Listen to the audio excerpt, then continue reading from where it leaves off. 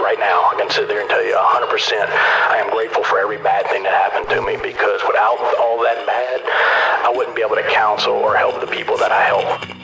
You're listening to Find the Good News, Episode 63, The Pulpit of Hypocrisy, featuring Darren Paul Hanks. Find the Good News is produced by Parker Brand Creative Services, a branding agency that thinks sideways, pushes forward, and gets your brand up. See what else we do at parkerbrandup.com. Thanks for tuning in to Find the Good News. Today I get to share my visit with a highly requested individual and my good friend Darren Paul Hanks, the man behind the 1221 Studio art drops and open door art gatherings. I was reminded of so many great times, but I also learned that some smiles mask unhappy truths. Darren is open and honest in this talk, and I think you'll find a lot of value in this sit down at the right round table. Next week's episode features Mary Vaughn. Mary has been bringing mindful breathing and meditation into Southwest Louisiana classrooms, and our visit is just lovely. I'm 100% in support of what she's doing, and I think you'll enjoy learning about her efforts as well. You may have heard, but we're currently doing interviews for our new Beacon series of podcasts through Find the Good News. Through our Beacon series, we'll be bringing you conversations of good people doing good works that are outside of our region. The mission and focus of these conversations remains the same.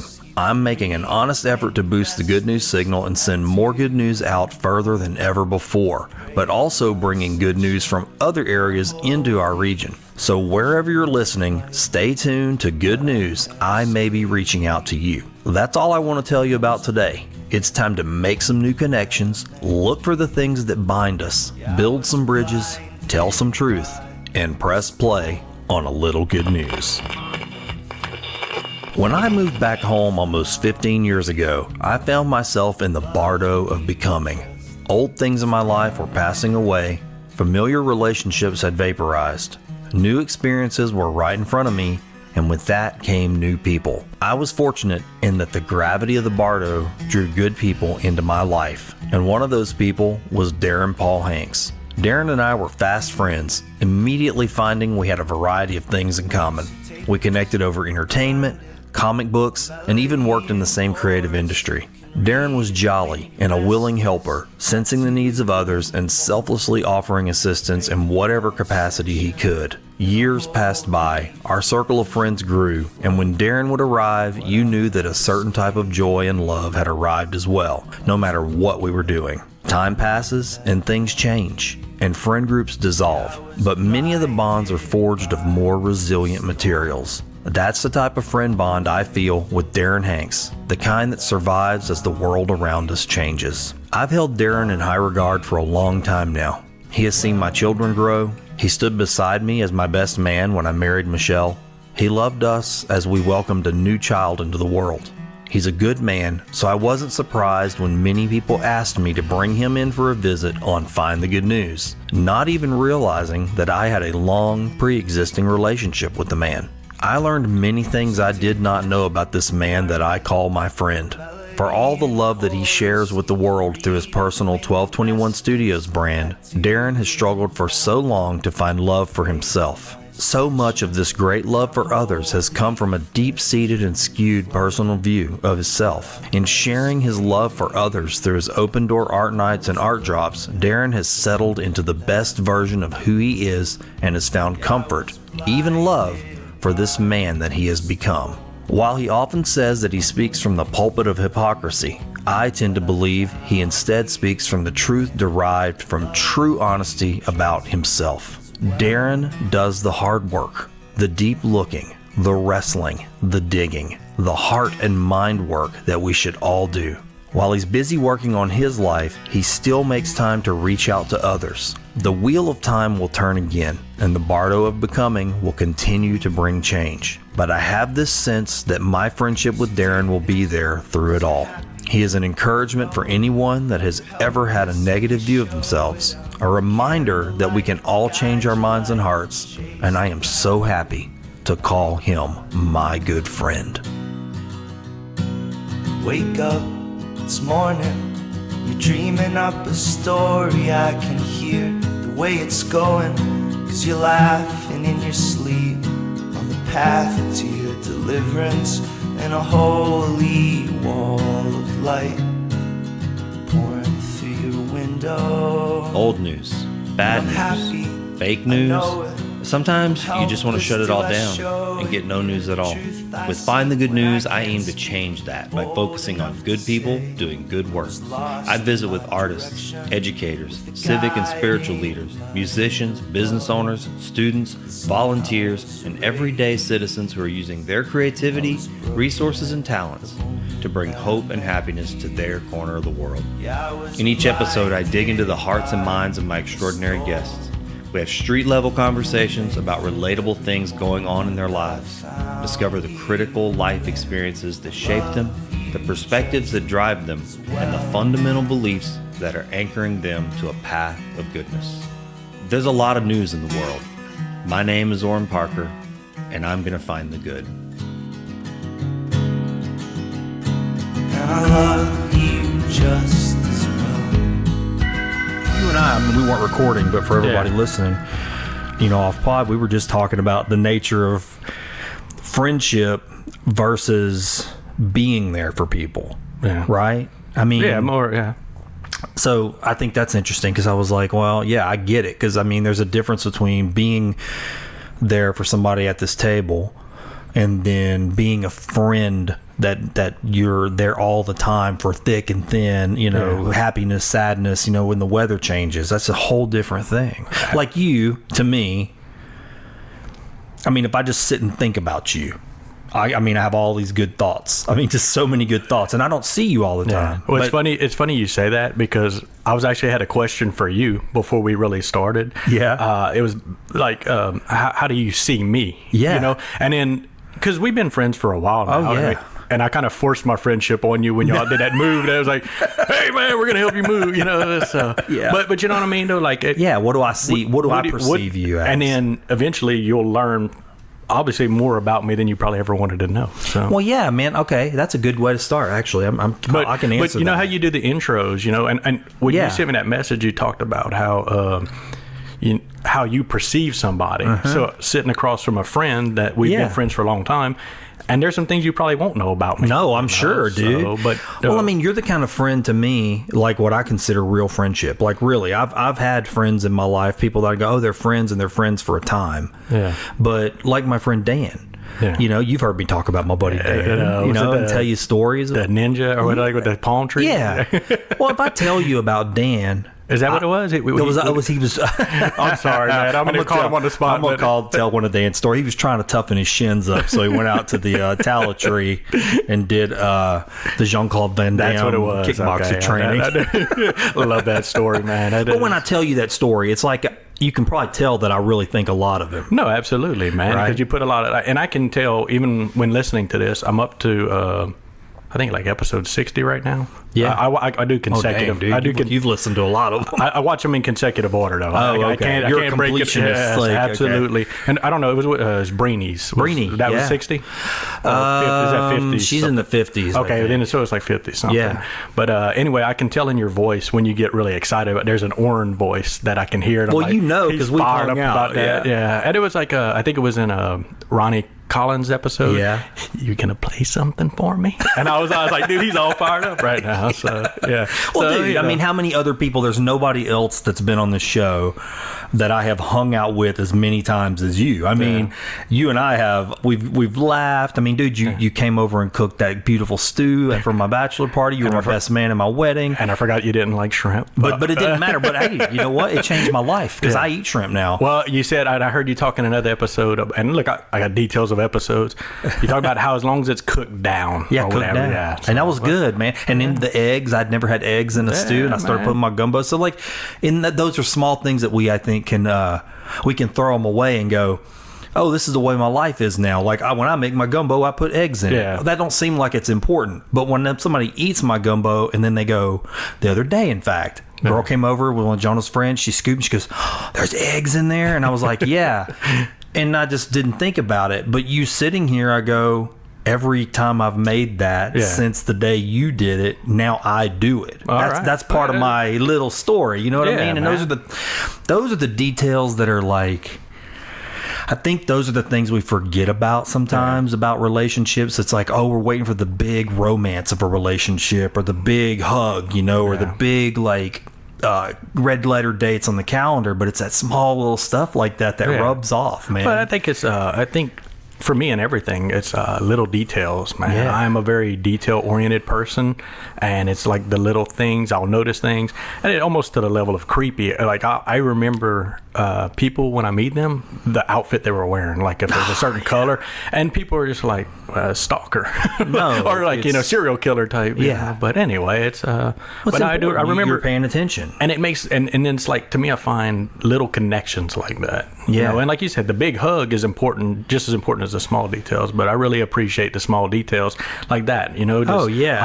Hey man, the first time we met, like when I found out you were a comic book guy. That's right. And I have your art piece for my birthday on my art wall. Oh, I still have your stuff too. It was the heroes we kind of met over, like That's the right. congregation. It was Captain America, Superman, Green Lantern, and who? I don't remember. God, dude. Man, that's terrible, and it's on my wall. No, right but I there, remember because look, for me, Daredevil. Yeah, absolutely. Street level. At that time, I think when we first met, I think it was the beginning of the Brubaker run. Huh? Yeah, that's right, because Bucky was taking over Captain when America. He came, and that was the whole Winter Soldier. I can remember you and I we were at the wharf. Yeah, Occasion's Wharf, is that what it's called? Oh man, yeah. that was when we met. And it was me. You working at the Signs Now, yeah, and a bunch of us, and me and Michelle and a bunch of other people from there hung out.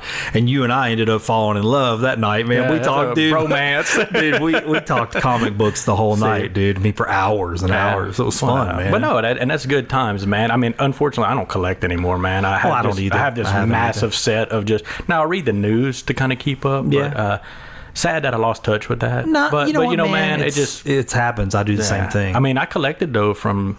Matter of fact, Kevin at Paper Hero. You know that story? No. Okay, so he opened up in Jennings. He opened up Final Frontier trading cards. Okay, before he had Paper Heroes. Yeah. Okay. And I rode my bicycle, man. So you told me. I rode my bicycle over there. Right. I was his first customer at Final Frontier. Well, when he closed down, I completely heartbroken, man. Because we used to ride our bicycles to K&B. And get our comics off the spinner racks. Yeah. So when we finally had a comic shop, I was so fired up, man. I was like, this is my love, And then fast forward several years down the road, I showed up to Paper Heroes one day. And by this time, I'd like to tell you I'm a grown man, But so I walk in there and I see Kevin. I'm like, what's he doing here? And he was like, hey man, I'm Kevin, I bought Paper Heroes, blah blah. I was like, I know who you are. And he was like, he remembered. and I told him, and he was like, holy cow, man. He was like, really? A real customer. I rode my bicycle for the first time, and I may have stayed there for years, but anyway, that's a little nerd story for me. I love that, man. I didn't know if I'd ever told you that though, but dude, there you go. How awesome is this? Okay, like Paper Heroes, that's the way stories interconnect with each other. I've been talking about that and thinking about it a lot lately. Like, who am I in somebody else's story? Because I think I was listening to Chris D'Elia's stand-up one night, and I mean, it was meant to be funny, but he kind of made a point about, it was his stand-up called The Man on Fire. Okay. And he was talking about that movie with Denzel Washington. Yeah, right on. And he was saying, and I'm going to make it probably, he was going for comedy, but I took something different away from it, He was like, we all think we're the man on fire. Yeah. We're the main character in the story, in our story. But the reality is, in other people's story, you're not the man on fire. You're just the guy in the background. You're lucky if you get a credit. That's right. And I started thinking about that, and I was like, God, who am I? As a mindfulness practice, like, who am I in other people's story, which goes back to what you asked me, like, how do I see you? Because you're in my story, right on, and I'm in your story. So how do you see, what character am I to you? It's interesting to play those roles, and what you're talking about with Paper Heroes makes me think of that, because that's a bonding connection. If you had never went in Kevin's original store and started going to Paper Heroes, that may have not have fueled your passion for comics at that time. Same for me, because Paper Heroes for me was inside Hometown Furniture here in Sulphur. All right. And it was John Christensen. He owned it. Okay. And so my dad and I went in there one day to do something with furniture, and I was in junior high, and I'd never seen long boxes of comics. I didn't know. I mean, I was a kid, you know. Same. K&B was same thing. That spinner rack. That's a memory for me. You know? I feel like it was a privilege when we got to drive. My mom would drive us to Lake Charles, and we'd go to Bookworm's Apple. Oh, I remember that. And we'd walk in, and they had this smell. I love the smell of new comic books, man. Oh, yeah. I know it's probably weird. No, I remember the old, and especially the old newsprint pages, the color with the dots and all that, man. It was just a different time. But yes, I didn't know that they had another place. So. Well, yeah, see, so he was there, and I was blown away. I couldn't leave that furniture store, so I would do the same thing. I'd ride my bike into town from way out on Houston River Road. It's like 15 miles from here. I would ride it into town, and I'd stay there all day, dude. And I was just fascinated because John had all these sketches like by Mike Grell and different artists, and so it was fueling. I guess I felt lucky. Now, he moved to Lake Charles eventually on Kirkman. And I guess that was before he sold it to Kevin. But, But you know, it's just those connections. Like if we both hadn't have had those two separate cities, fueling that at the same time, and then when we finally meet, it creates this real cool. And even you saying that about the K&B spinner rack, it gets me excited because I was just telling my wife, I said, man, K&B was a big part of my childhood, man. Those purple signs and going in there and standing in that magazine aisle reading them comics. Absolutely. That and the A&P, you know, like I was telling somebody. What's that? A&P was the grocery store portion of it. So we didn't have that. K&B was like K&B would be like a CVS or Walgreens, and A&P would be like a market basket. But anyway, Mom used to bring us there, and I was telling somebody they like to drink community coffee. Well, at the end of the A&P, the conveyor belts, they had the community coffee machines where you pour your beans in there and you grind it, you know. But anyway, my mom has one of those. So I just thought that's it was cool, cool, man. But that's what it was. It was K&B and A&P next to each other, man. Isn't that neat? Yeah, man. But it's, you know, and it's weird because my memory is normally pretty terrible, even to this day. But that matters to you. So. It's how I think that's interesting, how memory works. I was just meditating on that the other day on a morning walk. I was thinking about magnetic dust. You know, sometimes you have a magnet and it's in like an old toolbox or something, and you know, then you go to pull it out and there's all these little filaments. And I think memories are like that sometimes. It's like this was very important, and so it draws like more details around it. Very interesting to think about that. And something along the lines of memory, somebody said the other day, and I mean, I'm going to fail to recall where it was from, but they talked about memory. They're like, you're not actually remembering the moment. You're remembering the memory of the moment. I was like that was very deep, and it kind of messed my head up a little bit. I was like how's am I remembering it better? And so I don't know. Well, straight thought, and you're gonna have to reel me in, man. No, dude. Once we start talking one thing, I'll start off at Taco Bell and then end it up at the Rapture or something, man. Dude, our conversations have always went this way. Actually, to be honest, and not to get too sentimental too quick, because Lord knows I can. But I think about you and Jason and Chad and Tom and those times at our house watching Supernatural. I was like, today, this is literally Terror Road Gang. Terror Road Gang. Look, I told myself, I was like, I can't not bring it up, because honestly, man, how the show's ending, you know. Hey, man, I haven't watched TV in 4 years, man. Wow, but dude, it is a memory though. No, it is. No, and it's dense, like that magnetic memory. That is one of the only things that I actually miss about TV. 4 years running right now, no TV. But like, I need to close that out. So. I think I'm gonna go buy all the seasons and just kind of get caught up. Well, dude, I mean, honestly, there's no doubt the show is definitely not what it was when we all first started watching it. But that show, and I watched a tribute today about it, and the tribute was done really well, and it talked about the main theme of that show is family, and that even though there wasn't a family in place when they started filming it, 15 years later, there is a family now. They're like brothers. And I listened to them on Michael Rosenbaum's podcast recently, and they live by each other now in Texas, in Austin. And it's like, he asked them, are they still going to be friends? You know, he thinks after he goes, what are you talking about? He's like, he's my brother now, like after all this time. And so I guess that's kind of how I feel about everybody in that group that used to come over to watch that show. I was like, man, we bonded so tightly. Man. I have just there's a lot of good memories, man. It was so a lot of fun, you know. Of course, then we invaded your household, but I mean, you know. But, well, life changes, dude. I mean, we all have kids, and then y'all. Hey, I don't, not that I know of, man. But you know what I mean? Like life just shifts, and I remember that time and how it was like, well, you know, Evan came along, and then we couldn't have this late nights, and it was like, nah, man, it just isn't feasible. Hey, man, like you said, it's and things supplant that. Like you have a family. You know, something that I have a family, you know, and I have like my friend brothers and things like that. But don't have like an immediate, or not immediate, but like from my own, you know, no wife, no kids, which is something that can be that's pretty deep for me, man. Like as I get older, and you know, like we talked about earlier, you know, like I know that eventually I'm a goner, man. It comes for all of us, right? All of us, that's right. And I don't sit there and dwell on it every day and be like, oh, I'm going to die one day. No, I know it's going to happen. Right, you know? right. But the thought of being a father, man, and I know we're probably about to tread in some deep water here, but being a father, like having a legacy, it affects me a lot, man. Like to share too much, I don't know if and I've never tested, but I don't know if I can even biologically have kids. You don't know if you can. I don't. And it's probably something I should get checked on, you know. Maybe I don't because out of fear, you know, afraid of that answer. Are you really? Yeah. Actually, but you know, there's good in it too, man, because I know that there's love I can give elsewhere. Yeah. You know what I mean? Yeah. That's a choice too, to do that. Some people wouldn't think that. And see, like, because there's adoption, right? Yeah. And this might sound ugly, but like, and I guess people who don't or who have kids will never understand this. Even if I adopt or I just become really good mentors or friends with my friends' kids and such, I feel like there would be a lacking of something. You know what I mean? There's not the biological connection. I know what it doesn't mean I would love those kids any less. You know what I mean? Not at all, man, because I have a strong passion for kids. That's something that, you know, anytime I meet somebody with kids, you know, as I try to be a person for them, you know, because sometimes people have trouble talking to their parents. I did, you know, I know. Sure. And it wasn't because they weren't open. It was just because of me. I was always afraid to look a certain way. And they never made that idea in my head. You know, I created that own, you know, but anyway, some fear there.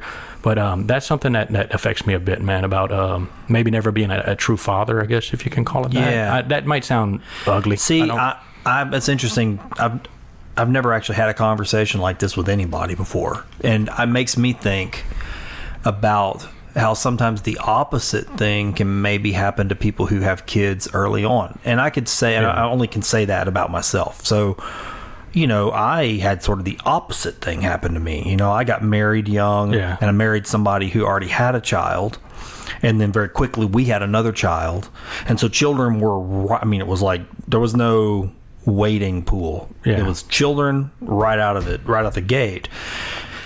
And I love my children so dearly. I know, man. And I have to precursor what I'm about to say with that, though. Yeah, no, I know you do, man. I see it in your actions and your words, man. I mean, there does come a point, though, I think maybe everybody has this. There's still a part of you that says, man, there's maybe other people who would have been better at this, and maybe I would have been better off not being a father. Like maybe I'm not a good husband and father. That plagues me constantly. Like that's probably one of my big worries and wonders, that I'm probably not a good mate, and I'm probably not a great father. But see, that's you're seeing yourself through your own eyes. Probably so. Yeah. No, I would have to call you on that, because, and I do the same thing. So I'm just as guilty, you know. Yeah. It's interesting how other people view us in a certain way, and we can't even view ourselves like that. Isn't that something? Like, man, like I was just getting reamed out before I walked in here about my anxiety. This person that I've been helping, and she called me out, and she was like, "You need to breathe, like you tell me," and just like she take your own advice. Yeah, laid into me, and I'm grateful for that advice, man. She's been a good friend, you know, lately. But like that, like you know, she says things about me and compliments me in certain ways, and I'm just like, yeah, okay, whatever. But to truly believe that, you know, it's hard. Like what you're talking about there, man. Yeah. I see you as I don't want to say a great mate, because hey. No, but I see your relationship, and I'm not, look, man, I'm not on the inside, but from what I see with you and Michelle, you're awesome together, man. I think y'all are like, what do you call them, soulmates, man. We're just I don't think we're like other I don't know.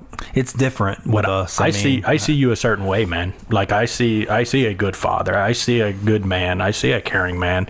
And I see that not just in your words, I see it in your actions. And you're not like a braggart about any of this, you know. And obviously you struggle, like I think me in some ways too. Shoot, yeah, dude. But but no, man. I refer to you as a modern day knight, man. Like wow, that's how I refer to you. And you know what's crazy? So when I talk to people about you, that's how Oran is a modern day knight. Dude, I tell people the same. Not those words. Yeah. I tell people though that you're not going to meet anybody better than Darren. Ooh. No, I mean it, dude. I'm gonna tell you something. That's a bold statement, man. There's that 2 a.m. phone call kind of friend. Like, there's a short list of those people in my life. Yeah. You don't want to base your friendships off of who would help you out in a jam. But I promise you, if I know there's like this short, tiny little list of folks I can call this person, this person, or this person if I am in a real jam. And those are the only people that would help me out, no questions asked. They might ask the questions later. Man, did you kill somebody? I mean, then I got to know these. You got to know, right. But you know what I'm saying? Do we have a big enough trunk? You know, do we have that? Right. You know? But who's gonna? Yeah, right. But who's gonna do that? And that to me is a sign of, I don't know, just sort of enduring friendship and loyal friendship. Yeah. It's like, hey, you know, I care about you enough, and I trust you because I feel like I know you. You know, and dude, I mean, I think we jumped right in. That's fine, man. Let's pause for a second because I want to tell people, I mean, really and truly, this is kind of a weird one for me because, I mean, obviously I think you're a good person. Yeah. And that what you're doing through 1221 and the game that you play, I love the art game, and I want to talk about all that, but we'll get there. I think the other people that know you, and I don't know how they know you, you know, that's always the thing. Like I go, well, what's their relationship? Who are you in their story versus who you are you are in my story? Well, I don't mind if this thing goes like 8 hours long. So I mean, well, hey, buckle up because so here's where it comes. Breaking records, man. Other people recommend you to the show, and I go, oh, I know this guy. Right? I mean, that's my first thought is go, I know Darren. And I reply, I go, yeah, I know him. But then they start telling me why you're the right person to get on the show. And they realize that I know you. Oh. You see what I'm saying? They're not going, hey, your friend Darren. They're going, hey, there's this guy Darren. That's interesting. So that's what I'm saying. They're coming at you and I'm going, oh, I know him. And they're like, oh, but let me tell you. And they start telling me stories I don't know about. This is interesting, man. Like, see what I mean? No, because it takes that... Because I thought people knew that me and you were buddies. I don't think so. And that's interesting you know how like I don't really want to know what people think about me, you know. Right. But it's a scary thought. But sometimes it's interesting. Like you talk about sometimes being that person in the booth next to the person in the booth and kind of hearing their story, but the fly on the wall, you know. I mean, I don't want to hear nothing bad about myself. I already tell myself bad enough stuff. Well, I'll tell you what I think is awesome about it, Darren, is that like I hear these stories, these little stories that they would share with me, and then I would go not surprised by any of that because that lines up with who I know, which is an awesome thing because different people. You ever hear something bad about somebody and you go, man, I don't know. That just don't sound like the person I know. Have you ever had that? See, and when it comes to that kind of stuff, like I don't believe in first impressions at all, man. And I'm going to tell you why. And people will argue me down about it, you know. It's because, you know how they always say, you never know what somebody's going through, right? That person could be having the worst day, month, week, year, 5 years of their lives. If you treat me like junk the first time I meet you, fair enough. I don't think nothing of it, man. Just keep going, right? Yeah. If I meet you again, you know, after about 4 or 5 times, then I'm like, okay, this is just how this person probably is. And that might kind of, and so, you know, I usually speak from my pulpit of hypocrisy. So sometimes, you know, and you know, seriously, man. And I might contradict myself, you know. And if I sound like I'm ever lecturing you, it's probably because I'm lecturing myself too. You know what I mean? Yeah, me too. So that's it. I speak from the pulpit of hypocrisy, and you know. Did you make that up? It might have just. I don't know, man. I might have. Dude, I think you might have just named your episode. And I'm happy. I know it. I'm helpless. Sorry for interrupting the conversation, but I have something I need to tell you about. You may or may not know this, but this podcast is produced in the city of Sulphur, Louisiana, one of the sister cities that make up Southwest Louisiana. All of my childhood memories are wrapped up in the city of Sulphur. It's my home, and it's been a good home for most of my life. There is a growing diversity of unique businesses, services, and events in Sulphur, each with a rich and colorful story to tell about their particular place in this little jewel on the west side of the Calcasieu River. My mission is to promote good news, to put a positive signal out in the world. That's why my team at Parker Brand Creative Services has created the new brand, Sulphur Today. Here's how it works.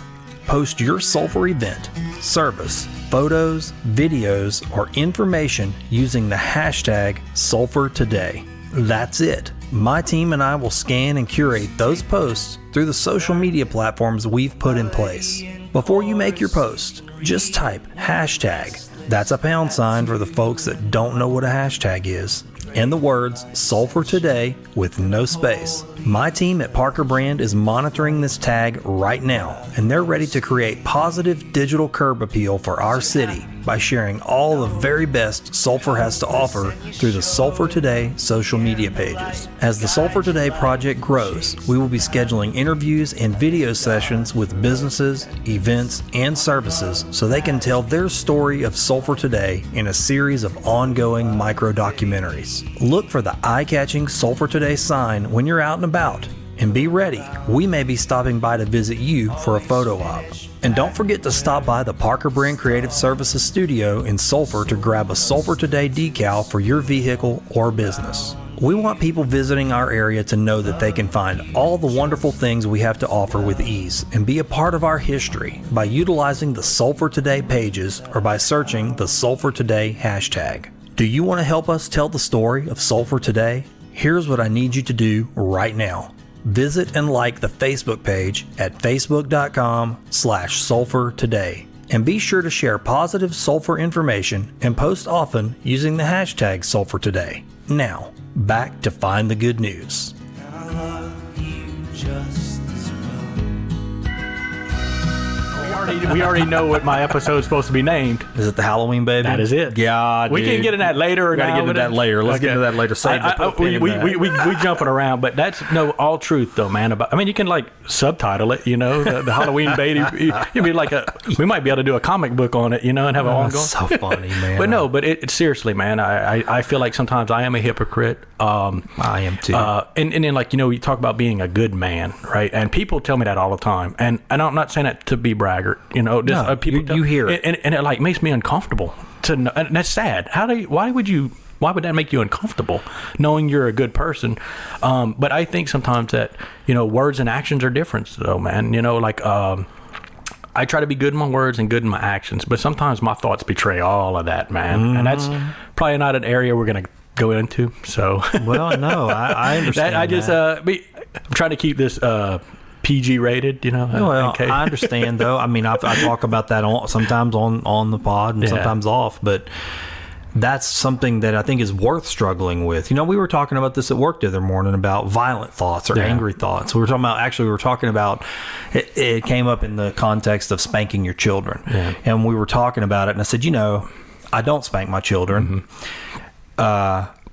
I think that if we teach them that a solution is things are solved by taking a violent action. Now there's going to be people that are going to disagree with that. Truthfully, I slightly disagree, man. But I'm not gonna be like, oh, Oran doesn't whip his kid. Right. I'm not gonna sit there and throw lightning bolts at you because what of came that, up with it was like if you have the propensity towards violence, let's say, and then you're not wrestling with those violent thoughts, the simple action of where you think you're disciplining your kid can sort of escalate into actual violence and move beyond discipline and into sort of this strange sadism. Yeah. And does that make sense? No, absolutely, man. So like when and what stimulated that for me was a story about someone who made a special paddle that was like designed like to hurt more, but it was for spanking kids. Okay, and I thought, okay, and then it brought up stories like my parent has this thing, or my dad had a special belt that was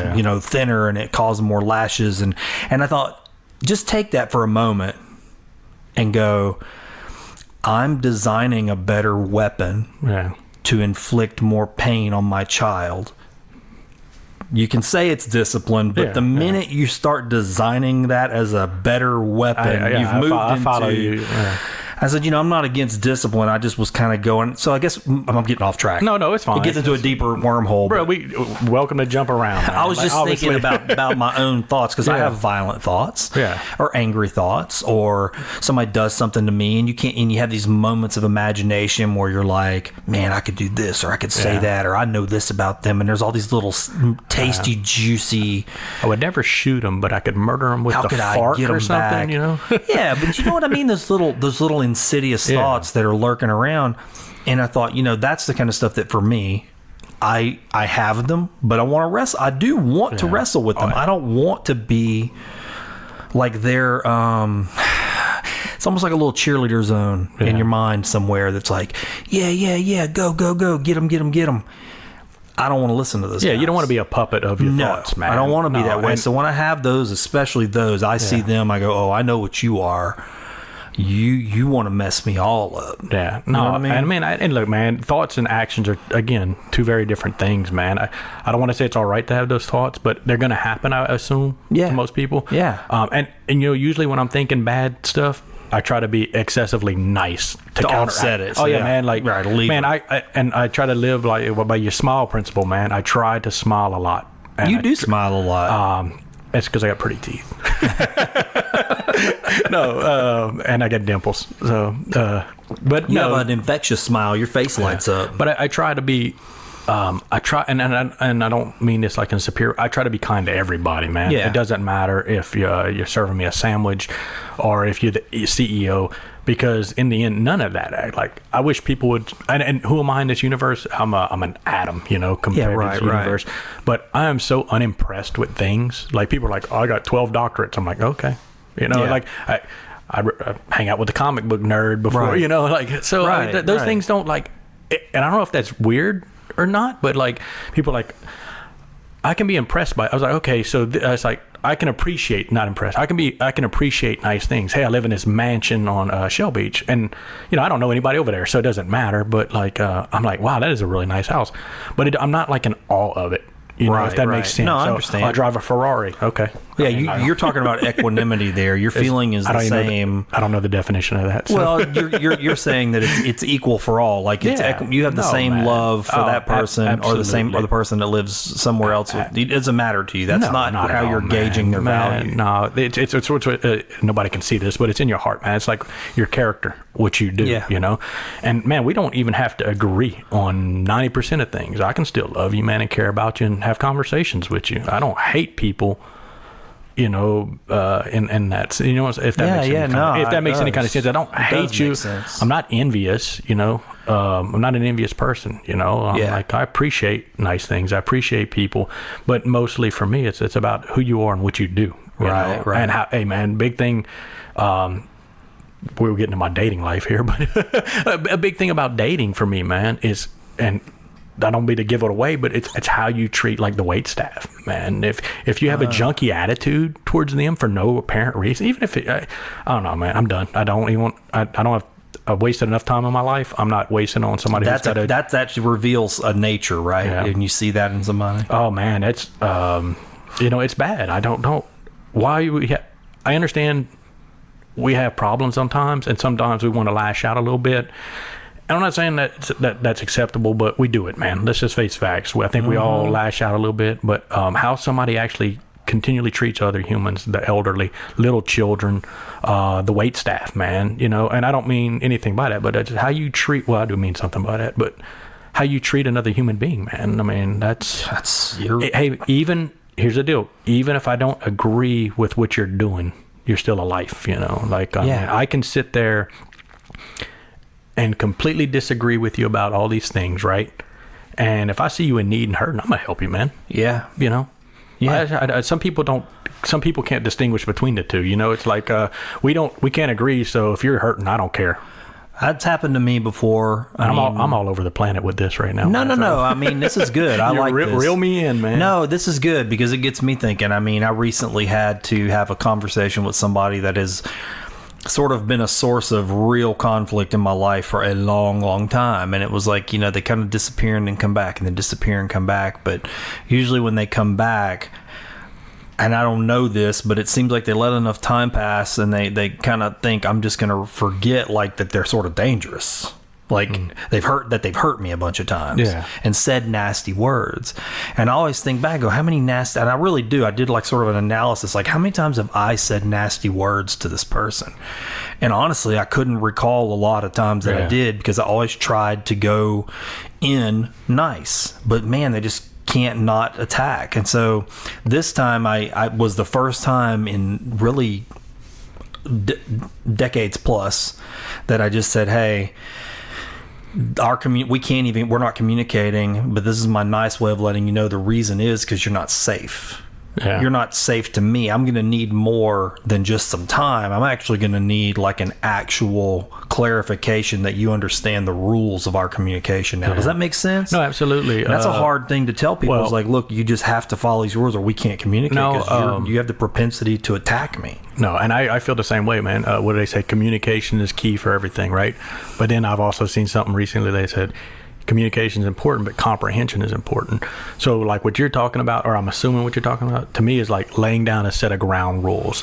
Another friend had some issues. So I was like, in order for our friendship to continue on, these are 3 things that have to be met.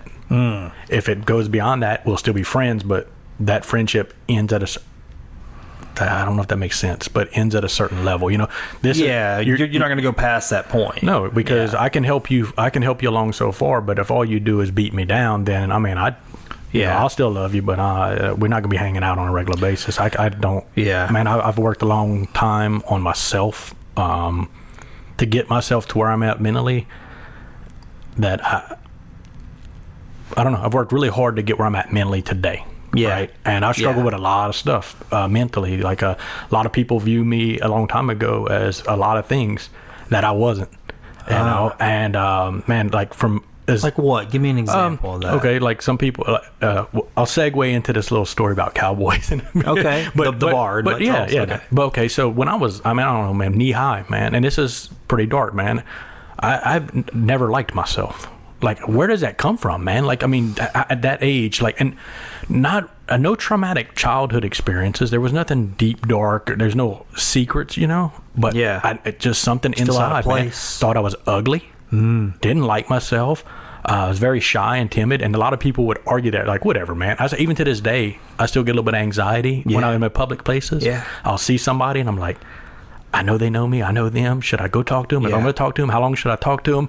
And I mean, I run the gamut to the point where I exhaust myself. I'm like, all right, I'm going to get a beer. You know? Which is sad because that might make me perceive me as like a butt, you know? No, dude, but, I relate to that 100%. I mean, I don't know when it started for me, but I mean, I don't know if I'd use the word don't like myself, but I don't think of myself in fond terms. No, I hated myself, man. You know what I mean? I hated myself for a long time. I never really expressed it much, and I did a lot of things I shouldn't have been. Hate, like you hated yourself. I hated myself, man, to the point where I was very self-destructive. No, I didn't know that. Oh, yeah, man. I drank myself into oblivion, and not just like one night. I'm talking about this was 7 nights a week. I get in a lot of fist fights, and not because I started them. I'd never go looking for trouble, but if it found me, I wasn't going to turn it down. Yeah. And I hung around with some people that I probably should have been hanging around with. And if you're hanging out in a bar, if you're hanging out in a bar, because they like to run their mouth, and they knew that I was going to fight, right? You know? And that's not something I'm proud of, man. I'm saying that like a certain way. Not proud of it. I get it. But I never wanted to commit suicide, but I sure was doing my best not to live. You know, I was doing everything in my power to hate myself. I'd fight. Sorry, Mom. I had a lot of premarital sex. Yeah. And just didn't care, man. I mean, I was reckless. It didn't matter. Didn't matter. The fighting, the drinking, the sex. And that came from just self-hatred, man. Disdain for yourself. Yeah, just hate. Isn't that interesting? I wanted to, and I mean, really, man. I don't know where it came from either, you know? Well, think about that. We see destructive behavior. I talked about this before with some other people I know, because we see this behaviors like that. Those, okay, the drinking, the fighting, the sex. And we can look at that as a person outside and go, well, they're just terrible. Look how they're living. And we judge them like that. But what we don't realize is it's not, and we think it's fueled out of this almost a selfish desire to just enjoy yourself. Yeah. But what you're Toxic saying masculinity. is that it's coming from a place of hatred for yourself. And I mean, I wonder how many other people is that the fuel for a lot of that kind of stuff. I can only speak for myself and other conversations that I have with other people, you know. And I try, I've been told that I'm too much, I'm too open, and I can overwhelm people because I verbally diarrhea all over everybody when I meet them. They know everything about me and way more. I do, man. I spill it, and I'm like, I don't know how to stop myself. But I feel like too, though, like I open up. I'm very open, and I find that people tell me I'm very easy to talk to and relate to. But it's because I share my hurt, I share my pain, I share all this junk from my past. You know, like I'm retconning all that right now, though, man. Are you? So, But no, all this, I share this with people, and they find that it's easy to or get on some level. And I tell people I'm empath, you know. Yeah. And I might not be able to fit in your shoes, but I can put my feet just enough inside of them to get on your level and feel what you're feeling about that, man. Because my heart breaks for a lot of people, man, you know. And, I hear you. But that's, I mean, so in those terms, you know, man, you know, all the self-destruction and all that, you know, I mean, that, while it was terrible, man, it brought a lot of good into me later on in life. You know, I was able to be there for people in certain ways, to share my experiences, to share, you know, coach people, mentor people. And I'm not a professional by no means, but man, all I can do is just share my side of things. Yeah, you know, and that's, I don't know where any of that came from. Man, just became really just bad off, man, and just I don't know, just self-destruct. This is way before I knew you. Yeah, I was about to say, because when I met you, that was not. I was still drinking, but like a little heavy sometimes. Well, see, I mean, okay, this is again, the perception is so different. Dancing with the brawny man. Dancing with the brawny man. That's what I was going to talk about. I mean, just the way you were out when we would all go out together, you were so, I mean, really footloose and fancy free. Yeah. I mean, like you would do things and be more comfortable. And I remember that night particularly, I was like, and just the night, let me just describe the night. I mean, we were out together. I don't remember where we were, AJ's or something. Yeah, whatever that was. Whatever it was downtown, where I think where Zephyrs is at. Yeah. But, you know, there was, I think the Von Dukes were playing, actually. I think so, yeah. Matter of fact, because you were talking about the music that night. Yeah, rockabilly style music. It was kind of cool. I was like, when you heard, cool. I think that's the first night you had seen Ben and them play. Yeah, it was the first time I'd ever seen them. That was really awesome. And I was like, wow, this is in Lake Charles. I didn't even realize they were from Lake Charles. Yeah. But yeah, that particular night, you know, you were dancing and like just so free. And I remember, because I'm so self-conscious, I was just like, I wonder what it takes to be like that. I remember thinking, like, he's having so much fun. I was drunk. And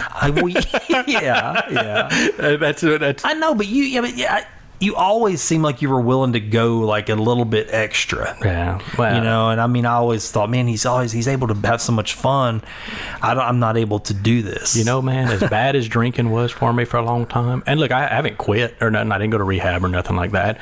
I still drink on occasion. I just don't really, you know, if that makes any sense. I didn't quit drinking, but I just don't really drink. You just kind of, it's a moderate thing, right? That's, but it's as destructive as that was for my life, it also brought out a lot too. It helped me ease my comfort, like that we talked about anxiety and being in social situations. Goes back to you telling you that I was like how growing up I was shy and timid to the point where they had teachers. They would write, Darren is very pleasant to have in the class, but he tends to daydream too much, and you know, and like he's very quiet. Right. And I'm like, how do you get out of that as a kid? I don't know. All I want to do for my entire life was watch cartoons and draw. I didn't want to go to school. Hated all school. You know? Well, that's like Chad. Look, let me just tell you. Like I asked Chad one time, like why he got into graphics design.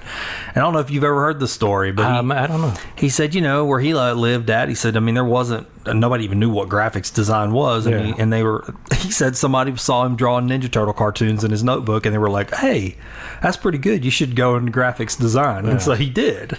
Hey, and so literally, that's his origin story, like how he got into it. And I was like, "Wow, man, everybody's got a story." He was like, "Hey, man, you draw good Ninja Turtles. You should go into graphics design." Hey, man, hey, that's all it took was that one little act, man. Right. Yeah, I mean, it gets you. It puts you on a path, you know. And to jump back, we were talking about how people perceive me, and you were asking about that question.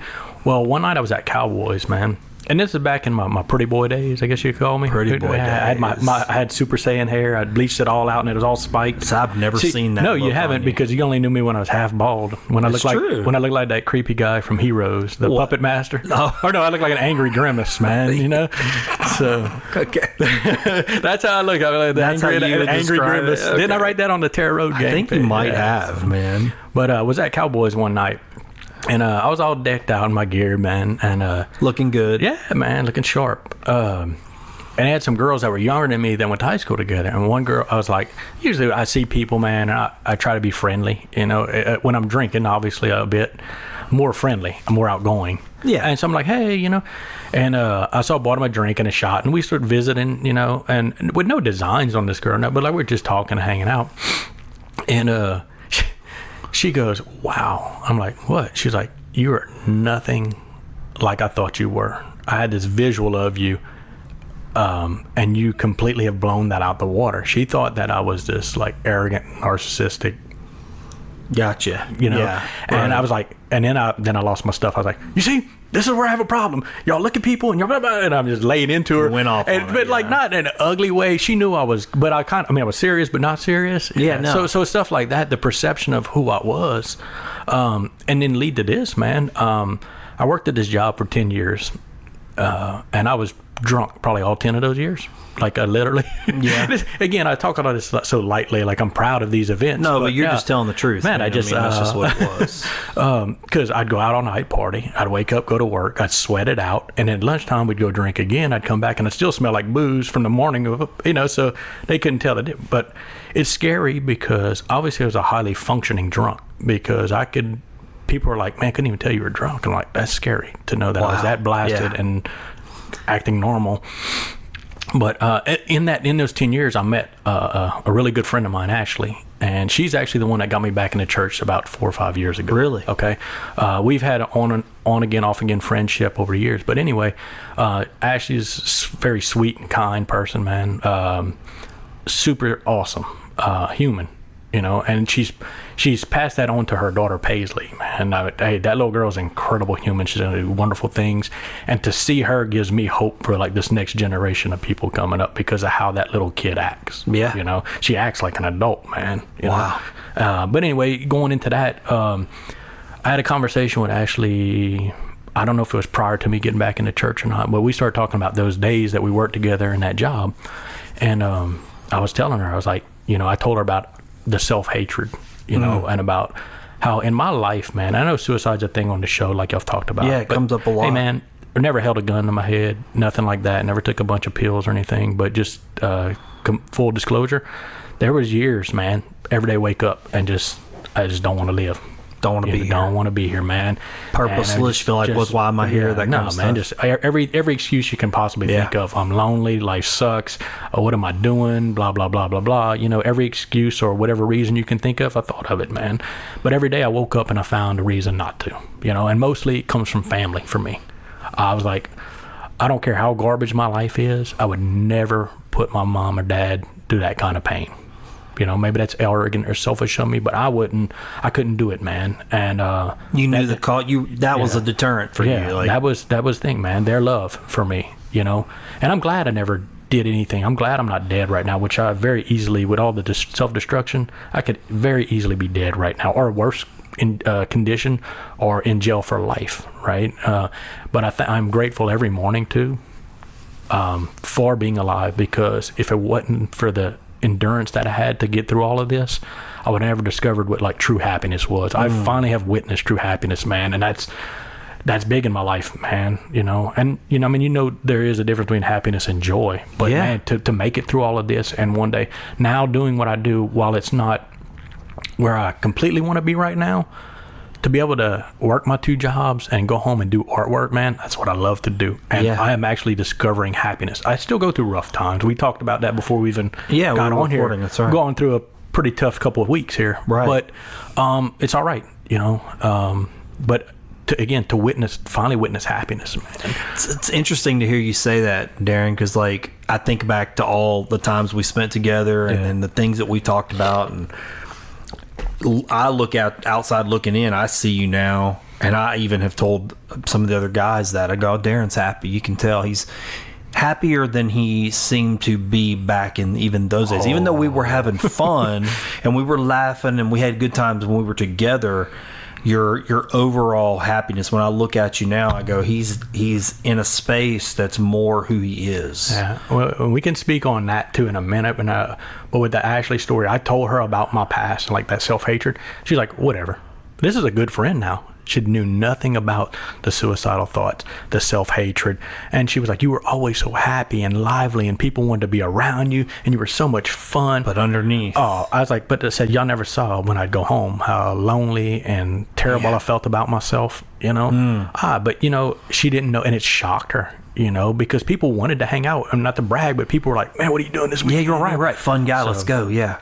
Okay. Isn't that interesting, man? I mean, wow. I don't know, I'm unloading on you here, man. Dude, I'm not even giving you time to talk. No, I just didn't realize. I didn't even know that. I mean, I really didn't know that. I figured that this would be a good time to share. I mean, why just let the world know, you know? Yeah. Well, it helps other people because there's other people, I'm sure, that are like that. Yeah. And then, so stepping back, you talking about when we used to hang out and we'd go out, and you said there was some fun. You could tell there was probably some stuff off. Yeah, well, sure, yeah. That was the relationship all in. She who shall not be named. Yeah, no, I know what you're talking about. Hey, you want to know something, man? Even to this day, well, not even to this day, at this moment in life, we've talked about this in I hosted a men's group for our church that I go to at my apartment, and we talked about things, and one of them was like, can you be grateful for the bad in your life? And I'm 100% right now, I can sit there and tell you 100% I am grateful for every bad thing that happened to me, because without all that bad, I wouldn't be able to counsel or help the people that I help with my words, because I've gone through experiences, right? Yeah. I went on a date with this girl, and she, and, you know, I know you're not supposed to bring up your ex-girlfriends, but I don't care. I'm just like, this is me. Yeah. And so I told her, we were talking about it, and she's like, let me ask you something. She was like, that relationship you were in, she was like, if you could, would you take that time back? I was like, you know what? A couple years back, I would have told you absolutely 100%. I didn't want none of that. I would have given it all up. But I was like, as I sit in front of you right now, I can tell you I'm glad I took all that pain. Because a little while back, and I say a while back, that I mean 2 years or so ago, my friend, she went through almost identical relationship, and I was able to coach her on some level through that, what to kind of expect. And again, not a professional, man. I can just but your share my becomes a way to help other people. So, and I told her, I was like, you know, I would gladly do all that pain all over again to be able to be there for my friend and help her through that hardship, man. I mean, dude, that's honestly, that's kind of what I believe almost 100%. I mean, that's what I believe about suffering and pain. And not that we want there to be suffering and pain, but the reality is that there's going to be suffering and pain.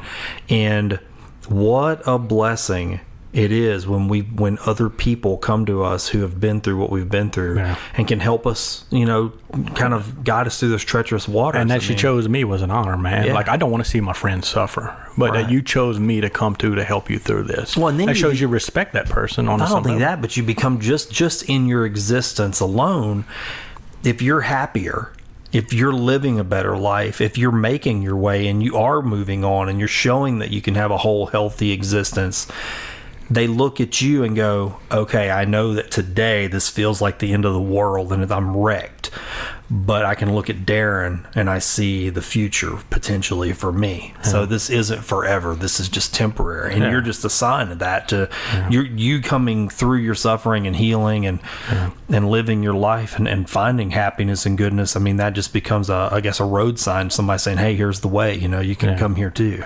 And then go back to that relationship right now, man, there was a lot of hate towards her for a long time, man, a lot of anger. And it's because I felt very used, man. Oh, yeah. And I don't fault her for everything in that relationship. You know what I mean? I own my own part. And people are like, I don't like hearing you speak negative about yourself. I'm like, no, let's be honest, man.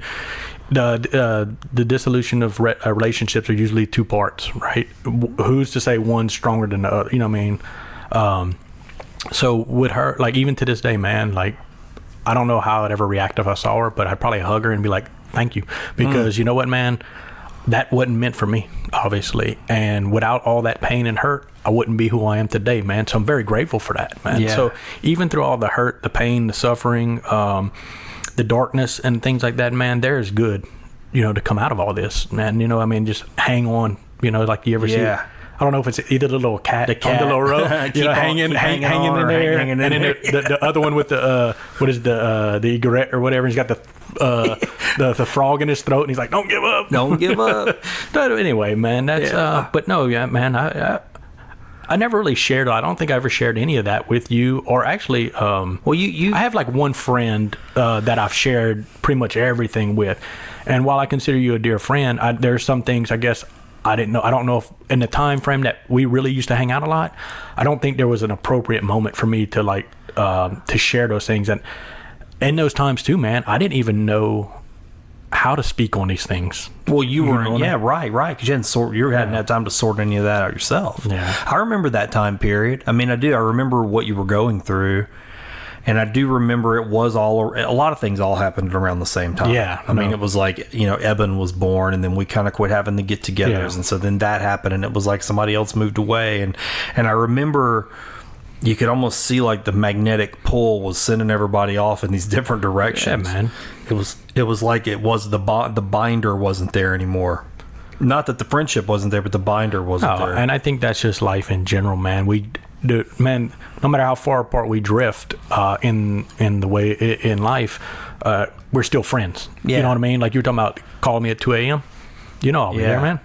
I heard somebody else talking about this the other day, and I can't remember who it was. It was probably on a podcast I was listening to, but they were talking about how, when they make new friends, and then, a new friend, they don't call them right back, or they don't call them within a week, or they don't call them in a month, and then they get angry at them next time. So, well, I haven't heard from you in a month. They realize that that's just not really a friend. Like they said, my good friends are the ones that I can go, hey, I haven't talked to you in 3 months, but we can sit down and we're still friends. Like there's no feeling of you've hurt me or betrayed me. Yeah. And I find with that particular group, that's how it's been. With you and Chad and Jason and Tom. Tom and I have been talking a lot more recently because we've had some things to do together, but for a long time I didn't see Tom. And so Tom and I visit, and I go, man, it's like no time passed. Yeah. Time obviously passed. He's got a family and he's got all kinds of stuff going on, but I go, it's pretty neat how the longevity of the friendship is there. And it's like all that time was actually good. We can talk about things that have happened during that time. Yeah. And I'm happy, I know it. I'm helped. I hate to pause the program, but I want to ask you something. Did you know that you can help me and my team at Parker Brand Creative Services grow the Find the Good News signal? For less than a fancy cup of coffee, you can become an Early Risers Club patron on our Patreon page. What's Patreon? Well, it's a way for creators to fund their projects by pooling support from those really passionate people that believe in what they're doing. Do you believe in what we're doing with Find the Good News? I hope you do. We believe that there's already enough negative news in the world, even right here at home, and that good people doing good works deserve a platform to speak from too. That's why we created Find the Good News, and we believe in that simple mission. Maybe you believe in it too. If you do believe in finding and sharing good news, then head over to our Patreon page right now or check out the link in the show description. For a commitment of $3.33 a month, you can join the Early Risers Club of Find the Good News Patreon supporters and get access to the B-Sides, a patrons-only podcast with the crew behind Find the Good News, Parker Brand Creative Services. Each time we level up, the Patreon rewards will get bigger. If you're tired of old news, bad news, and fake news, help support Find the Good News at patreon.com/findthegoodnews. That's patreon.com/findthegoodnews. Now, back to the episode.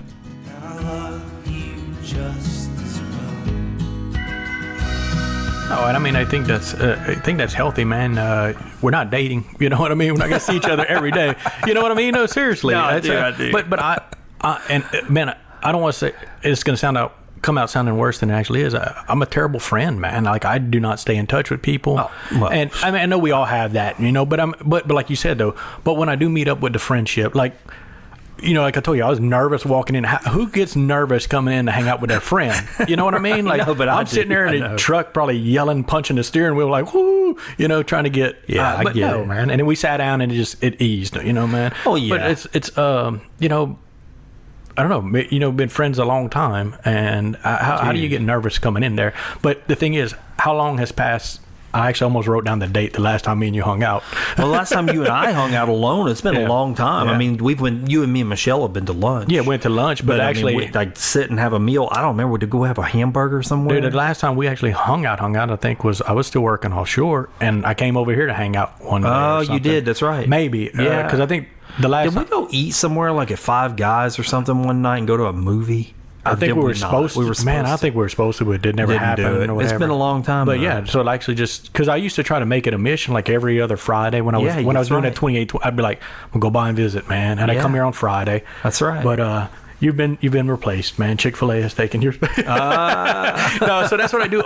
So like I got we're talking about, and I lightening the situation here, but so like I have the two jobs, right? Right. I'm not going to mention them just in case something I said. No, I get it. I understand. I mean, I'm actually very proud to work, and man, I'm very proud to work where I work at both jobs. I work for the same guy. Hey, man, talk about truly good people. That dude is an awesome human. That's great. Hey, man, from work for people like that. I've been there about a year now. My interview ran an hour and 30 minutes. I have never been in an interview that lasted more than like 15, 20 minutes. Wow. He was cool. Everything that he said in that interview a year later still holds true to his word, man. That's great. That's impressive, So after my day job, I have a half day on Friday. So at 2:00, I get off. I don't take a lunch. I'll go at 2:00. I go home, shower, and I go hang out at Chick-fil-A. And I draw. Yeah. I hang out. It's kind of like and I met a guy there, Mr. David, prior to actually that event. And I look at that guy as kind of like a mentor now, man. Really? He's actually the bishop of the Mormon church that Brady goes you've to. told me that. Yeah. Man, an awesome guy, fun. He's a wildlife photographer.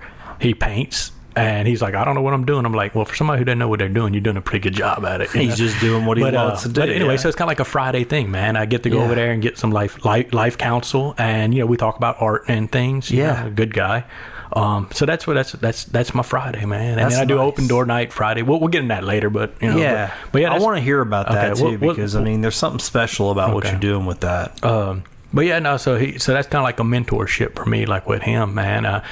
And very friendly guy, another mentor I would consider would be like my older brother, right? And I like how I feel about him. I think, the cop. He's not a cop. I love that guy to death, man. And it's so funny, man, because even if I know the answers in my heart, my mind, man, he always bust my balls about being an overthinker, but in a good, healthy, funny way. And like even on Instagram, he blasts me, man. He'll he'll troll me on Instagram and he'll say stuff and he'll be like, yeah, and and you know what it is. Oh yeah, I know what he's doing, but like he'll be like I did this painting, and I'm embarrassed to say that it took me like 5 minutes to do, and it like got this giant reaction. I'm like, look at this, the one thing I just spend this much time on. And but he was like, and my mom never comments on anything. Ever. She likes my stuff. She likes it. She supports it. Won't say anything. But she said she's like, I really like it or something like that. I forgot the exact words. And he was like under there, like, you should give that painting to your mom, Darren. So he just like he hammers, but like in a brotherly love way, man. And it's so fun. But he's like the guy. He's like my anchor, man. You talk about anchors, because he'll put me in check. He's like, hey, stop overthinking. Be patient. And he's got a firmer hand. Like Mr. David's very nice and soft spoken and stuff. Dustin is very just direct, and he's like, stop. And it's good. I need that, because even if I know it in my head, I'm in my heart, but my head's running, I'm like, I know this, but I just don't want to let go. I doubt. I start self-confidence issues, man, self-doubt. And he's like, stop, put it up. You know what I mean? So it just cuts right to the chase, man. And I like that, Well, let me ask you something, because I mean, a lot of what you're saying, and I've struggled with this too, and people ask me this very question. I mean, you're saying all this stuff like, I mean, granted, I know it's changed, but you talk about self-hatred, self-doubt, anxiety, confidence issues, the way you see yourself versus what other people see. And yet, you put yourself out there all the time. So my question is, because I mean, I get asked a similar question, because I have similar I call it similar mental things going on, and you would go, well, with all that stuff, why in the world would you even be sitting here behind this microphone? So, I mean, my question to you is same thing. I mean, because you put yourself out there, dude. I mean, you really do put yourself out there. Why? It's an interesting juxtaposition between like this person that's going, man, I just don't have the confidence. I'm not feeling great about my skills, my desire, what are my decisions, and then, but I'm out front. Like, I'm out front. Yeah. You know, even something I see you do that I go, man, how does he do that? Going back to even the dancing. I mean, I see you put yourself out there like in photographs, you know, you're like in your apartment, getting your artwork ready and you're showing your artwork. And I go, man, how does he do that? So tell me, I mean, I want to know. In spite of myself. In spite of yourself. Just to make fun of myself. To get over yourself. To be like, that's why I used to hashtag my pictures where, like, when I do the pictures of myself on Instagram, I don't like the way I look. I'm not very happy. I mean, I'm content. I know I'm not an ugly dude, but I just don't know if I like how I look, you know? You just don't look at yourself and go, man, he's looking good today. You know? And does that matter even? No, probably. It doesn't. Like, you probably have all those thoughts, right? I hope this doesn't overstep a bounds, but there was something your dad had said one time. God, what is it? When he cut it to mohawk, and you were like, Dad, why would you do that? He's like, son, I'm ugly as or something along those lines. Hey, dude, and dude, that so like hit me, and I was like, that is incredible, man. Yeah. And so I kind of taken some of that in me. I know my flaws. Hey, there's nothing that anybody can tell me so hateful about me or to myself that I haven't already told myself worse, you know? So I'm good now, right? Yeah. But I do that in spite of myself. Like, I used to tag Instagram model. I'm thinking about starting to tag myself Instagram influencer. Dude, influencer. And I'm being jealous, I guess, man. You know, it's in jest. I mean, okay. I crack the same jokes. But I know. But yeah, I used to tag Instagram model because I actually love that. So that's why I do that. Great. And look, I'm very uncomfortable in front of the camera, man. Like when in those pictures, I don't like use filters, but I film it. I take a bunch of screenshots till I find a good like pose or something. So I'm cheating there a little bit. No, I see what you mean. You're shooting some video and then you're doing like shot. But also, man, I have to figure, if I do want to be an artist, if I want to do something with my art, I have to put myself out there, man. Under the I mean, you're doing this, right? Right. Okay. I mean, you're putting yourself out there, man, one way or the other. Right. Hey, man, this is a lot to put out here to sit here and have these conversations you do. I've listened to, like you said, I guess 50 plus episodes, right? Dude, it's so funny you say that, because one of the guests the other day and I were talking off the air, and you know, as we were talking, you know, she mentioned to me, she said, well, you don't really know everything about me. You know what only kind of know what we talked about in her episode. Yeah. But she said, but I know a lot about you. And I thought, well, yeah, I mean, every episode, there's no telling where I'm going to go, but the more these go on, I'm in every episode. Yeah. So there's no telling. People know all kinds of stuff about me. Yeah, man. And if you sit down and write it all down, it might not all be so good. But you know what, man? But does it matter? Like you're saying about my looks, does it matter? Right. Hashtag Instagram there influencer. We go, influencer. But this is who I am, right? Yeah. But you know, and it's. But if I don't put myself out there, nobody's going to do that for me. I am very, very self-critical, man. Like and this is a deep flaw within me, is that I don't know if it's the proper term, but like negative capability, like thinking. Like, man, if I hang out with somebody too long, I'll start picking out their flaws. Oh, man. And like, I hate that about myself. I don't ever say, you know what I mean? Yes, I know exactly I don't say that because it's such an ugly thing to even be, man, to admit that. Who admits that? And I'm like, dude, you're being a complete... Yeah. Yeah. No, I'm not agreeing with you that you're being. I understand, because I'm saying because I do the same thing. Yeah. I don't know why I do it, man. And I guess, you know what? All them years of negative thinking has affected me. But that doesn't mean I don't see a million positive things in these people. And then I really try to, what do you say? You know, you talk about, it was interesting. I didn't realize you never heard feed somebody life. No, speak life. They say that, speak life or feed somebody life. I've never heard anybody say that. We hear that we did say that at church. That's the first time I ever heard it was at church. But I try to do that to people. You know, like I'm not gonna be like, hey man, your hair's a little off today or whatever. You know, it's not like that. And I don't know why I do the negative thing. Again, maybe it's just a natural reaction. Yeah. Maybe a defense mechanism. You know, in case somebody tries to hurt me, I can be like, ha ha ha. I've already made fun of myself, so you can. Yeah, I know. Yeah, no, but So that's I don't know why I do that, but anyway, I try to speak positivity, and like I told you a while ago, I wish that you could see yourself through my eyes, man. Like, same here. And that's my friend Jen. I told her that, and I've been on her pretty harsh, not harsh, but I have to be on her a little tough sometimes to give her information, and she loves it. Now she'll clap back, and she's very defensive, but then once she realizes what I'm speaking to her, she's like, I'm grateful for your words. Man, like she sent me a message last night, and she knows what I've been kind of going through, and she was a very heartfelt message last night about like the impact I've had on her life lately. Wow. And man, it took a paragraph, to say a few things that meant the world to me, man. Yeah. But I try to dish out positivity, man, and because I know what it's like to feel so bad about yourself, to feel down on yourself, to hurt, that when I see somebody feeling bad or hurting, man, I'm like, man, sometimes here I am struggling with some of this self-image stuff, but I'm like, nah, man, you're this kind of person, man. I see this in you. This is what I see, and I don't say it just to BS anybody, man. I feel like I speak a truth to these people. I'm not messing around. Yeah, you're not just going, let me just tell you some nice let me placate your ego, Right. I've heard twice in the last year, somebody's like, man, you live your truth. And I struggle with that, man, because I feel like my words and my actions align in my goodness. But then there's sometimes I'm like, I don't speak about certain things because I'm afraid how people will look at me because of those things. Yeah. No, I understand that. So, I struggle with that. I struggle with that probably once a year. I struggle with it every August, and it's when I go on my retreat. Every August when I go on my retreat, I end up feeling more like, I guess what I would call my the word I use is like my higher self. Yeah. It's what I would consider the best version of me. It's my thoughts are cleaner, my intentions are purer. There's room for wisdom and love to sort of flow through me in a way that feels so natural to me.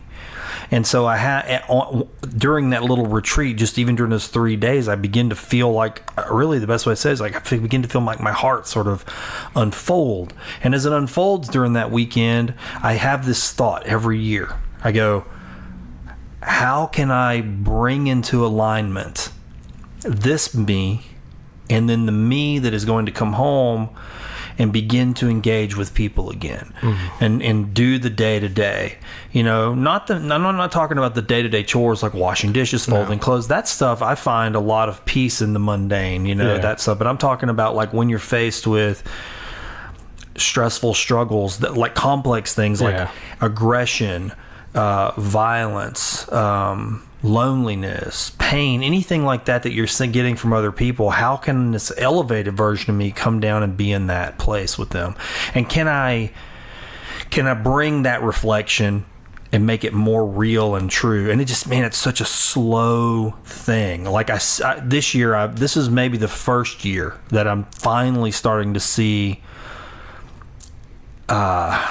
those things happen, because and I think what it boils down to is I have to stay committed to it. Does that make sense? What I'm saying? I can't let this go, because if I've got to put a flag in the ground and not lose these precious inches I've gained. I feel like I'm crawling though towards something that's so far away. It's almost like going on vacation, and then when you get on the road home, you're depressed. Well, I man, God, can I tell you something? Go ahead, man. This really, it's sad. And I remember Michelle she may not remember this, but when we went on our anniversary many years back, we went to Colorado, and she had said something on the trip. She said, "You're so different here.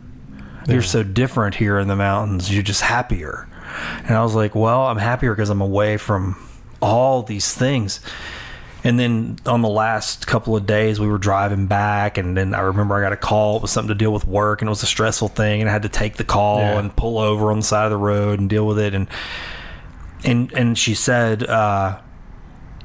it's just weird seeing you get back into that mode. And I was like, God, how do you align this? Like, not to her. I was like, it's been a struggle for me. Like, how do you maintain the best parts of yourself in these situations that are just so hyper hyper-dimensional, hyper-stressful, just adding negativity and things like that into your life. It's very, very difficult. And I find that that's probably what's wrong with humanity, honestly, is that many of us just don't know how to in a healthy way navigate all these things and be good people in the process. And I feel like too, it's in that realm of, you're not supposed to bring your personal life into your work life and vice versa. Yeah, but I don't believe that. No, I mean it's unavoidable. Yeah, it's unavoidable. I mean, I know that like there's times when I walk in the gates where I'm like, check your attitude, Darren, because you know, obviously we're in control of that, and we can't control what people do and say, but we can control how we react to those situations. But it's hard to not let personal affect business sometimes, and vice versa. But like you're saying, like how do you reconcile those two into one thing? And the best way I can do it, man, and I don't do it all the time. Again, it goes back to your smile principle. Yeah. Smile as much as you can. Hey, man, just continue to do everything out of love. Yeah, the best you can, man. Even when you're hurting and it sucks, and you're having to deal with somebody at work that maybe is not your favorite person or whatnot, or a difficult person. Try to be I guess what you'd call a better person, better man. And again, I'm not successful in this all the time, man. This is just kind of what I try to do, and it goes back for me is just trying to be a good human to other humans, man. Like. I know there's places I can go where they recognize me. I'm a creature of habit and structure, so if anybody ever wanted to assassinate me, I mean, they probably... This is where he goes. Jason Boy, yeah. So, but like, there's this subway I go to on McNeese, man, the one by McNeese College, and the ladies know me there, and they laugh, and they tell me good day, They pick on me when I don't make my routine, if I'm late. But I know that they're always going to be pleasant and kind, man, and not just because... that's their job, but it's because we've established somewhat of like a little friendship there. Like I was telling you about the Maplewood Burgers in Lake Charles.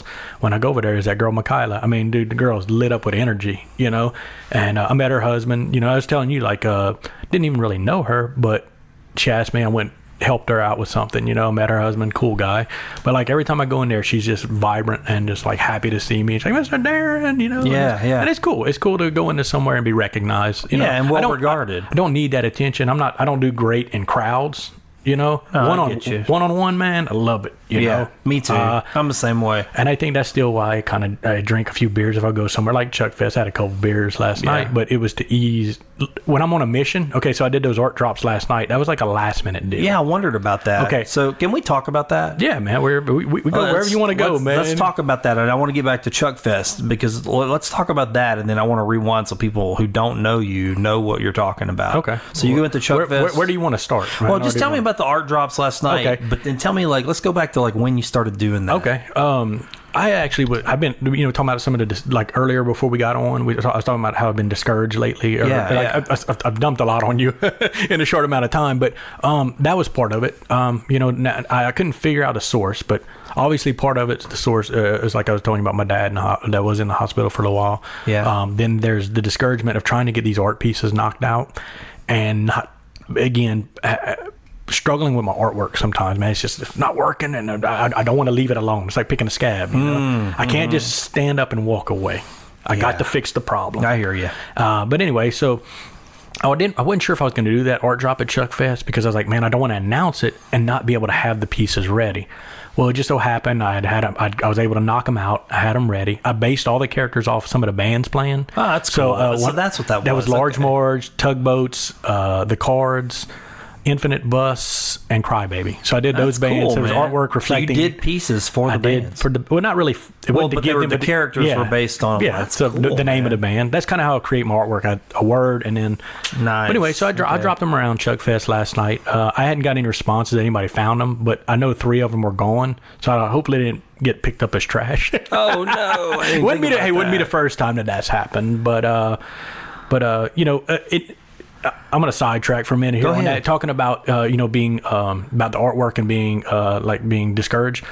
I have a very perfectionist mindset when it comes to that, and I did an exercise when I was offshore. I had a sketchbook, and it was called Breaking Perfection, and I spelled perfection with an X in it. Yeah, and usually when I draw, I use reference materials and things like that. I'm like the hand poses, creature, whatnot. And then But this one, I was like, you know what? I'm going back to childhood, drawing straight from the imagination. And I was like, I know they're going to suck, I guess you could call it. But I was like, I'm just going to lay it out, man. I'm just going to knock it out. And I did. And I think it was like 300 something characters. So it's 3 panels per page. And I just drew from the imagination. I didn't allow it to be like, but that helped free me, man, from that perfectionist mind. And I still struggle, you know, because the line has to be right. Yeah, you want it the way you want it. But that really helped me, man. That broke me of a lot of that perfectionist mindset that things have to be a certain way. So yeah, you know, hence, and that's why you see a lot of my characters that there's some deformed looks on them. They're fun though, man. But and that's one thing I think I'm proud of. I'd like to think I'm clever in my names and stuff. Yeah. Well, you're having a good time with it. That's good. That's big for me, man. And again, I don't charge. And they're all original characters, all original art. There's no prints, you know. Yeah. So nobody else is going to get these. Right. Once it's gone. Not that I'm going to be any Picasso or nothing, and somebody be buying my stuff for millions of dollars. Yeah, but I mean that's cool. I mean that's what that's what I love about it. Is like, man, I wondered about that. Like, is he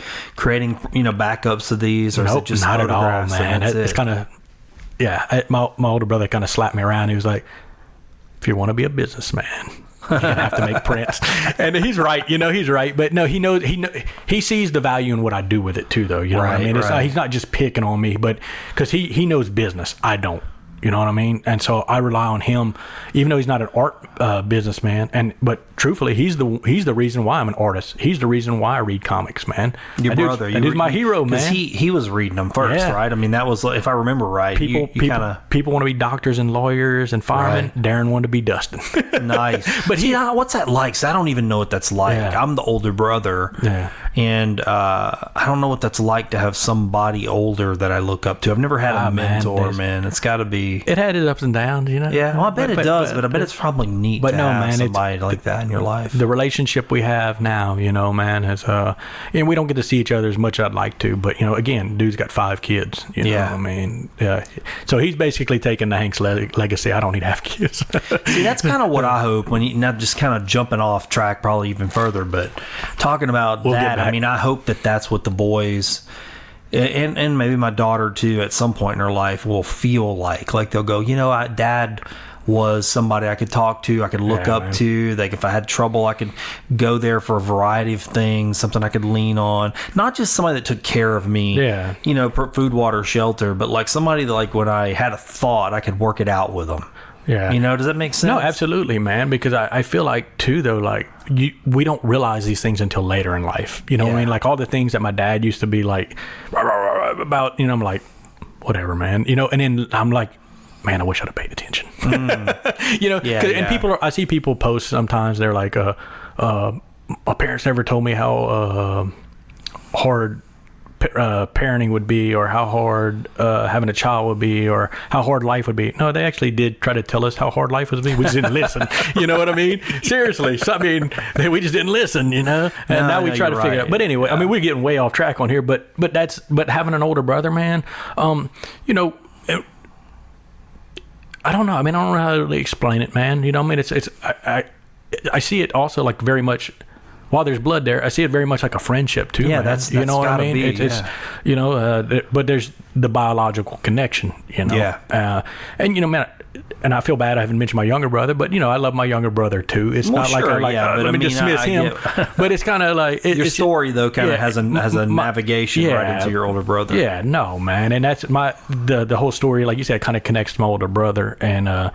Like the impact that he had on me concerning art and comic books. You know, if it wasn't for comic book, I mean, it wasn't for him, I wouldn't read. I probably wouldn't be a comic book reader. Yeah. If it wasn't him, I wouldn't be an art. And he says he's not an artist, and he doesn't do art. But we grew up watching Commander Mark in the Secret City. I didn't watch Commander Mark. I don't have to look it up. Yeah, Commander Mark, dude, my hero. I've never heard of that. Man, Mark Kistler, he's still around, but he was on PBS, and he would do these little art exercises where he'd be like, this is how you foreshorten, this is how you build shapes. And he had this giant piece of plexiglass where he had applied a lesson to, and it had all these little creatures and these little floating islands with chains hooked to them. Man, dude, I can't believe. No, I've never heard of that. I'm sitting there going, I've never even heard that name before. Commander Mark in the Secret City, man. What did that come on? I think it was PBS. PBS. It was like, is that the free channel? Yeah. Yeah, but I mean, I remember watching PBS, but you know, I guess I just don't remember that, man. Yeah, man. But anyway, we used to watch. I'm gonna look that up though. So that all of that, man, just leads into like from breeds from my older brother, Yeah. And then eventually he kind of went his way, and then I kind of just I learned a lot of art from tracing comic books, which is probably not a great idea, disproportionate. That's why but. And eventually just kind of the growth of my art style, man. I gave up on art when I think it was like when I graduated high school. I went through some tough stuff at 18, like at a time when I feel like was very a sensitive time. Yeah. Emotionally and mentally. I don't want to go, truthfully, I'm not going to go into too much detail about it because I don't want anybody to sound bad about it. And again, in the end, I made the decision that I made, Yeah. But I think I got pressed too hard, too fast. And it wasn't by family about some things. And it kind of just like, and then that's when I kind of just started turning to drinking. Really? There was you laid art down and then kind of I just it came some of it came out of a broken heart too, my first love, Mm-hmm. And what's interesting, a lot of my stuff comes from broken hearts. Hey man, I mean, in one form or another, I think a lot of us have that, some kind of brokenness that causes things. So yeah, I gave up art, man. I gave up art and comic. Well, no, not really comic books. I kept that going. I actually one of those few people who went from grade school all the way into college and beyond with comics. I never had a gap. Yeah. How most people gap in never had a gap. So I gave up drawing in favor of beer and women, and that went on for way too long. And then when it comes back to there's a before her Darren and an after her Darren. Yeah. Okay. And so when that relationship, I don't even know how old I was. It's sad. 2011, I think, is when it all ended. I was very broken, and I had to find my way out of that. And I didn't know how to find my way out of that. Man, I just hurt. And I feel bad at this point because I had a good group of friends. I had a good family. All these people wanting to be there for me. Yeah. And I couldn't allow it. I was embarrassed. I was hurt. I didn't want nobody to see me in that kind of condition. I was just, so I would just get drunk and I'd go to the bar. And I would just spill my story to everybody who would listen. Poor them, whoever. Until eventually it all went away, but, right. But in that journey, man, there was a segue in there too, but I try to stay on track here. But in through all that hurt, man, I was trying to find out how to get better, and I met somebody, and she was a runner, and that kind of got me started. Started going outside and walking, right, and that would get out in the sun. I was going through a lot of hard stuff, because in there, man, I didn't just, what do they say, the three biggest stressors in life: the loss of a loved one, the loss of a career, and divorce. So in that, and to give a little information on that, I had lost two of those in a month apart. So in 2011, I had about a month or two in, I had lost my quote unquote career. A month later, she walked out, and both of them was about 5 years running. So just to give some insight onto how much that hurt, and what I was trying to find so I'd never been, and it took me almost an entire year to find a job, man. I could not beg for work. It was strange. I'd never been without a job for more than about 2-3 months willingly. Right. So all this hurt, I'm already feeling bad enough as it is, and then to add that on, and to add the more hurt on, on top of it. But anyway, step one was interesting, man. I got a spam email about journaling. And I was like, "What's this nonsense?" But you read it. I read it, and I downloaded the little app, and I started journaling. Really? That was step one. Then I'd met that girl. Yeah. And then we kind of just had like a friendship. We were talking. And then she was a runner, so I started walking. And then I got into running. And so it was like a process of getting out of all that. Yeah. And I know we're going way off track. No, it's interesting, but it's funny. I mean, it's not funny. That's not the right word. No, you can laugh at me. It's all right. No, I don't mean funny. That's a knee-jerk word I throw in there a lot of times. What I mean is it's kind of fascinating. I mean, how easy it is when you say it that way to get out of something. It's like one thing in front of the other. Yeah, man. Just take this little action, sink yourself into that. Now add to that action. Now add another thing. And then one day you look back and you're like, oh, wow, I'm out of this. Yeah, man. And that's what you're describing. Oh, and I tell everybody, like, when they're going through a hard time, and then nobody ever wants to hear it. Yeah. It takes time.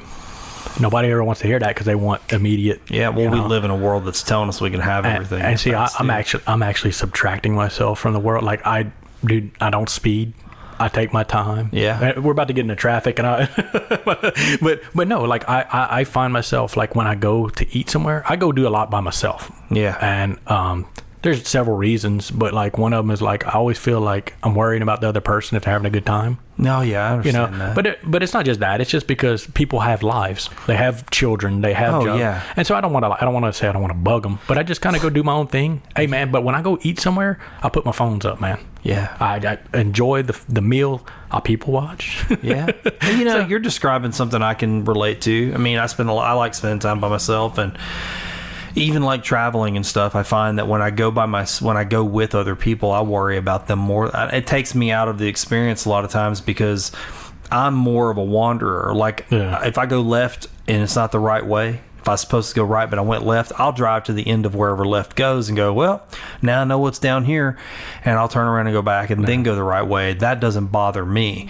When I'm with other people, I feel like I carry and pick up on their irritation that maybe we're not where we're supposed to be, and why are we going down here? And if you'd have I just get that feeling, and it takes me out of the actual experience of being sort of just a wanderer a little bit. No, and I like that because I'm similar, man. I'll go an extra block and a half to take a right turn or whatever. Right. To explore. I mean, like, exploring. What are you in a hurry for?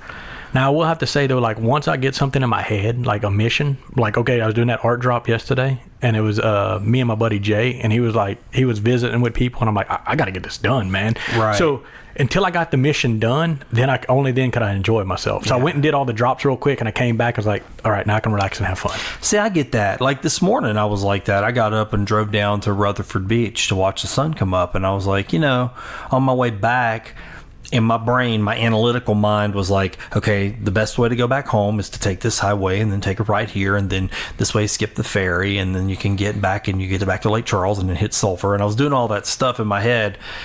And then I just was like, why am I doing that? Just explore a little bit. Take a highway you haven't taken. Take a road. You're going to get back. And it isn't going to matter if you're 10 minutes later than you thought. And just letting all that go. And I got to see places I've never seen before. I've got to go down roads I never saw. Find roads that connect other things and see, plant life that I don't get to see on the reg. And it was like, okay, that's more of an enriching experience. But it's all dependent on having the freedom to explore without a time constraint and other people's happiness being involved or attached to it. Man. And it's the state of what it is, the state of being, just in the moment. And then, driving around, taking your time. Hey, man, I'll get there when I can get there. Yeah. I mean, don't get me wrong. I'm not trying to just be late like today. Like I told you, I'd be here at, and I was like, so, I'm going to be here at a reasonable time. I'm not going to be late. But like when it comes to stuff like that like, was it really important for you to be here in Sulphur 10 extra minutes early? No, it wasn't, man. No. Take your time to enjoy, your life. Yeah. I mean, I feel like that there's a lot of living. I feel like we just consume our lives instead of just living it. I mean, we're chasing after all this stuff, materials or whatnot. Now I'm just like, okay, but are we actually living? Right. I don't want to work. This sounds so lazy, but I don't want to work the rest of my life, man. I don't want to just live to work. I want to make sure that I'm living my worst life possible. Well, dude, I mean, from that perspective, I mean, we're all a bunch of. The whole way everything's structured, you could just look at people and just go, we're just a bunch of matrix batteries, just feeding some machine. And that's not what a human life is for.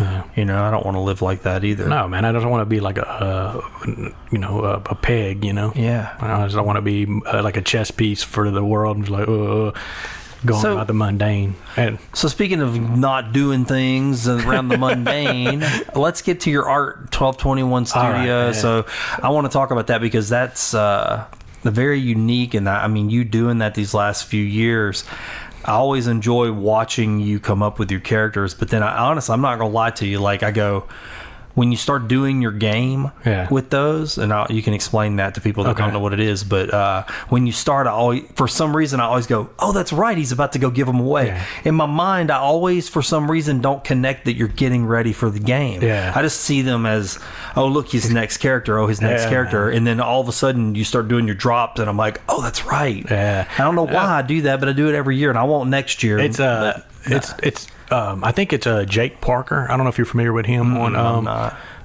He's a phenomenal artist. But anyway, I think he created what's called World Art Drop Day, and I think Okay. it's the second. Man, I'd be lying to you. It's like the second Tuesday in September, Okay. if I'm not mistaken. Yeah. But anyway, I was like, I always wanted to do it, and so the first time I did it, I want to say this year was my 5th year doing it. 5th year. if I'm not mistaken. And each year it has grown in product. Like the number of pieces. Yeah. And as well as people who hunt, like this year was, Dude, you had people like outstanding. I mean, I was hey, like, wow, man, dude, look at all these people. I'd given up last year. I was Really? like, I'm done. I'm just burnt out. Was it because of just involvement? Just like I was just like it. I don't know if people realize, and I mean, you've dealt with this obviously in the art world. People don't realize the amount of time and work that goes into these things. Like one of those little drawings, man. This is not counting like thumbnailing and things like that. One of those little drawings, probably depending on how detailed it is, which are not extremely detailed, at least, man, at a minimum 2 to 3 hours. Yeah, per piece. And How I many did pieces? 73 this year. So I mean, you do the math, dude. I suck at math. That's so, how many you dropped. Yeah, 73. I didn't man. realize it was that many pieces. So it started off when I was like, I kind of always wanted to participate in the World Art Drop Day. I was like, well, I mean, do we even have that around here? Well, look, I did a little bit of research, and somebody was doing it. It was called Bring It Home LC, and I don't remember what that revolved around. There was a lady who did it, I think. I remember that. I don't remember. I don't remember who it was though, but I remember that. And, it was like a hashtag thing. Yeah, hashtag, and I still keep it alive with the drop. I ask Do you? people to- Okay. in memory of her, whoever she is. I don't. Someone listening might Yeah. remember. But and I don't know. But so I just kind of kept that alive, and I tagged the Visit Lake Charles because it's I think that's the visitor center Yeah, thing. it's a visitor center. just to bring some attention to it. And again, man, I'm not. The goal is not to make money on this. It's just something that I do because I love to do it, man. When people find it and I see somebody excited about it, man, that brings a lot of joy to my heart, Yeah. man. It's cool. And the fact that people actually participate, and when they post their pictures, man, it's wonderful. And then like somebody was saying, it's a good, clean family event. Yeah. Like thing. I never really thought about it like that, but that's what families Yeah. can do that, and again, who am I? I'm just this guy, right? Right. But anyway, so 5 years ago, I think, man, I should have done the research on 5 myself. years. I believe it though. So- You've been doing it a long time. And there was, I think I dropped 6 pieces in Lake Charles. They were very rough though. It wasn't quite like how they've become a little more refined. And on the 7th day, I dropped myself. So if you could find me where I'm at, and Wherever you were. you know where. I think you might know where I go on. I used to go on Sundays. Yeah. Preon Lake Preon Park. Lake Park, yeah. And I do my quote unquote creative jam sessions that everybody Right. thought was a rock out session, but I get it why, But I dropped myself, and I want to, man. You know her, the girl Shaquila. Yeah. Okay. Solomon? She won it because she okay. was trying to get to me, but traffic prevented her. But anyway, so for the 7th drop, I ended up doing what I call a pop you character. It's I take you, or like whoever. I ask you 5 to 7 questions. I want you to answer 5 of them. Based on those questions, I draw your own pop culture character, and I write you out like a story, like a story synopsis. Nice. And so that was the cool, the big man. prize for that. And then the next year, I did a similar thing. I think I dropped 12 pieces, so it was 2 a day, leading up to Sunday. Sunday was the drop. Dropping myself, so it was another pop you. And then the next year, it was, I think it was just 3 a days, but I didn't do the pop you, I don't believe. Okay. No, I did one more pop you. It was 3 a days and pop you. And then the next year, it was 30 drops. Because am I doing the math right? I think it's 4th year there. And then this year, it was last year it was the 30 drops, and I wanted to do more. So what I did was I created the Chick-fil-A birthday giveaway.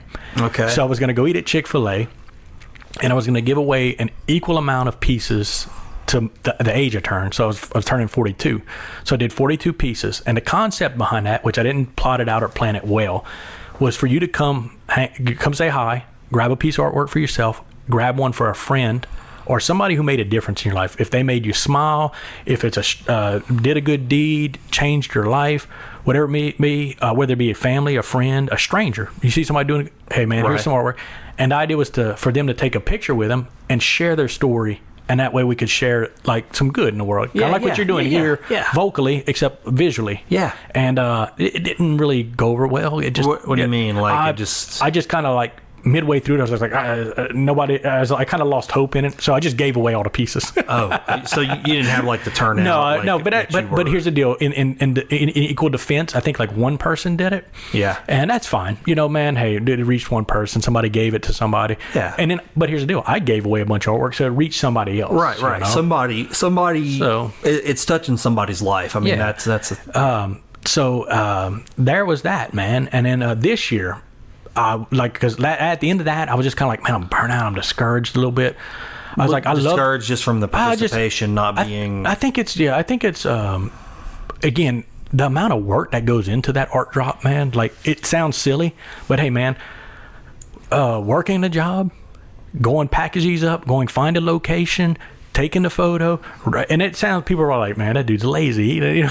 No, I know what you mean. It takes a lot of work, man, and it's time consuming, you know, and to put that together. And I think I was just feeling kind of burnt out, you know, maybe not discouraged, just kind of just burnt out, man. I'm like, it was fun, it was good, I had a good turnout on it. It wasn't like nothing truly negative about it, you know. Yeah, I was just kind of like, man, I'm tired. It burns me out, you know. Yeah, well, I mean, anything you do, I mean, like, look, even like this, I mean, it's a labor of love. I mean, it's fun. Yeah, and it's fulfilling, but it still takes work and time, and you still have to put, if you want it to be the way you want it. And I'm like you know, I want it to be a certain way and sound a certain way. I want there to be value in it. Yeah.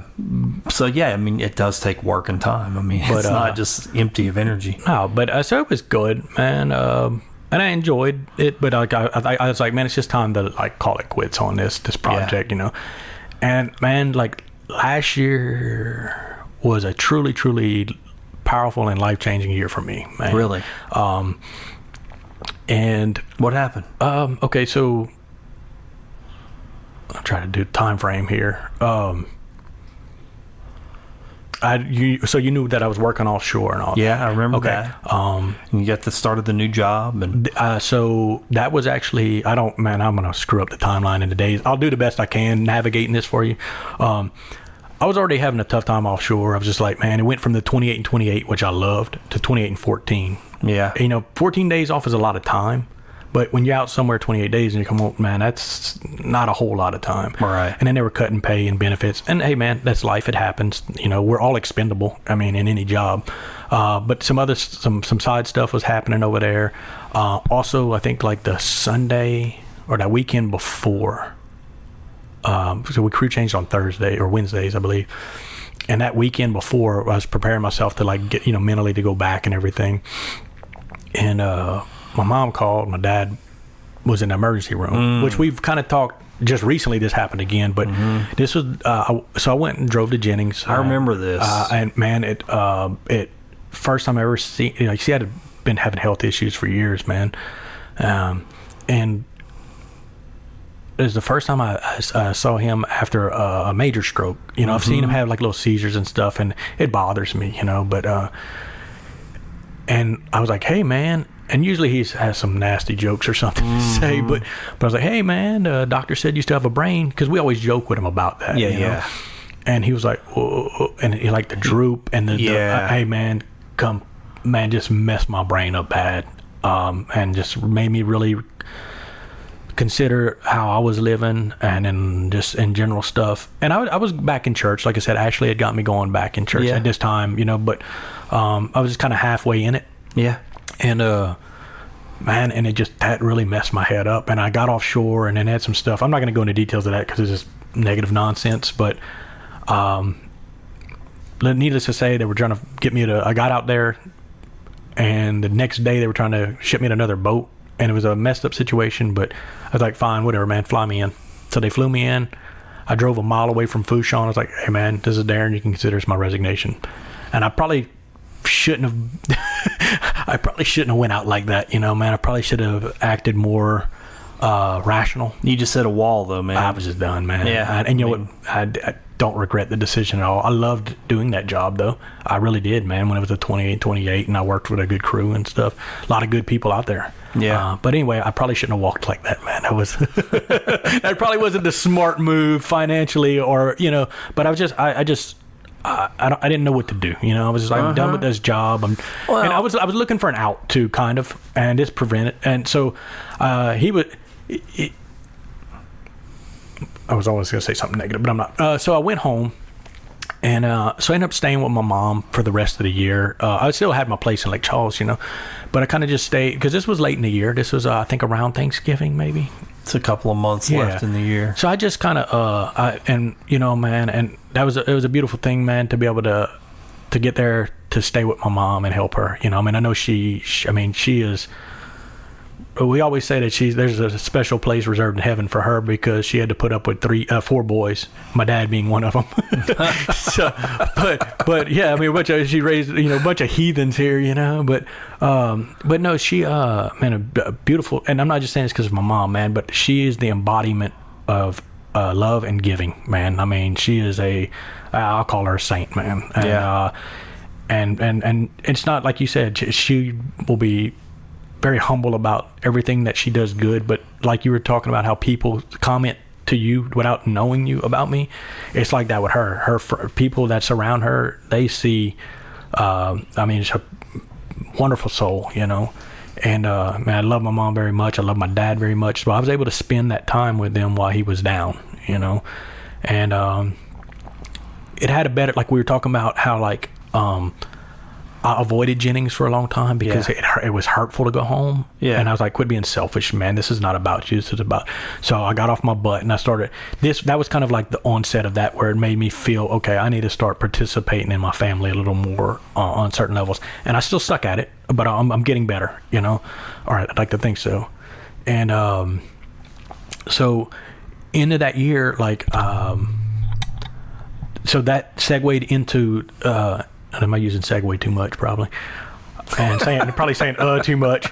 But into 18, when 18 started, man, I started looking for a job. I had some money put up, so I was good for a while. Yeah. And I was like, man, you know what? Everybody always said, hey, man, you should teach art. You should do this, blah blah blah. And you know what happens with that? You're like, all right, I'm gonna go out on my own. Crickets. And that's all right, because you know what, man? I know. Hey, but there's value in everything, right? Even in something that didn't work out for me. And look, let's be honest, I didn't put forth the best effort or marketing push to be like, hey, I'm going to teach, I'm going to do this. I kind of just half-weighed it, man. I didn't know what I'm doing, But anyway, so I ended up getting a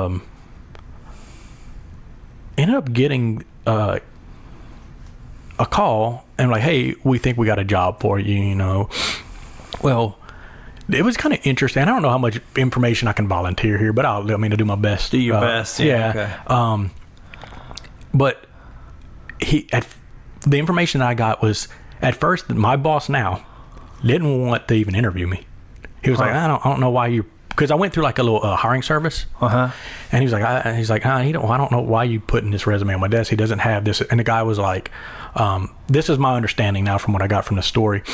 Was like, no. You're reading this part of his resume. What you don't get is that he has this, and this. Okay. So then I went into that. So finally, I got called in for that interview, and I was like, I went in there, and I was like, you know what, man? If I get it, I get it. If I don't, I don't. Right. What's the worst that could possibly? I don't want to say I didn't care, but I kind of was very carefree about it.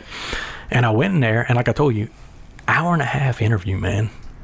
Hour and a half. I've never been in it, but hey, man, and he again, like I think I told, I don't know if we even talked. Did we talk before we were recording about this or no? Well, you and I have talked in the past about this conversation that y'all had, but it wasn't today. We talked about it. But yeah, so and I don't know if we. I was saying earlier, were we recording when we talked about this? No, I don't think so. I don't think so. Okay, because I don't want to people are like, man, are they repeating themselves? No, I don't think so. I don't think we were recording. But anyway, it went on. But everything that guy told me in that interview, and this is a year later, man, everything he told me and kind of promised me in that interview has held his word. I mean, truly good man, you know, and I can't say that about a lot of bosses, man, but this is, I mean, that's good. Love this guy, man. Love his family. They're great. They're great to me, man. The things they've, you know, but anyway, so all of this led to that job, you know, which was a true blessing to me. The first job. And then he came with a proposition later on, and little did he know that I was really struggling with the job about some things. So the Thursday before, okay, so this one on Thursday, my older brother and me went ate, and my older brother's like, "Hey, you're being stupid. Be patient." That's his advice. Yeah, that's his. And he's right.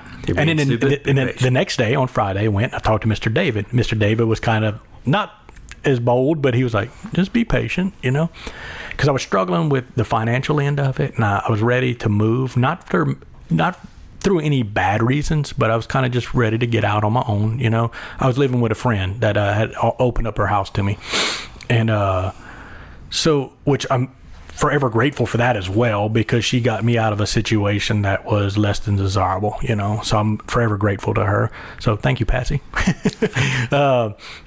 And then after that Friday, that Monday or Tuesday, he called me in the office.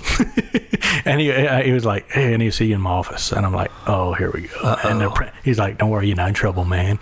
But he offered me this second position, man. I see. Okay.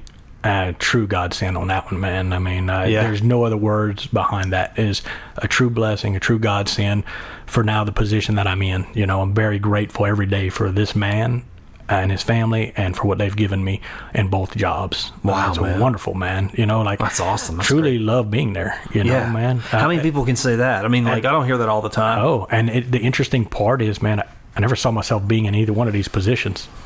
You know, yeah, they don't contribute to my art life in a certain way, but you know, right. But no, but it allows room for you to do that. Yeah, it does, absolutely. See? And that's something I think early on.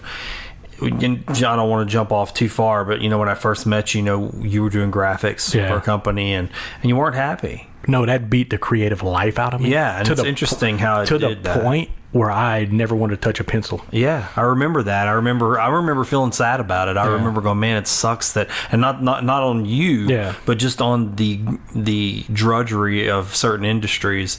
Graphics design can be like that for people, and I was like watching that happen to you. I was like, man, it's just clobbering him over the head. But it wasn't for me, man. You know. So and now look, I mean, it's gone, and now you've replaced it with actual art. So you know what's interesting though, in that, who would ever thought that graphic design would translate into offshore work? No, I wasn't doing anything manual, but I was doing some computer. Hey, man, file structuring and things like that truly helped. Very simple, simple, similar. And continuing on my story, like you were talking about. So before the job thing now took place, I was having some stress and struggles, and I was laying in my bed, and I just woke up. I was like, I'm done, man. I was like, not take me out kind of way, but I was like, I give it up to you, God. I'm done. This is my burden. Here it is, man. You got to the end of it. And you know what, man? Like, after that day, like, things that would stress me out and bother me and just, like, weigh me down, I'm not saying I don't still have struggles, you know, and stresses, but the panics and the heavy worries and all the burden that I would walk around with, man, it was gone, man. Wow. I mean, took it off. And I know people believe or they don't believe. Yeah. This is mine. This is my story. You know, I mean, if you want to disagree, fine, whatever. You know, I mean, I'm not gonna argue with anybody because waste of time and breath. Well, you know what, man? I told somebody the other day in a conversation. I actually don't care anymore. Yeah. If it's, I believe what I believe, feel what I feel through my own experiences, and someone could come at me and say, well, you know, some of that could just be in your head. I've actually come to the point where I go, you're right. It could be just in my head, and I'm okay with that too. Yeah. I'm okay either way. It doesn't matter, because as long as it is generating a tangible, actionable, manifestable good in this world, then I'm okay with it. Because what, I don't care. It sits well with me, man. I go to bed and sleep well at night. Yeah. I don't know about you, but I mean, that's completely fine. And then one other thing so all of these, you talk about like transformations and stuff like that. So all of this, like the quitting my dad's health, the quitting that job, the beginning of that year with the quote unquote failure of me trying to be a professional artist, which whatever, man.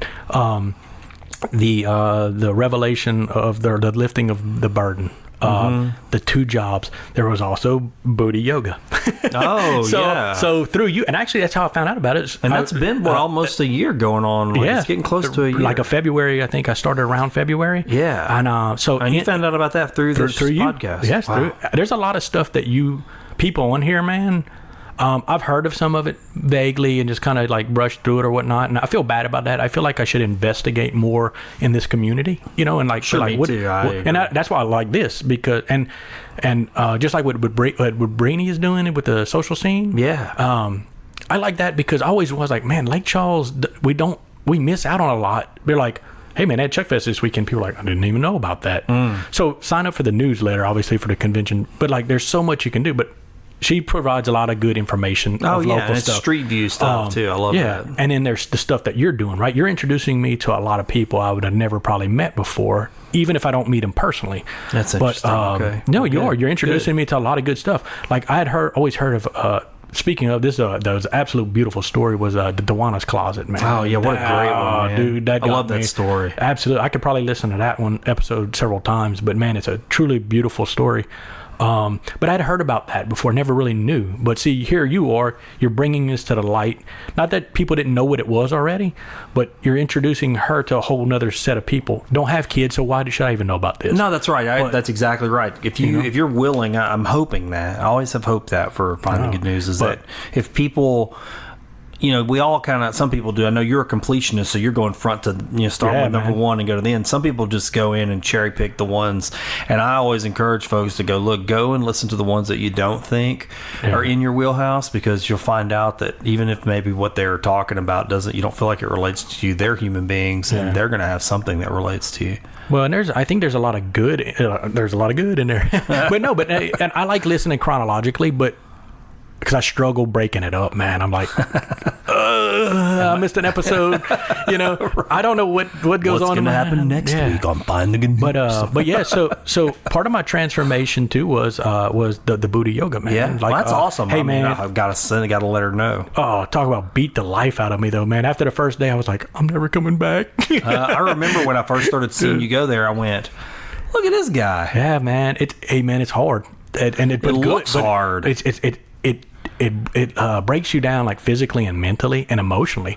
And emotionally, like, yeah, man. Like, hey, man, there's days I leave there, and I'm like fired up, excited, and I get home and I'm like, the hell is wrong with me? Oh my gosh, man! Dude, it's clear. It's like clearing. Isn't man. that something? I think it's the stress on the body, like the challenge and the stress on Chemicals the body. Chemicals are just everything. That's wild, man. And then through her, I met Ange. I don't think you've interviewed her, but but Ange was like a substitute, and then we kind of hit it off friends, man. She's cool and funny, but like I love Elizabeth, I love Ange, man. I love everything that they have done for me through this, man. Wow, I'm very dude. Appreciative, what an incredible testimony, man. I love hearing that. Yeah, so, I bet they love hearing that too. Well, I hope so. Do you tell them? I mean, have you told them? I don't know if I'm full on, but there we go. Well, there you go. Y'all just got it. No, those guys, they're great though, man, and they're fun, and they're like they're attentive and friendly too. Like they'll ask you about your day, and it didn't come off as like that typical "Hey, how's your day?" kind of thing. You know? Right. It's genuine concern, and that's cool, man. And some days there's days you want to talk to people. Some days you just want to get in there and take it out on the mat. Yeah. But so anyway, man, we so there's a lot of elements that went into this transformation of who I am today. Man, and look, pushing on 43 here in a couple months. 43, I know your birthday's in December. I mean, I'm no Halloween baby, but yeah. Speaking of, okay, yeah, we got to talk about. We hadn't even finished 1221 studio, but no, yeah. That's the second time we've told the audience about Halloween. Go, I'm gonna let you. Want me to? You tell the story. Well, look. Here's the thing. I mean, we're friends, and we did say that we met at Talking Comic Books at the Wharf, Cajun's Wharf, and then when we were fast friends, I felt like we were fast friends. Yeah, man, you liked comic books. Yeah, I mean, what was not to like about you? I think that because we worked in similar industries, and I got to see you, at the sign company because I had happened to do a lot of business there in those days, and so I don't know, it was easy to be friends with you, but.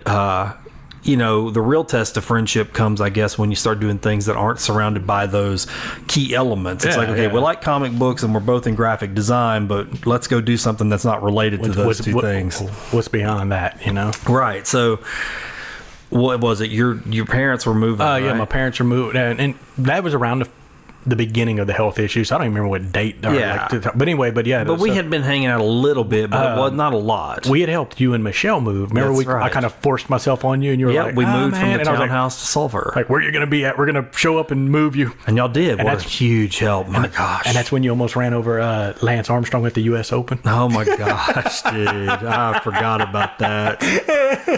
The U.S. Open. But, Darren, I have a real bad problem with that. Like, you've heard some of the other things. Yeah, I'm sorry, man. I didn't mean to call you. No, man, because, okay, let me just segue here. Let's jump off topic big time.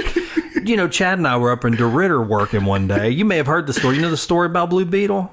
No, I didn't. Oh, well, dude, so Chad and I were working up there. Wait, the comic book character? No, hang on. No, just get ready. So people who know anything about comic books and pop culture will enjoy this. So we're up in DeRidder working one day, and there was a yellow Camaro with black stripes, and it was sitting there in the parking lot all waxed up and beautiful, and I go, hey, look, it's Blue Beetle. And Chad looked at me, he goes, do you mean Bumblebee? I was like, obviously I mean Bumblebee, but my mouth said Blue Beetle. And then, I was another time, they laughed at me, and I was like, God, it's like Darren and that Lance Armstrong and the, what did I call it? U.S. Open. The U.S. Open. Well, then we're over here one day filming, and I was waiting on a guy. A couple of months later, I was waiting on my guy to show up. That was the talent. I'm sorry, man. You like that, don't you? I know, because my brain just goes, what is going on? It's a wrong connection. We're over here about to film something at the Brimstone Museum as a big festival, and we're waiting on this guy who we'd hired to be the talent. He was going to be the personality, but it was starting to drizzle. Yeah. And I had all my camera stuff, and I had an umbrella, and I was on the phone, and I was getting frustrated, and I was like, why didn't somebody tell me where he's out? Because he's got me walking around out here like God dang Danny DeVito in The Penguin.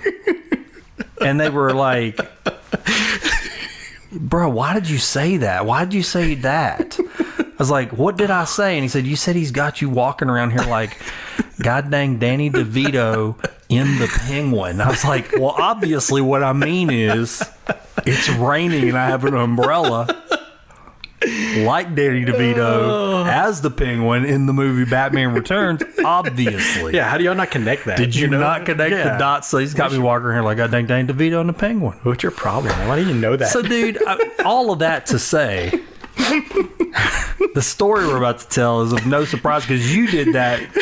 So, okay, so you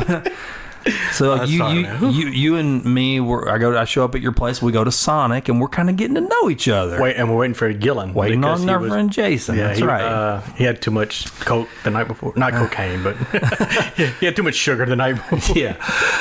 We were waiting, and we were like, we didn't know a lot about each other. I mean, we knew some, but this was more like time for us to talk personal. I never met your family and all that kind of stuff. It was more like you were saying, it was more personal than the actual, we had connection through graphics. So anyway, go ahead, man. So we're sitting there in the truck, and you say, tell me if I'm wrong about this, but you were talking about birthdays and when each other's birthdays are. And I say, oh, my birthday is August 14th. And again, I don't know you very well at this point. And you say, you're one of them Halloween babies. And so there was just sort of a dead silence in the cab, and I'm looking out the window going, what does he mean by that? Like, August 14th and a Halloween baby. So I don't know something. I was sitting there like trying to connect the dots, and then out of the blue over here, I hear you go, man, don't listen to a damn thing I say. Obviously not right. Oh, got me We laughed about that for so long. Oh, yeah, you wanted them Halloween. So when's your birthday? I was August 14th. Ah, so you wanted them Halloween babies. And dude, what's funny is I didn't know you very well, so I really was having that like. You remember because I was like dude, what's he talking about? The look on your face too. I mean, I wish you something. This must mean something. I wish you could have seen how you looked in your face when I looked at you, and I was like, I cannot believe that just came out of my mouth. You know, it's totally wrong. I thought I was being smooth and funny and clever, and obviously months off from being clever. Oh man. That's obviously it's Blue Beetle. Obviously, of course. Why didn't you know dude. that? So we got our marks. I mean, that's funny. It really is funny, dude. Hey, if you can laugh at yourself, right? Oh, dude, that was a good way to start. We laughed, but dude, we laughed after that. Yeah, we laughed all the way to Jennings. Yeah, and I find great humor in myself, man. The dumb stuff that I've done, and I look back and reflect like that. Like, who says that? You know? Oh yeah, dude. I think what it is there's so much in your mind, and it's like if you're like me, there's so much. It's like me with the Blue Beetle thing. It's like, oh yeah, and it's like it's going overtime, and it's looking through the data banks of like pop culture, and I'm going, bug, color, it's yellow, bumblebee, and I just say Blue Beetle just comes out, and it's like obviously the wrong. Watch how clever I'm going to be with watch this. Watch this. How I'm going to Halloween baby. Halloween babies. Yeah, in August. Jackass. So, actually, now that we're talking about it, what wasn't there a reason that you thought that? Though? No, there was no reason. Oh, it came out the head. Oh, you just like I was telling you earlier, like I verbally diarrhea over people. I don't even know if I pronounced that right, but yeah, it's just like this comes out, and I'm like, that's why I was actually nervous about coming on here too. I'm like, what is going to come out of my mouth, man? Dude. Because once you give me permission to unload, it's over with. I'm like, I'm gonna walk away from this like Will Ferrell in Old School. You know when he gave that speech of, what did I say? I'm gonna walk out of here. I'm like, huh? Do you know what's crazy? Do you know how many people leave here and say, I have no idea what I just I don't even know I remember what I talked about. That's a beautiful thing. Dude, that happens all the time. People we'll be talking outside after an episode, and folks will say, God, I'm gonna have to listen. I'm gonna have to listen to it again. I don't even remember what I've said in these last couple hours. I have no idea what I'm talking about right now. So, God, dude. So what? I mean, so 12/21. Okay, back on track. 12/21. So after that transformation, like I was telling you about. So like in year 4, I'd kind of quit. Or I was like, I wrote this big sad sounding thing. You know, I was like, oh, I'm done and time to move on. Blah blah blah. Right. Then the transformation and everything. And then this year, I was like, you know what? Something really grabbed at me. It's like, man, one more year. And I was like, all right. I knocked out. So I was like, you know what? I'm gonna try it again. I'm gonna do the art drop, and I'm gonna do birthday giveaway. And excuse me. So I was like, so I knocked out 73 pieces of artwork. Now this is beforehand, man. This was earlier in the year, so I wanted to make sure I had a jump on it. Knocked out the 73 art pieces. Well, when it came drop time, September, you know, so like I usually just try to run the month, man. And this is the second year that I've had this job, so it's a little different than when I was offshore. I had 28 days off to just run rampant, you know? Right. So I had to work around not just one, but 2 jobs and do the art drop. So I kind of made it in my head, like I had to adjust some things. Well, man, I was making so many drops that I realized, I'm like, man, it's only like 2 weeks in. I'm about to be done with 30 drops. And I was like, what am I going to do? You know, because that's the end of the game, 30 drops, you know? Yeah. And I already advertised on the little sheet, the little insert instructions, 30 drops in 30 days. Well, I also branched out this year, and I hit Moss Bluff, I hit Westlake, I hit Sulphur, I hit Iowa, I hit Jennings, and Welsh. That's a lot, man. I'd like to do, if it was in the realm of possibility, I'd like to, where there's interest, I want to drop. You know what I mean? And I had a lot of help this year. I had a team of elves. Yeah. My friend Jen and her little cousin Mia. I saw them. Were they in a picture with you? Yeah. They helped. They were tremendous help this year when I did the Moss Bluff and Sulphur drops. That's cool, man. But so I was like, man, what am I going to do? So I was like, you know what? If I just combine both of them and do one massive drop. So it was like 73 drops. So, I mean, I unloaded this year, man. And 73 drops. art drops. And so this is across, what, 5 cities? 6 cities? It's 5, right? Sulphur. Lake Charles, Moss Bluff, Jennings, and Welch. Oh, wait, hold on. Sulphur. Westlake, Westlake, Moss Bluff, Lake Charles, Iowa, Welsh, and Jennings. I think there's seven cities, man. 7 cities, 73 pieces. 73 pieces, man.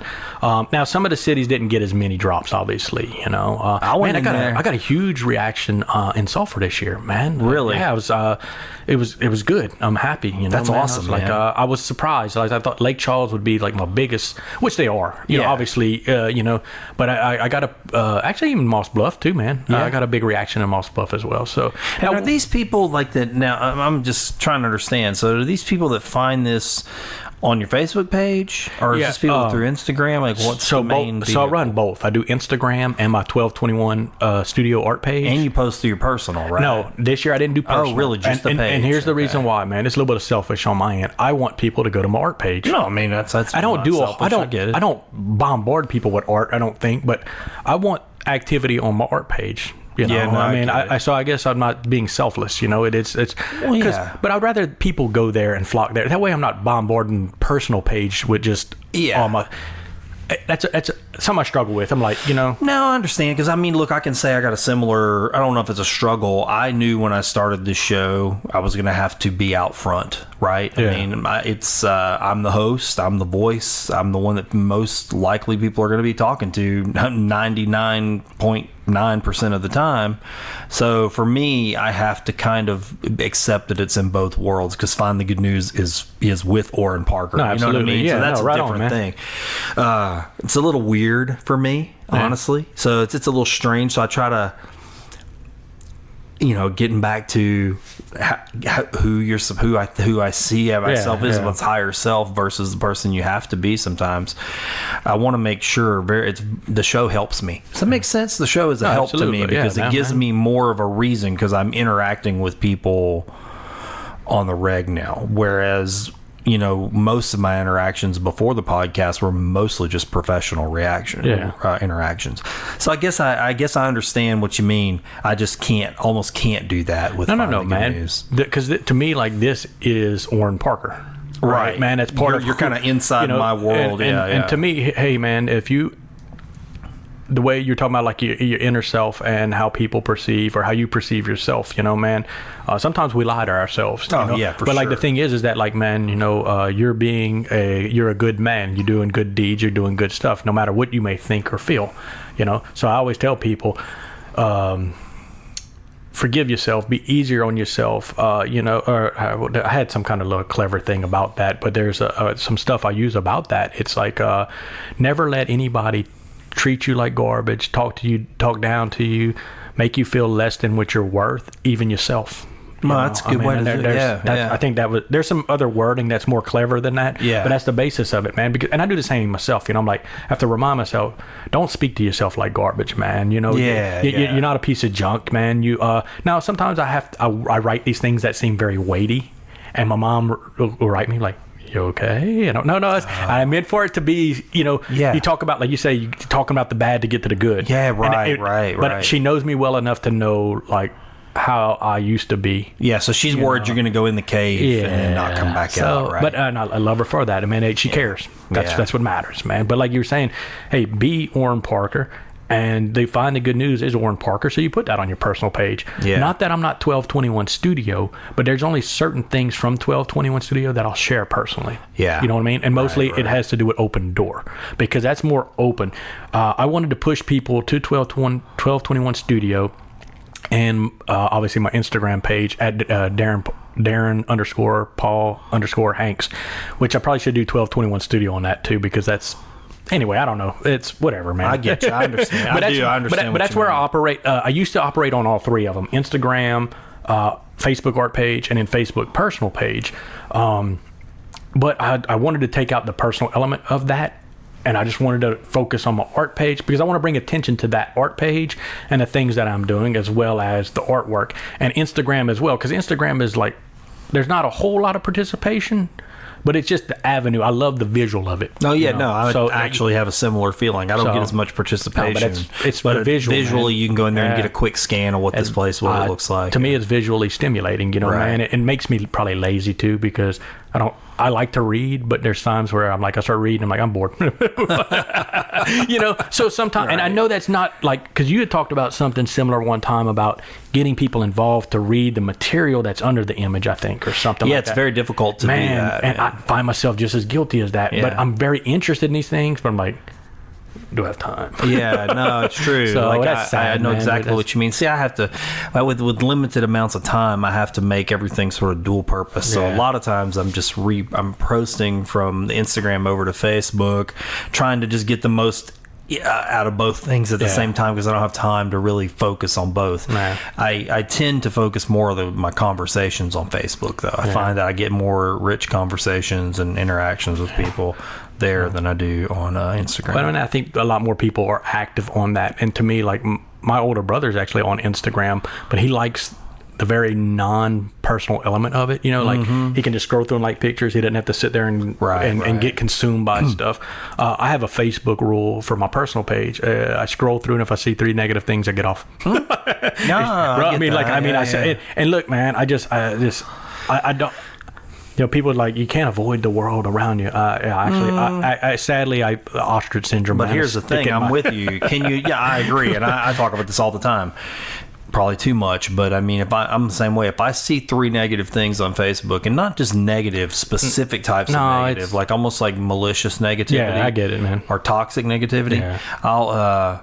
Then I look and I believe it or not, I used to not do this, but now what I do is I go, where's it coming from? Like, who's the person? And then I will honestly go look at that person and go, how often is this happening? And kind of do a little quick assessment of that feed. And it almost, I consider it like static almost. Like, is this static that is like 90% of their posts positive, and this is just one thing? I got you. Did they just have a shitty day? I mean, really? You know what I mean? Like, because I've seen that where it's like, that's kind of like what we don't know what's going on with people, and you go, man, I don't want to turn them off. So that's what I love about these features Facebook has, where you can turn them off for like 30 days or whatever. I kind of like that, because I mean, I even encourage people to do it to me. I haven't ever said that on the show, but if like you ever are listening to me and go, you know what, I'm kind of tired of this kind of stuff he's posting, I just want to give it a break. Don't delete me or block me. Just turn me off for 30 days, and then if I show back up and I'm still pushing out the same stuff you don't want, then block me. Look, man, I take none of that personal. If you want to block me, unfollow me, whatever. Man. I don't take. I don't want to sound like either. Billy Badass here, but I don't. No, I don't either. I don't know. I just don't. It doesn't bug me, in the way that it probably bugs some people, like loss of numbers and things. I'm like, it doesn't. Hey, man, don't get me wrong. I want you to follow me or follow my artwork because you like it and you enjoy the stuff I have to say about it or whatnot. But if not, like my personal page, I'm not very active on my personal page. I used to use it just for the messenger when I was offshore, because it was an easy way to communicate. The only time my page was ever popular, I guess you could call that, was when I'd do the Elf on the Shelf. Then after that, like, people would be like, well, this is the most boring human in the world. He did Elf on the Shelf in December, and then like my page completely, just like art, right? Okay, so the art drop, it spiked so much this year, like literally. The statistics of it, and I'm not really a big numbers person, but over 4,000% of like all the the little numbers. Yeah, man, like by 4,000% things increased, man. Yeah, like, I don't know. I think that's pretty impressive. It is. So your Elf on the Shelf thing. I mean, I've got to stop for a second because you brought it up. I wasn't going to bring it up. I didn't know if you wanted to go there, but that's another one of those things about you that I was like, wow, look, he does this. Like. And I looked forward to it every year. I was like, what is he going to do this year? Because, so for people who don't know, and did you get that idea from somewhere? Did you make that up? That's why I quit, though. Because people were doing it. Somebody got famous for it up north in Canada, and like, and so you just said, you don't recognize the OG. She wrote on there like for her husband. She's like, we just thought it'd be a funny idea. I'm like, good and well, you saw me doing it because of the hashtag Elf on the Shelf. You saw it. I saw it. I mean, dude, you did it for so long. It's almost impossible to not see. But for folks that don't know, is that stuff still out there? Yeah, it's on both my Instagram and I think my personal. Yeah. So Darren, basically, what he did is he dressed up in an Elf on the Shelf costume, but then he would go sit himself in all these situations, you know, like little Christmas elf situations, but for grown men. Yeah. And they're funny. Yeah. I mean, they were pretty funny. But that was another thing that was time consuming too, man. Oh no, I was like, when's he doing this? Me and my we do them in like one or two sittings, you know. So you don't do one at a time. No, it was see, that's what I had my cousin Brant. You'd met him before. Yeah, I met him. Yeah, he was my photographer, if you could call it. And that actually, like that, you know, I just kind of like, man, it is another thing. I don't know. I just kind of lost interest in it. You know, like it was funny, and a lot of people caught on. And I probably should have wrote it out a few more years. It's funny. But it really was. It just got to, and I still have the outfit, man. I dress up on occasion. But I still have the outfit. Probably ain't been washed in like 3 years though. So that's awesome, man. But, you've done so many things. I mean, just talking to you and laughing today, I mean, that's exactly why people like you, man. Yeah, I mean, you have a willingness to try stuff, man. Yeah, but it's being stupid, man. You know, but like it's fun. You know what I mean? It's not stupid. Like harmless stupid. Yeah. You know. But yeah, like just to jump off back to the art drop this year too. I do owe a big portion. I think everybody that participated, man, that was awesome turnout, man, and the excitement of people. But there was a lady, Miss Glenetta, who is a friend of my mom. My mom's been cutting her hair for like 50 years, man. She came to my birthday giveaway last year. And that's the first time I met her.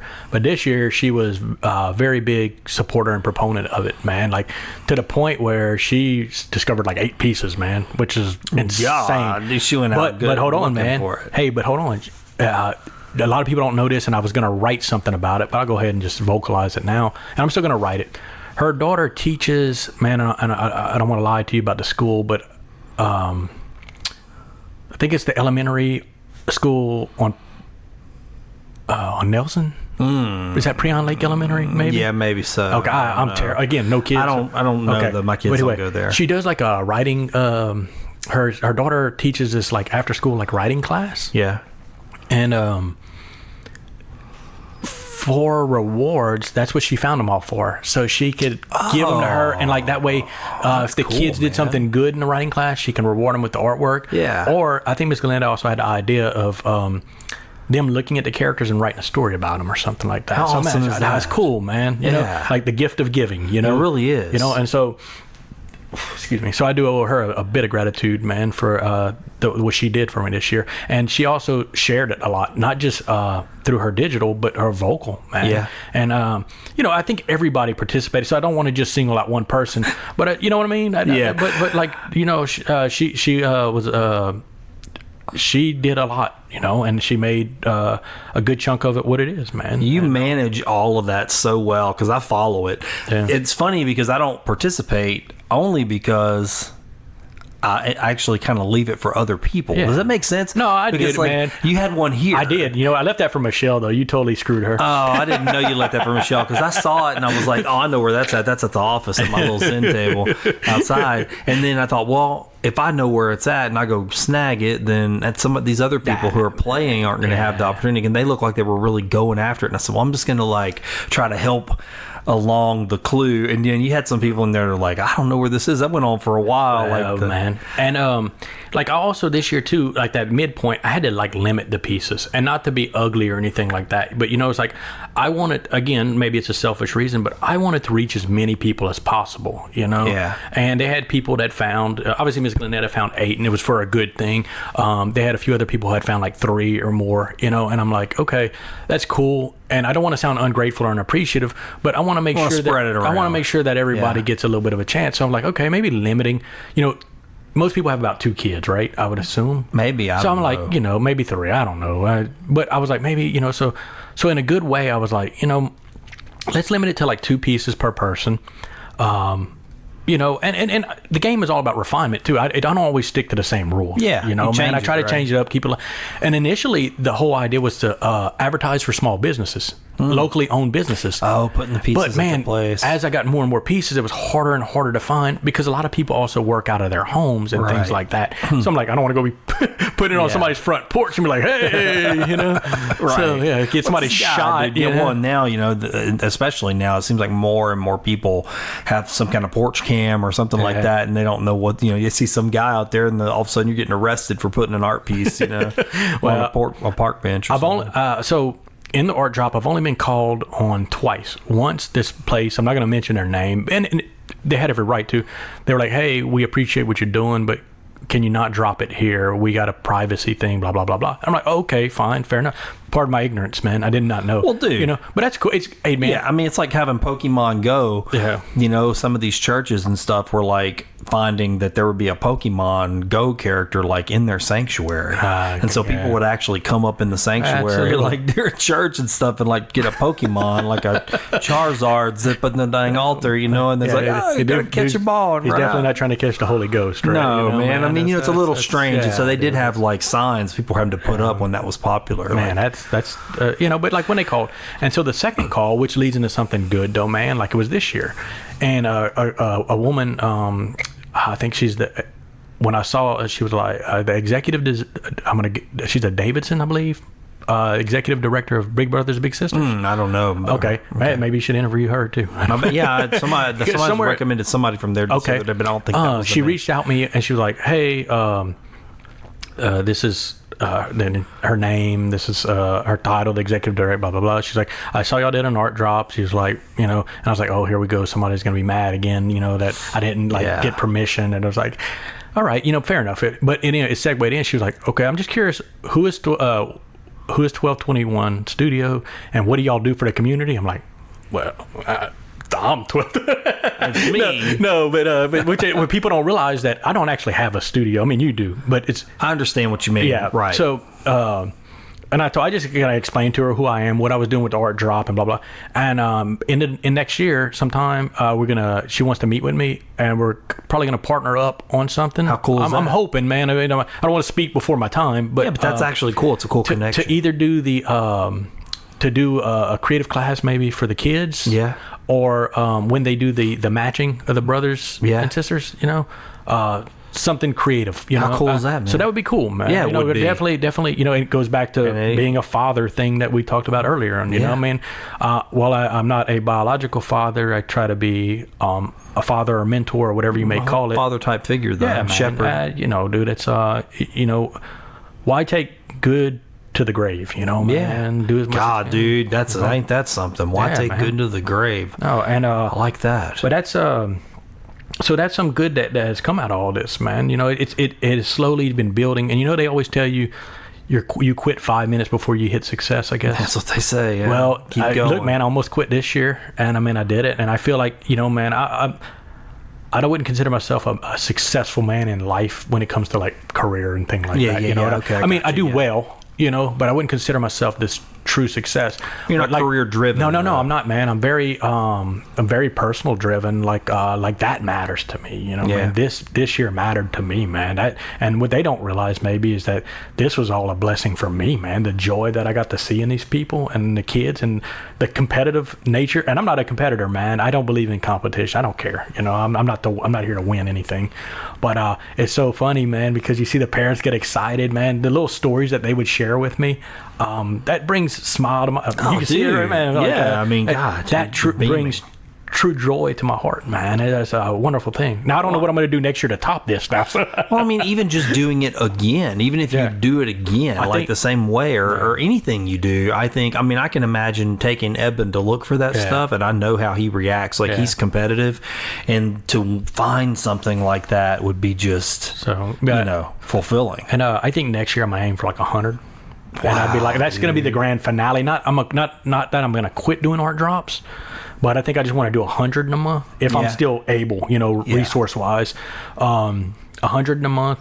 And then that's a lot. Now this year though, now this year I'm not going to be doing the birthday giveaway because I already pushed that into the drop this year, right? So on my birthday, I'm not going to be doing that birthday giveaway like I did last year. Dude, next year, next year when you do it, I'm gonna give you a bunch of Find the Good News stickers to load up in there, bro. Do it, man. Do it. That way people have some extra little stuff in there. Especially the one with the skull. You like that? That's cool. We're gonna have hopefully by next year we'll have a bunch more. Yeah, man. Yeah, dude, make it fun. No, man. absolutely, I'll be glad man. to do that. Dude, no problem at all, man. And I like fun. that. You know, I try to support local as much as possible, man. You can tell when you draw attention to by drawing attention to yourself in this project that you're doing, you know, like you said, you go to Chick-fil-A and you go to other businesses and sit and have a meal and you draw people to it. It's so cool because so much of that now is sort of corporate driven, right? Like even like Pokemon Go, I mentioned that it's like it's all about, you know, getting more downloads on an app or getting more eyeballs on an advertiser. The way you're doing it has that analog handcrafted component, which is still appeals to those people that like that scavenger hunt aspect, and you are using social media to put the clues out, but you don't have to go buy something, or the money's not going to some, you know, no, man, this is my gift to the this is my gift, you know. You know what? I had this little saying here: "Be the world you want. You want a good world, then be good, man. Be good. You know, it's all around good, man. I like that too. But yeah, like but no, man, it's I believe in craftsmanship. So like in quality, you know, and I feel like that's sorely missing from a lot of stuff, and that's where everything's replaceable now, man. Yeah. You know, like it's so easily. There's no like, hey, let me repair this or whatnot. And maybe I sound like an old fart, but I believe in. I like that. And that's why I like doing my original art, man. Like that. It's all. It's done by me. You're not gonna get another one like that unless somebody scans it and makes a good print. You know? Yeah. And if you do that, let me know. Yeah, no, I like that, and that's gonna mean something. Yeah. If you get those same people that play it every year, which is kind of cool, I could see somebody going, "Man, I've done this every year, and look at all the pieces I've got." It's like a collecting. And there are people like my friend Ashley. They have participated every year, man. That's cool. And I don't know if they still have the pieces, but they have participated in every year, man. And that's a really it's good to know that I have people out there supporting it, you know, and good people supporting it, you know. And that's I don't know, man. It's nice to know that people get out of it what I put into it. Yeah. You know, and that's God, dude, this is it right here. I like this. Yeah, man. It's a lot of fun, man. I like who you are, man. I just do. I like just sitting here hearing you talk about it. Look how happy you are, man. It's a wonderful thing. You can tell. Man. And I you know, self-critical on some level, like, and I don't mean this criticism. I feel like this is the truth. I don't think my artwork will ever be hanging above somebody's mantle, and I'm all right with that. You know what I mean? Nobody's gonna take one of my crazy characters and put it above their fireplace. I see what you're saying. And I'm all right with that, man. Now they might want to take one of my 5-minute paintings that I do. So, but I'm all right with all that, man. You know, like I'm comfortable in knowing this is the art that I do. Yeah. This is what I love to do. Right. Like I feel like I kind of started what you call like a catalog of artists. Yeah. So if people come up to me and be like, "Hey, man, can you draw my child or a picture of my family?" Not gonna happen, man. Most people want like that realistic thing, and I can do it. This is not what you. But it's gonna take me 2 years to do this. And I got you. You know what I'm saying? Yeah, so if there's somebody that I know, there's a couple people that are portrait artists, or if somebody asks about graphics, I automatically deflect them to you. You know. You might not always appreciate that, but did we just have you know what I'm talking about, man. I'm not going to go into there. I was waiting for you to say it. I'm not going to go into it. I can't. Let's just say this, man. All right. Let's just say it like this. I hope you can forgive me. I mean, I'll just say it like this. Sometimes, you know, you just don't know what people are going to be like. I mean, that's the best way to say it, man. You didn't know. I didn't know until I knew. Yeah. You know, man. Anyway. But dude, that fedora though, man. You know. All right, man. All right. Before I say something about you, man. Now, hey, do you know what's funny? I mean, I won't even say what it is, but did you end up seeing the final thing? Yeah. That doesn't even have that fedora. It just didn't even happen. So, like, the big thing didn't even happen. I was like, oh, man, okay. All right, man. You know what? I mean, I get what you mean. I'm the same way. We've actually gotten to where we do that, too. We're trying to narrow things down to the things that are better for us to do, the things that we that just fit more in alignment with us and the things we can serve people better by doing than the things that we know it would be better for somebody else to do. And we try the same thing. We try to deflect it off to them. No, absolutely, man. And I think there are just some projects that are not meant for me, right? And I'm all right with that. Yeah. Like, I because I take no pleasure in doing realistic artwork, man. People are like, oh, you can make so much money if you do this and this and that. And, I take no pleasure in that, man. Yeah. I want to draw cartoons and weird stuff, man. Yeah, no, I know. I mean, look, I think back, I've talked about this a few times, maybe over and over, boring people to death with it again, but even like my choices in school, a lot of it was driven by this just different advice from advisors and friends and people in my life that would say, oh, you can't make any money as a teacher, you can't make any money as an educator, you should get into advertising, get into graphics. I really had no passion for that. No. I mean, not back in the early days. I mean, now I developed that skill and I found that I could do it well and I had a mind for it and a knack. But I find that it's a creative knack. If I put that, maybe you find the same thing, like creativity is sort of the gasoline, but I can put it in a variety of engines and make a lot of different things run with it. Just like this podcast. Yeah. I mean, yeah, there's a graphics component to it and there's a writing component to it. Yeah. There's a video component. There's all these branding components and all of that, yeah, and it runs when I put the creative gas into it. Yeah, but I mean, you're like you said. I think you're a creative guy. You're a craftsman, and you're a personal person. Man. So all of that, to me, all that blends well into this. Yeah, this was This the vehicle. Yeah, I mean, man. It seems like it's all kind of been leading to this. I just wish I do find sometimes a little tinge of regret where I go, man, I sure wish I'd have kind of figured this out a little sooner, but it is what it is. We make the decisions we make when we make them. All in time, though, man. I mean, maybe it wasn't the right time. Like, a lot of my stuff, I truly feel like that. I could have. My dad wanted to get me offshore, like right out of high school. A lot of people want to get their kids off into that stuff. To think about how much money I could be making right now, and I know that's not the ultimate driving factor in my life, but I'd also look at this, though. If I would have done that and knowing who I was, a kid making that much money and the wildness in me, I'd be dead. You wouldn't even be sitting here with me right now. Yeah. I don't know, 100% know I'd be dead. Now, I've struggled a lot financially over the years. Most of it all self-inflicted, Yeah. And probably because I'm not as driven as a lot of people, Yeah, I don't have like a strong competitive streak or a heavy drive other than to watch cartoons and draw, man. But no, but I'm a good worker, and I think I've gotten a lot. I've gotten where I've gotten a lot of places in life because of my work ethic, and it's all stems down from how my dad raised me. Yeah. There's stuff that surprises me. I'm like, I never understood why he wanted us to do these things, and looking back now, I'm like, I get it. I get why he wanted, and again, kind of regret not taking in more of that information. But you know what? It also gave me a good mind for thinking and a curiosity. Yeah.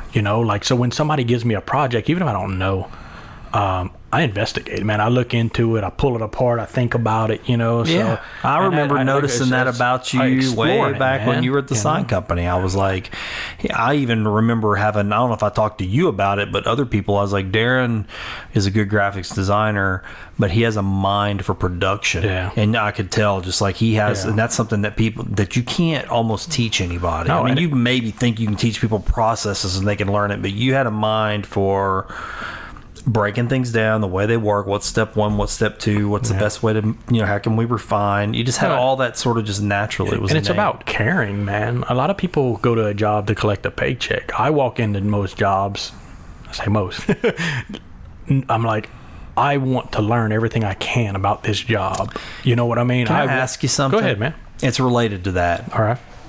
Do you find that your satisfaction in employment with a job is related to the company's care? Like if you go into it, you just said you go into a job, you want to do a good job, you want to investigate, you want it to be good, and then you put that time in. Do you find that when you discover that the company doesn't care, that your dissatisfaction just diminishes? Absolutely, man. Your happiness? Because I feel like because maybe my expectations are too high, but in any job I've ever been, I expect people to care as much as I do. Yeah, okay. I understand. And I care too much. So yeah, I can see that in you for sure. I've been told, man, that is a strength and a weakness in me, man. I can see that because it can make you get to where you're going to hit a wall or a ceiling at everything you end up doing, like going, damn, man, I'm hit the ceiling again. And it's been pointed out to me that, like, I guess my short-term commitment to jobs, like, it seems like 5 years about my tolerance. But it's never been, for me, though, it's never been like, hey, I'm waiting for... Okay, so fifth year, I got to walk out. You know, it's not been like, it just seems to be that way. My life has been surrounded with fives, man. Fives and nines. I don't know what that means, but like, okay, graduated in high school in 1995, graduated college in 2005. That's interesting. The number 9 sticks out to me. My baseball jersey when I used to play was always number 9. Yeah. I mean, there's other things, but it's interesting how that works around, man. Like, yeah. So I've had similar things with letters. I mean, and numbers. I know. I think you talk to a lot of people and you really started picking at that. Yeah. You find a lot of people have things like that where there's these synchronistic intersections with certain numbers or dates or colors or names or letters. I mean, man. And I'm jump back to the art because something just popped in my head. You were talking about like the Chuck Fest, okay? Yeah. So I did that mini drop. Yeah. Let's get back to that. Sorry, no. Well, I mean, because honestly, if we hadn't have jumped into all of that, I don't think people some people are going to listen to this and not even know what the heck you were talking about. No, they're not going to know. They're going to listen to this. They'll know. They can listen to this whole. They can listen to this whole thing and not know what the hell's going on. Yeah, I'm a terrible interviewer. I can't keep things on a linear train for nothing. Look who you trying to keep in line here, man. Halloween, baby. There we go, man. Got me walking around like I think Dane DeVito. Who are these? No. I won't. I know where that was going. These are the. So. You know where I'm going with that, yeah, dude. I just had to give myself a second. Oh my god! And the face afterwards. These, Stevie. Oh man, dude. Okay. Your worst nightmare. This is what's funny is like I've heard this from people who listen to this show a couple of times. They'll say, because there hasn't been a few other guests where I've had like a pre-existing relationship with, and they go, I can always tell when you know somebody versus when you're just meeting them, because like the conversation has all these weird little like jokes that we're going, what are they laughing at? Why is this funny to They can them? Reach out on the side and ask. Yeah, some of it's not safe for work stuff. That's good. But so I did my friend Jen, we were talking about, like, you know, because always a lot of hype, I guess you call it, during the art drop, and a lot of people don't get to participate, and I'm like, okay, tough, you got to wait till next year, and people forget about it. Right. You know, in a year's time, man, it's a lot of time to pass. Yeah. So this year, our leading up, I'm trying to, I'm not saying it's going to be successful, thinking about doing holiday-centric small drops, or like mini drops. Yeah, I like that. So I did those 5 for Chuck Fest that were centered on the bands playing, or some of the bands playing. Halloween, I think I'm going to do a couple of Universal Monsters. Yeah, man, that's cool. Thanksgiving, I might skip over. I don't know yet. And in December, I'm thinking about doing the 12 Days of Christmas. That's cool, man. So, I mean... I like that. And I mean, 100 pieces is a huge amount. Yeah. But I like this idea here where it's like, throughout the year, you're doing a bunch of different ones. And that's where I could always use feedback. And I give everybody the opportunity to give feedback at the end of every drop. I like that. And nobody ever really gives me any feedback. They're like, interesting. It's perfect the way it is. I'm like... All right. Thanks for the feedback. It's not feedback. I did. But hey, man, it may be good the way it is. You know, it may not be. It may not need to be interrupted. I may just shut my brain down. Well, that's even like this. I mean, I get it. This is a project, and you know, I have to gauge a lot of it on. Unfortunately, some of it's just numbers and going, okay, am I getting more listeners? Yeah. Not because I'm trying to like chase listeners, but it's like, well, if more people are listening, that means that I'm doing my job right with this. And that's the thing, man. Like, truthfully, I follow yours on Spotify, right? Yeah. I don't even know if I'm subscribed to. I don't know how that works. You know what I mean? Yeah, like, you can just follow it on Spotify. Okay. See, I don't know, because I know you're looking for subscribers, right?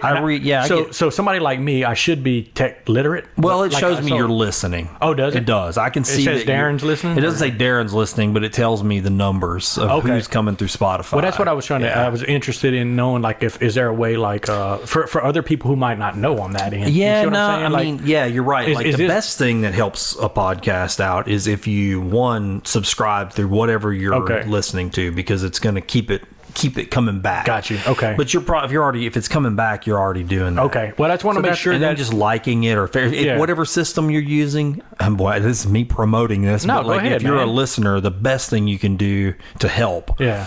Is the best thing you can do is go to our Patreon page. Go ahead, Patreon.com/find the good news. But no, the most useful and easiest thing somebody can do is to go like it or star it, or if there's a reviewing system, just give it a review. See, that actually helps. I don't think Spotify does that. It doesn't, but it does still count the play. See, like a lot of these platforms, if you get a certain number of interactions like that, they'll start putting it to the top, and show it in these banners, or they'll even reach out to you and go, "Hey, we want to feature your show as this week's featured show." We're not at that level. Well, and then speaking of that, they had a podcast that I was listening to way before this, but when I was working on the boats and we'd go into port, we'd go into port, man, and we were down for like months, and so they would flip my schedule. I'd be working like 6 p.m. to 6 a.m. And I was like the only soul alive on that boat.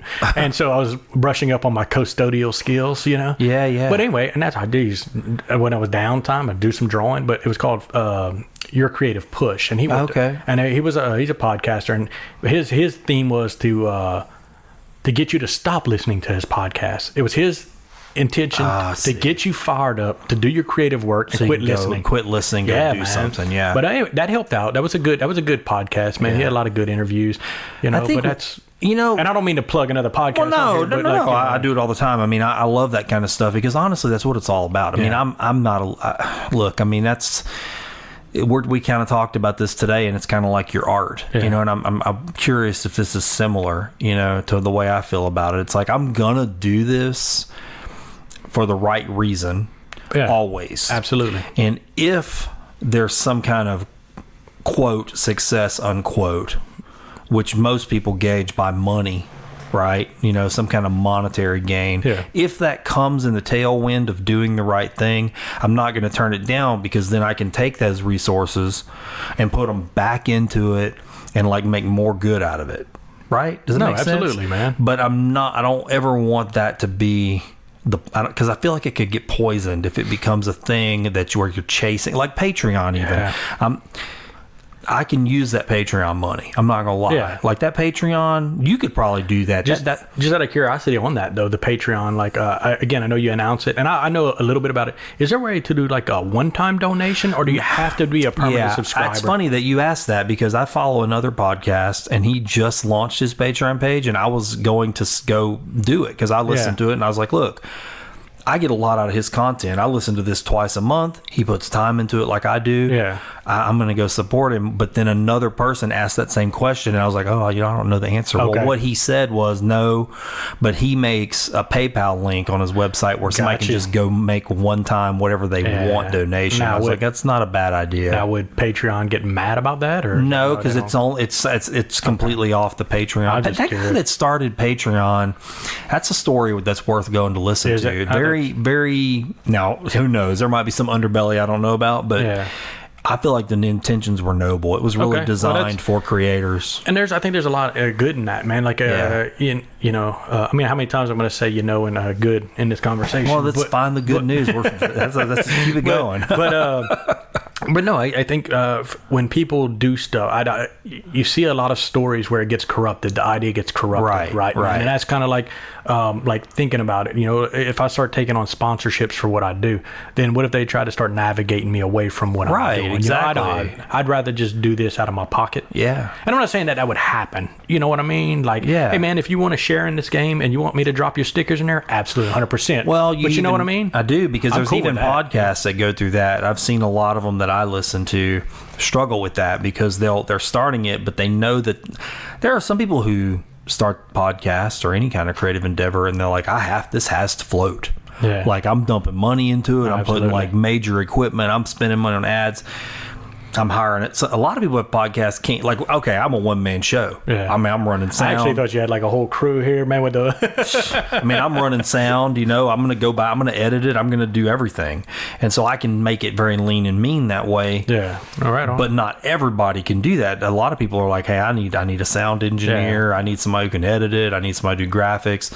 And that's where you got into the production of this? Other shows. Yeah. But there are some podcasts that are under an umbrella. Like they get it started and they're like, it's not going to float unless I get some help. Gotcha. So they'll have like these umbrellas that it's like, we produce this podcast, this podcast, this podcast. All right. Gotcha. Well, when you get into that territory, they kind of have a little bit of almost like a movie studio. Right? Then the studio has some say over what's going on with your show, and if you're producing a certain number of episodes, and are you getting good guests? And there's a lot of them coming out of Los Angeles that are like that. Are they?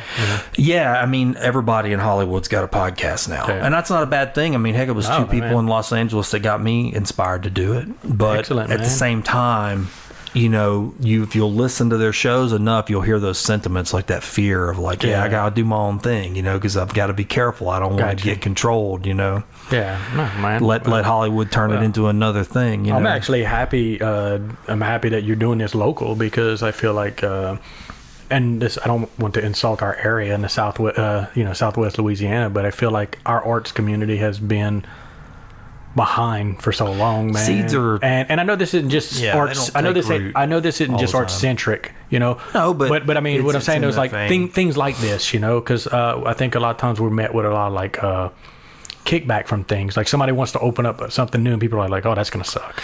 That's gonna fail." What's interesting about that? Yeah, you're right, and you're an artist, so it is an interesting sentiment, and it's something I have noticed. I have found with a show like this, because we do talk to a lot of artists and a lot of people like you who the good work is their art, but it's also their heart. Ooh, what was that?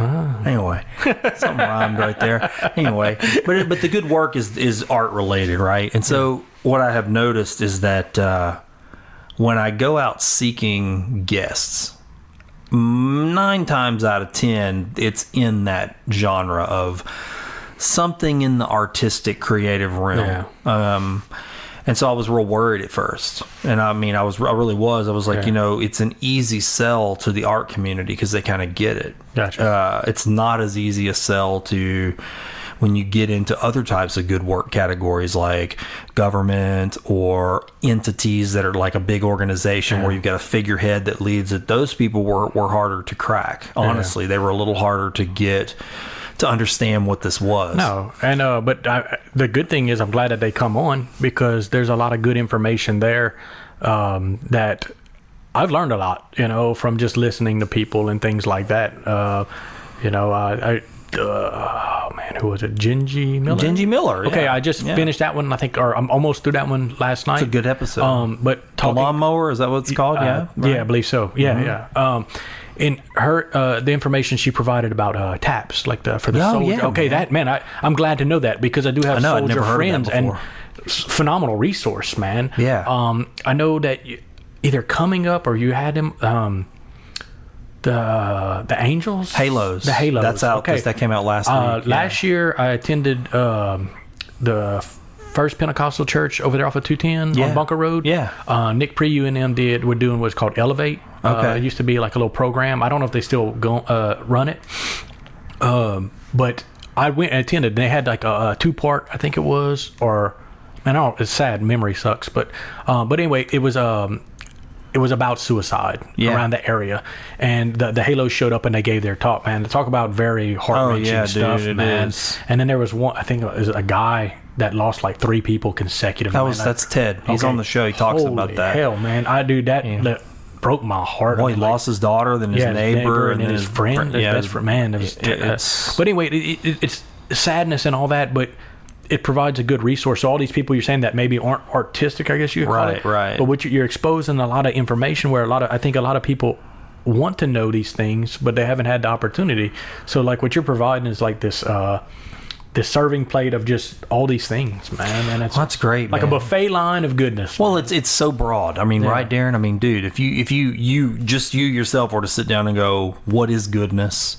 And then, you could start making yourself a little mind map, and your categories are just going to keep growing off of that, and going, wow, this is really a category that's so broad, and depending on what situation you're in, is going to really determine whether something's good or not, right? I mean, because I'll even have conflicting things where one entity maybe is almost even working against another entity's mission, if you can conceive of that. Yeah. But if you think about the person that's receiving the good work, that is what determines it. In one situation, it could be one type of person that needs what this entity's doing, even though the other organization's serving a whole different need. And again, man, sometimes we may not agree with stuff, right? But it doesn't mean good isn't coming out of that, either, right, man. And that's a tough lick to take sometimes, because I'm like, I totally disagree with what you say and what you're doing. However, I see the good in what you're doing. Well, I'm gonna tell you, I can give you. Does that make sense? Yeah, and let me give you a real plain, tiny. This is again getting back to the. As long as we don't the do edge politics. of that. Some people wouldn't maybe think, hey, why are you putting eggs in my stew? Yeah. But then, 10 years later, that same person is serving eggs in their gumbo, and somebody's like, hey, I'm excited about these eggs. See, so when I die, when you give part of my eulogy, you're going to be like, hey, put eggs in every my stew. damn time I boil an egg and put it in my gumbo.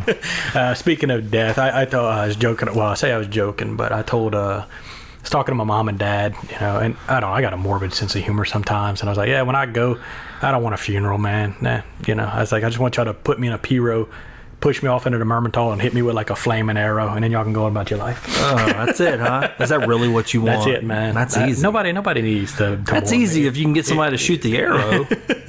Somebody that's that good? I don't know. I probably got some redneck cousins. We'll try. I mean, I could try, but no, I joke around about that, but like I know what I could do. What's that? Is I'll make the crow. The crow? That's fine, man. Burn me up. I do, yeah. Remember that night, dude? Do you remember that? That wasn't your bachelor party, huh? No. It was something, a get together that we had at the house because Amy was there with her husband. Oh, yeah. And I was out. This was back. And my politically correct self. Yeah, I remember that because I always pride myself on my fire making abilities, but we wet wood that night, and I was like, you know what? I'm going to break my rule. And this is the rule. I'm not kidding. It's been in my head forever. Gasoline doesn't burn. It explodes. That's like, you got to remember that about gasoline. But I'm like breaking my own rule. I'm like, nah, I'm going to put a little gasoline on this. And dude, when that gas can caught on fire and I was like shaking it, trying to get that out, I was like, just like these internet videos, like, oh shit. I'm throwing flaming gas all over my yard. And when you said Oran's outside painting the crow, I was like, dude, because I knew exactly what you meant, and I thought, Brandon Lee burning that big crow. Oh man! And what's crazy is honestly that you just waited to put it out with just a blow on it. Just went, it was out. I was like, the whole struggle, man. Because you saw my panic. I was like, no. Darren, hey, we got a fire problem. Oh my gosh, dude, we had fire all over that yard. I actually, when you said the crow initially, I was thinking the brand, and then after your face expression changed, I'm like, oh no, and I forgot about that and then you just completely transported me back to that moment. Yes. What's funny, man? I mean, if we could just get off on another sidetrack. Hey, might as well, man. We hadn't gotten off enough. No, right? We have no direction here. No, just completely rudderless.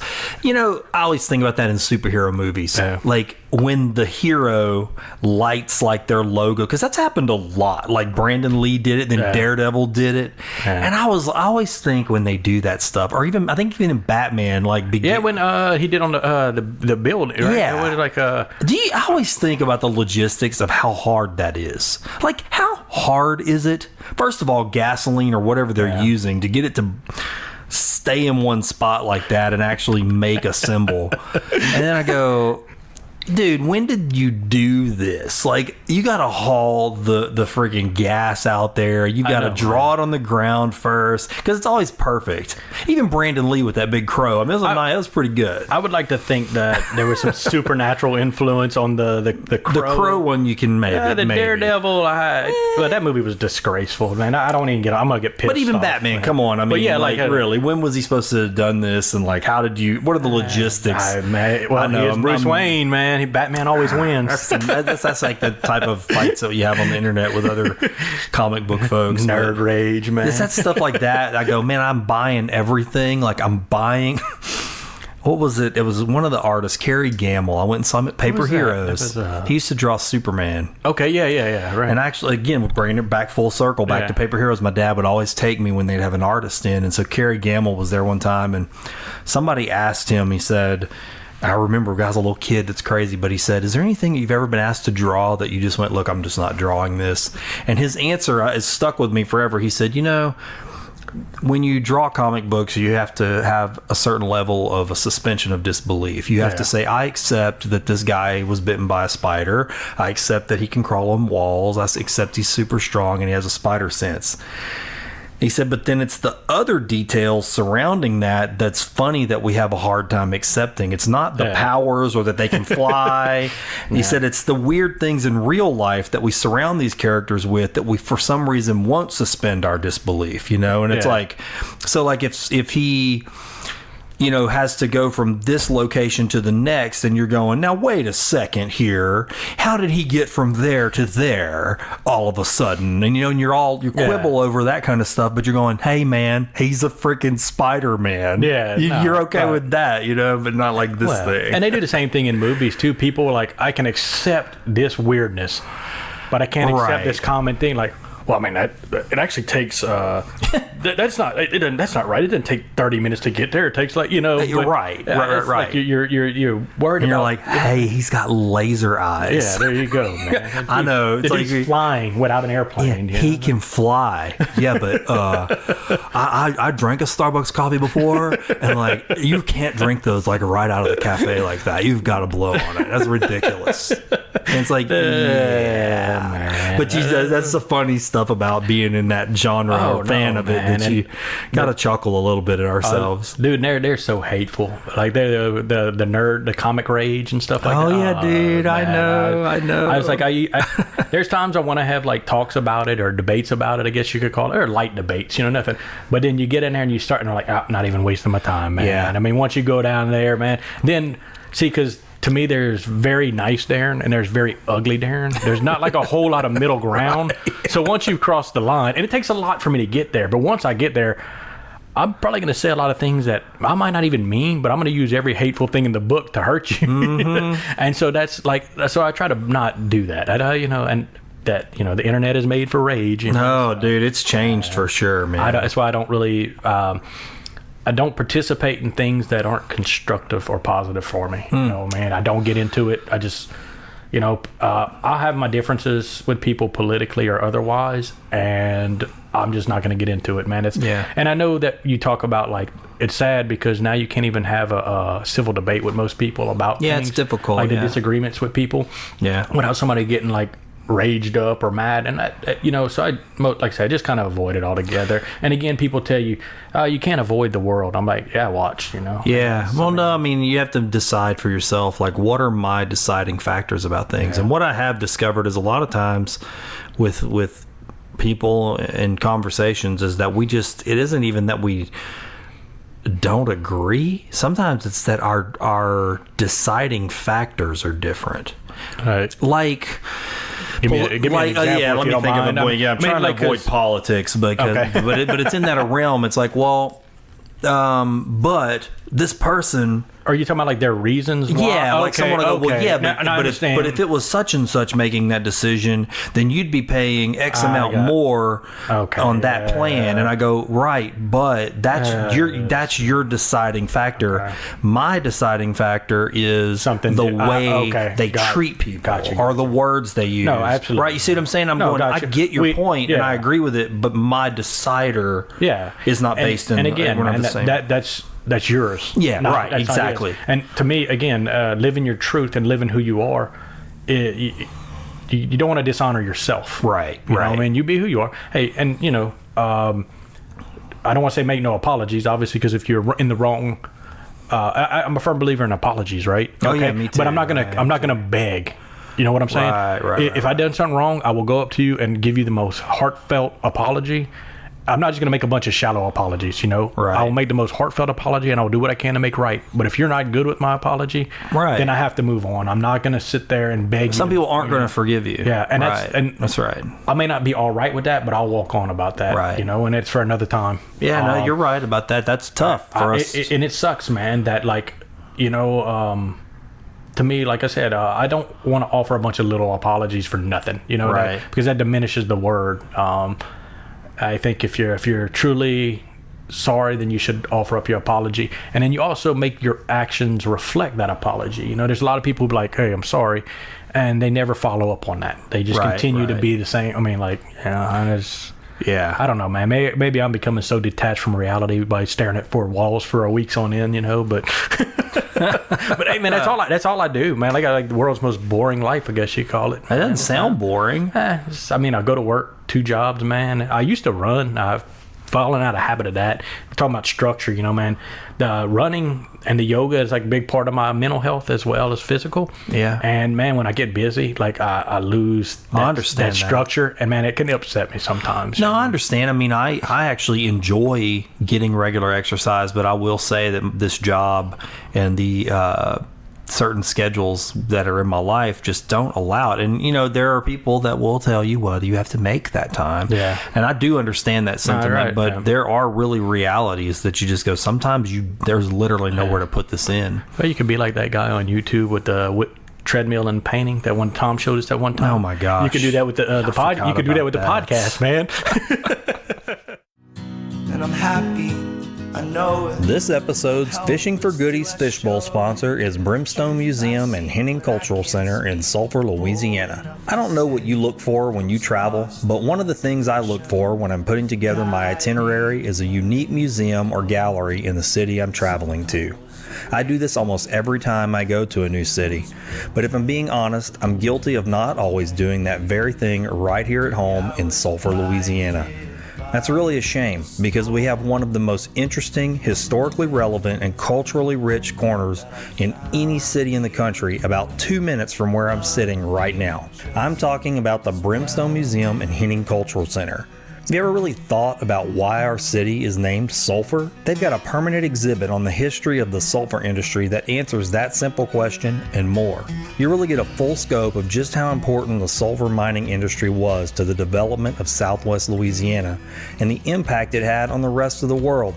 Yes, the rest of the world. On the same property, right next door to the museum, is the Henning Cultural Center, presenting some of the most interesting, modern, and culturally relevant local art shows I've ever seen.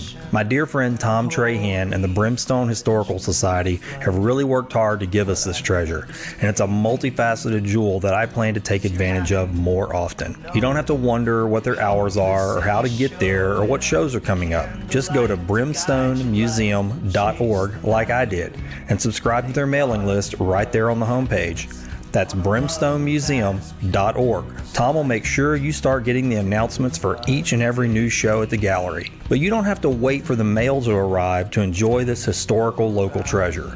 You don't have to be guilty, like me, of overlooking a local wonder that conveniently sits next to the Grove, one of the most beautiful walking parks in Southwest Louisiana. Drop in and say hi to Tom for me. Tour the museum and center, and make sure to tell Tom that you heard about Brimstone Museum on Find the Good News. Now, let's take that dive in the fishbowl. You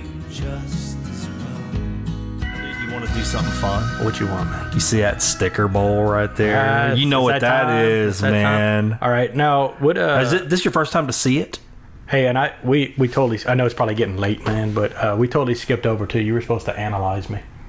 analyze you. You were supposed to tell me how you saw me, but that's good, man. No, I'm going to. Let's do that then. Let's do it after the fishbowl. Okay. Let's do the fishbowl and we'll save it for the end. How late are we running right now? I mean, We're about 3 hours in. Does it seem like 3 hours to you? It doesn't either to me. But I don't want to keep you up all night, man. It ain't night. You make nighttime. It's only 4:30. I got that soundboard over there. It looks like I have night. no concept of time. Okay, so it was. So this is you get 3 questions. Okay. And now look, there's 3 different types. That's what I was wanting. Yeah, because not everybody likes every kind. Okay. So the big cards are would you rather. Like, do you like peas or do you like carrots? Yeah, I got you. They're probably more complex than that. But then the other kind are, they're called... the card cards? Yeah, the card cards. That's the ones that are like Edison cards. And okay, what is that? They're like ice, but I like those a lot. And then the paper ones are the ones that I've put in there and other guests and listeners have put in there. And you get 3. What I always suggest, get 1 of each. That's what I'm going to try to do here. I just don't want to do like everybody else and pull the same one. Man, okay, now that you're here, let's talk about that before you pull them out. You've listened to the show. Yeah. And some of the same questions come out. Yeah. Look at that bowl. I know. That's chocolate. Does that blow your mind? Hey, or they're not, and there's not multiple ones of the same. Every question in there's different. How in the world? What are the odds? Maybe there's hundreds. Maybe you should remove them. Like I take them out and shuffle them every time. No, but I'm talking about like remove it permanently. And then, like, man, some of them are good questions, though. But dude, I mean, hey, you know what? Don't interfere with the process. No, I'm trying to let that be almost like a mystical bowl now. You know, it's got like a weird energy to it. But seriously, is that not the craziest thing? It's wild, though, man. Because look at there, you got to really. I mean, it's a lot. It's probably hundreds and hundreds of questions. Now, it hasn't been so crazy. But even with 60 shows, and there's literally 400 questions in there, how is it possible that people draw the same one? Watch me grab. I know. That's what I'm saying. Like maybe they're just meant to be asked. Edison? That's a good one. Yeah. I like those. What's one action you could take today that would make your work life easier? Oh, wow. Have you? I don't think you found that one. No, new question. Thank goodness. There we go. What's one action you could take today that would make your work life easier? Do you ever have a thought like that, dude? That's just like, man, I just got this one thing I got to change. It's hard. It would probably be for me to make my work life easier. It actually goes back to something we were talking about earlier on a level for me. Keeping my mind reframed, like adjusted, like I was talking about adjusting my attitude when I walk in the door. Yeah. Now I take people. I think to make my work life easier, which actually my work life is not hard. It's already not. It's already not. No, neither job. To be okay, because both jobs require different parts of me. Yeah, I got that. The first job is more of I have to be interpersonal, but there's office work, there's physical work, and there's personal work. Yeah. The second job is physical work, but also dealing with a lot of people. Gotcha. If that you understand? You know what my 2 jobs are. I do, yeah, right. I understand what you're saying. So, I guess to make my job easier, man, would, I don't shut up, and now look, I'm stumped. Well, no, but that's a tough one. I mean, like, picking something today that would make my work life. If I would decide to change my mind about how I deal with people. Okay, that's a good answer. I think that would be about the and that is something I actually am working on. But I think that for me, man. That would be changing my mind on how I deal with people. Darren, I would say the exact same thing. Really? Yeah, I mean, I wouldn't have said it before you said it, but now that you said it, I go, that would be, because there are interactions where I just go, oh my gosh. Yeah. And it's all in my head. If I could just change my mind before the interaction, I would be like, okay, I'm just going to make the best out of this. And there's a personality trait that I have where I can be a grumpy old man. Okay? Old man Darren. Old man Darren. Yeah. I can be a grumpy old man. And I was told that is a good quality to have in one of my jobs. Interesting. It's hard to really go into on that. It's basically letting people know that you're not going to deal with nonsense. Yeah. I will listen with compassion and care. But if you're going to continue to do nonsense, then I have to step up and be like, hey, this is done. You're done. Yeah. Kind of thing. Does that make... Yeah, no, it does. Makes sense. I might be able to elaborate further, but I get what you mean, though. But being a grump and gruff man is not somebody I want to be. Right. I get that. I didn't choose that life. No. No, but that's it's sometimes it's almost it's so ugly, man. I don't like this about me. But there's sometimes I feel like that being ugly to people is almost a necessity. Oh, dude, look, I get it. Does that make? No, okay. it does. I don't want to sound like a bad human, but no, I mean, I went through this recently because I was like, God, I mean, I'd have to say it just plainly. I don't want to try and dance around it, but like I was dealing with an insurance thing, and I was honest to God being shystered by a company. I mean, they were taking money that they didn't do work for, and it was just the whole thing. And me and Michelle were really getting the shaft. I mean, the words coming out of their mouth were helpful and positive, but the actions were never. And it was like I felt like the words and the actions were so far out of alignment that it was becoming like, oh, the words are a smokescreen. And so I tried doing everything the peaceful way, the positive way, and taking all these positive actions and doing it the way I believe can work. But it got to a point where no response, and so I had to like literally go, okay, now I have to go and be somebody I don't really want to be. To get a result. And still, it wasn't even far enough. And I just realized, I was like, man, why do we force and we have a choice. But you know where I'm going. Because it sounds like what you're saying is like, why do we force each other into these impossible situations where the only action now is some kind of conflict? Why did you push me to this point? Why are we going here? And they were like, oh, you don't have to yell or be ugly. If you'd listened the first 3 times, but you're not. I wouldn't have to be ugly. I mean, we got here we did not get here somehow. I mean, it's funny because Eben and I have been watching the old Incredible Hulk show, and dude, it's literally. I'm laughing now because I'm so much older. I haven't watched it in years, and I'm like, this is like literally the plot of it. It's like, he's trying to be a nice scientist doctor guy and help people out, but you guys keep making him angry and you're going to get the Hulk. That's what's going to happen. It sucks. I don't want to be like that, though. I just don't like that. I'm like, why do we have to keep getting here? I don't either, man. I want to be nice about things. I want to be, but then people and again, like you said, it's a choice for me to lose my temperament. But there's time, it's like, I feel like sometimes there's an amount of disrespect behind it. And they're like, oh, you didn't have to be so ugly about that. And again, like I said, if you'd have listened the first 3 times, I wouldn't have had to raise my voice. And again, I have a choice whether I raise my voice or not. Now, did you go into that situation personally, or did you handle it on the phone, email type No, thing? personally. Okay, see, now, I noticed a lot of people will talk to you a certain way over the phone or through email, but you show up physically, and not like in a violent way, but just your presence. Just the presence, and be like, of a hey, person. I'm here to talk about this, and be kind as possible. And hey, man, their whole demeanor will change. And I'm not showing there, and I'm showing up. Now, I'm not talking about walking in there, Spartan kicking the door open. No, like, me either. I walk in there like, hey, can I speak to such and such? So I didn't know if you would notice a difference in that. Like, I did notice. I mean, I think the face-to-face stuff was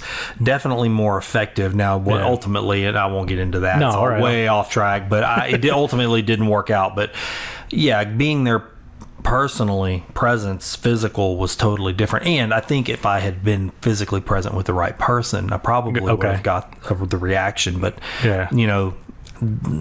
companies are kind of sketchy. When you work with a sketchy company, the person that you need to be talking to is already hauled ass to another state. It's kind of that kind of situation. But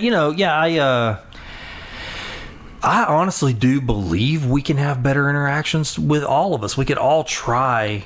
I think sometimes that's all. If we all just tried a little harder. You said that what did you say? You said losing my temper, and I've thought about that word a lot because I have that in me. I'm my father's son, and I go. So when I feel my temper, I actually kind of started thinking about losing my temper or finding my temper, if that makes any sense. No, I got you. Reworking it. I'm like, it's like taking or leaving a dump. You know what I'm talking about? You don't actually take one. You're going to leave. So is that what you're talking about? Kind of like that. I go, I'm sorry. I went there. I love that. That's great. No, it's because of what it is. It's like, hey, this is a nasty thing. And what's happening is I'm finding that I have a temper. And so when I find my temper, what do I do with it? Now that I've found that I have a temper, or in a situation, I see it, it's there. And you can see me. Look, nobody can see me, but I'm sitting here forming it with my hands. That's kind of helped me, believe it or not, as a way of, and it just comes from reading and practicing. But like these feelings, these difficult, temper is a difficult emotion for me. It's very difficult. It's real, and so when it arises, I like to be able to see it you know, and I've beat a dead horse I've talked about before, but be able to see that thing and go, oh, it's like a ball of ants floating in the river, and you go, don't swim into that thing because you get bit 1,000 times. Well, that's like I heard something on a podcast, or I read it somewhere, talking about an external projector as being who you. Okay, so like I think that's the word that she used, and basically it's whatever's inside of you, and I this is helpful to me. If it's in my brain, if I put it down to paper or speak it aloud, it becomes a tangible product for me to work on. If I hold it inside, it just eats me alive. Yeah, it makes sense. But I like that. But man, when I write it down, it becomes an actual. Because I like puzzles and stuff. Yeah. Like I like my brain overthinking self. But if you put it down on paper, it's something like a solving, like to solve it. Sometimes I always wondered like why my dad was always out in the shop working on things, right? And I now know like when your hands are occupied figuring something out, like putting together, and like I'm doing what you're doing. Yeah. but like you taking apart a motor or something like that, man. There's something very freeing and comfortable about that. You're applying your life to that. And you're taking apart and putting it back together. It's tangible, you know. But like I said, like writing it down or speaking it aloud, it becomes a real thing for me to address. Yeah. If it's inside, I'm never going to address it. I'm just going to let it go down, and I'm going to get pissed off, and I'm going to start throwing wrenches and things like that. Which I didn't know that was not a real. I didn't know that was not a good reaction to have. I thought everybody threw wrenches when they got mad, you know. But you know, for with that in my head, and I say a lot, obviously, but I feel like that being, and if I'm not mistaken, it's called an external projector. But you take those thoughts, you either vocalize it. She recorded a bunch of like notes. Yeah, that's cool. I like that. And she said just her random notes too. She would yell into it. She would talk about these random things during the day, and it's kind of like journaling, except vocalizing that. Yeah. You know. But anyway, putting the problem to paper or speaking it loud becomes real to me, and I address it at that point. So if I'm pissed off, I'm like, hey man, you mad? What you pissed off about? You know, address that issue. Yeah. Because I think that's I can have a bad temper, man, and I have no poker face. So even if I'm like, it betrays everything. Me too. So people can be like, hey, what's wrong, Darren? Nothing. Yeah, well, as I get older, I mean, you know, we're a lot grayer than we were when we first met. As I get older, you know, and my eyes get older, I tend to look more haggard, you know, and more just worn out, and it's just a natural state. So it's hard to look friendly and approachable. Yeah, man. You know. Wow. Hey, when you're burning at both ends, man. Too. I mean, seriously. And you think about it, man. You can even what do they say? There's too much of anything can be a bad thing, man. Even like something you love. Yeah, you know, like that's the truth. Like I can be consumed like this. Well, yeah, like right. You could go 100 art projects this year, and then go, I'm gonna do 250, and then just burn yourself. I know where I cap on that one, but like that right there. Thinking about that, okay. I can be consumed by that, and I feel like that's why I've been single for so long too. Like I've become selfish with my time, and that's sad. But I'm like, I like when I'm in the zone to work. So some people can do artwork and talk. I can't do that. Yeah, I have to be 100% focused on the artwork. Yeah. Otherwise, I'm gonna stop and just have the conversation. You know. Yeah. But I can be very consumed by things, man, and that's one of them. Like when I'm getting the zone, hey man, don't mess around. The inspiration I feel is like hit. that when I'm out trying to film footage, not interviews, but just footage on a site, and somebody's trying to talk to me while I'm doing that. I'm like, God, they don't even understand. I need to focus on this camera and this lighting, and you don't want to be ugly. You don't want to be ugly or unfriendly, but it's kind of hard not to. Like, hey man, and not to be ugly. Respect the fact I'm working. Yeah, I'm not. This isn't just. It's not second. It's maybe second nature, but to do it right, I need to focus. Yeah, nah, man, and that's hey man, you got to work, right? You got to. My man, dude, we actually answered that question really good. Do you think so? I think so. Well, I mean, talked about work and mindset and all that. I mean, so much good came out. That's what I love about that. I mean, look, simple question, but it ended up generating a good. And I struggled with that question, man, because like thinking about that. But mindset. Yeah, man. That's the hardest thing to do. And think about how easy it is. Well, for people who are physically capable, think about how easy it is. All this is, man. Yeah. You know, like moving your fingers, toes, legs, walking, even. Think of all the things we take for granted in that. Yeah. You know, what's the hardest thing to operate? Your brain, man, around those things. Like, I mean, stress is a killer, man. But like you think about that, like I think about my dad. and you know, obviously I mention him a lot because it's a you know, important part of it, but like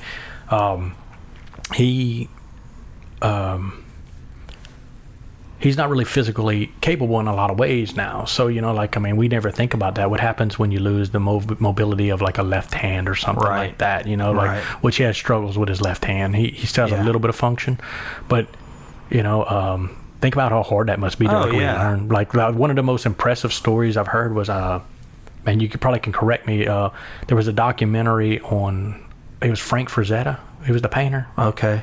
Do you know? I know who like he is. Death Dealer. Yeah. Okay. Molly Hatchet and all that. He had a stroke and he was right-handed, I believe. Hey man, lost the use of his right hand. Yes, that's right. Okay. Hey, taught himself how to draw with his left hand. Can you imagine? I read that on the internet. Yeah. Holy, hey man, I can barely draw with my right hand. No, I know. But I mean, can you imagine the strength and character and to take to change your whole way of living, to be that dedicated? Because some people give up so easy. Mm-hmm. You know, this guy retrained himself to draw with his left hand, and his left-handed art is 10 times better than my right-handed art. Yeah, you're right. So anyway, I mean, that's kind of off the subject there, but thinking about the brain and how we operate, man. So, I feel like I was telling somebody the other day, I was like, you can have one of the most strong-willed people you know, like just completely. And if somebody told them that didn't matter who this person was, would go up to them, it'd be even worse if it was somebody that they cared about, would go up to them every day and say, hey, you're a piece of garbage. They may be like, first couple of days, but if you tell somebody that for an entire year, no matter how strong-willed you are, you're going to change, man. Oh, yeah. Dude, that's, I mean, that's going to wear you out, man. You might even start believing that, you know? Right. And I mean, I think about myself in that way. I told myself how unworthy I was and how ugly I was and how much I hated myself for so long. I truly believe that, man. Really? Now, to this day, I make jokes that are like self-deprecating, but I do it in the most humor, man. Even though they say you shouldn't do that, I have a tendency to just kind of, because I find myself funny. Like the stuff I joke about, you laugh, man. Yeah. You know, I mean, I know what you mean. that I'm not hating myself anymore on that. Yeah. It's not real. It's I get it. Yeah. I was listening to a pod this morning about that, talking about people who are in a religion, kind of like Stephen Colbert. When you're in a religion and you know the religion, he can poke fun at it. Yeah. And somebody had said, it was one of the folks involved with Monty Python, it says a true test of something's validity and longevity is that it can survive the comedy about itself. And I was like, that's interesting, because it understands itself. Something can understand itself really well when it can survive. Yeah, and that's a wonderful way to look at it. And I was like, I liked that thought. I was like, yeah, because I can joke about myself really well, and it doesn't sticky, it doesn't sting. It's just being honest and in a joking way. But and the good part about humor is that when you can relate to that humor. So, like I joke about my turkey neck, or you know, like you said something about getting gray a while ago. I don't call it getting gray. I call it getting refined. I was making a joke on after the pod ended the other day. We did the live show with the guys from Southern Cast Iron event, and Michelle had to leave, so she came out and she comes walking out, and they were like, "Oh, who's this?" And I said, "That's my wife, Michelle." And you know, this is the joke. I laugh at this joke because when people see Michelle, because she's pretty. I mean, Michelle's pretty, but what's funny is how shocked people are when they meet her. But nobody had ever really said anything. Yeah. But I always picked up. I'm a people watcher. I'm like you. I watch the details. I always noticed that there was like a little weird, tiny hint of shock when people would meet Michelle. And she's going to hate that I'm talking about this. Poor Michelle. But I mean, she can't help it. It's not her fault. Poor thing that she's pretty. It's not her fault. She's pretty. It's the way it is. But I saw it the other day when she come walking out. And so I told her, I told the story to them. We weren't on the air, but I said, well, we went to lunch not too long ago, and I saw somebody that I hadn't seen since high school. Yeah. And I was like, hey, how's it going? Real quick, tiny catch up. And I said, well, this is my wife, Michelle. And this is literally what he did. He goes, had a little shock, and he went, oh, she's pretty. He didn't even realize he said it. Oh. And I didn't say anything, and they had to leave. And I sat down with Michelle. I said, this is what I'm talking about right here. People are surprised. They go, now what in the world is a pretty girl doing with this guy? Come on. I laugh my butt. And that's my joke. And I go, I'm not saying it like as, man, why are people reacting this way? You know, it's not like that. It's more like, why does everybody say that? You know what I mean? But it's funny to me. I'm like, yeah, it's funny because now it's my little personal joke. I watch and I'm like, oh, okay, let's see what kind of poker face you got. See it when you find the big secret that this troll of a man has this pretty little wife. You know, and Quasimodo. Disgusting man has his. Yeah, that's the joke. The cosmic joke's on you, pal. But see, I look at y'all. I look at y'all, and y'all look like y'all fit together, man. That's just funny, dude. It's something she says is not true, but I'm like, oh no. When that guy said that at the restaurant that day, he was like, oh, she's pretty. Like it was like he literally was like somebody like what just happened here? This whole worldview just. Would you expect her to look like MODOK or something? You know, Modom. Oh my gosh, dude, that was good. How did we get there? It doesn't matter. Fishbowl number 2. Right. Hey man, do you like those Edison, or you want me to pick something? Dude, you take whatever you want. Take whatever you want. Do you want to try all 3? I don't care. Just pick whatever you feel comfortable picking. I don't want to taint the bowl. You know what I'm saying? There's no tainting there. I don't think there's any taint here. I don't think there is.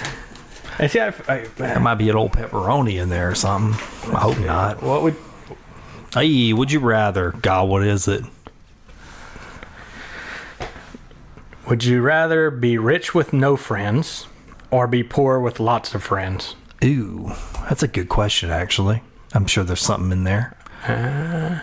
Rich with no friends. Or poor with lots of friends. Well, they don't realize that I'm poor with no friends. Oh, man. No.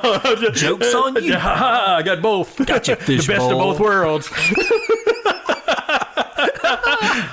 I showed you. Fishbowl. That's it. That's my answer, man. I got the best of both worlds. That's so funny, man. What they don't realize. Yeah, man. But, outside of the good joke there, that was... that's easy for me, man. Poor with lots of friends, you know. I knew it. I mean, that would be your answer. Yeah. What is the point of life with a bunch of we talked about earlier. You know, you can't take money to your grave. Obviously, you can't take objects to your. Or that I know of. You had that old saying. Yeah. Just like I was saying earlier, you can't take your good to the grave either, man. Yeah, that's right. So why not give back? When people don't know something, why not teach them instead of just belittling them? Yeah. You know what I mean? Agree. Like, oh, you're stupid. You know, I don't, it doesn't well with me. You know, like, I understand there's this nature of picking on people, and maybe somewhere along the lines, I've lost my sense of humor about things. Like, I'm very literal. You tell me to go do something, most likely I'm going to go do it. It's sad. And, like, hey, go put that in his office, big 4x8 sign. I'm like, okay. And I'll go put it in the office. So, but no, I think that, like, what's the point of being rich if you have nobody to share your life with, man? Right. I mean, that's true. That's there's no questions there. That's very easy question. Man, I mean, and again, think about the United States in general. What do they say that like even the poorest person is like in the top 50%? Yeah, compared to some I don't remember places, yeah. of like or something like that. So I mean, that's if you really think about the toughness of that, like the homeless population, the people who are very poor, and I'm not well off by no means, but I have sufficient. I am sufficient. I have a good place to live. I have things. I don't like material things, really. Like it's like when people buy me presents. You don't need to give me more clutter. If you want to buy me something, buy me sketchbooks, man. That's the ultimate never have gift, too many of those. No, never. But anyway, that's getting off track on that. But the whole point, man, is like I just there's value in human people, man. Like the money comes and goes, man. How many people you seen get rich and then bust poor, And then what if you have nobody there to pick up for you, man? I mean, like how many? I don't know. I just while I might not be the most outgoing or outreaching friend, I couldn't be who I am or do what I do without the friendships that I have, man. Yeah. Whether it be an acquaintance or not, man. I don't care if I met you one time or not. I really consider you a friend. Like we don't have to hang out and talk all the time. We don't have to be visiting and going on grand adventures. Actually, I'm very much a homebody, which is probably a huge part of my problem. But it was great to get out last night to Chuck Fest. After I got the mission out the way, then I was able to enjoy that. But what's the point of living a life for a bunch of material stuff, man? That's not going to matter anyway. We're all going to die.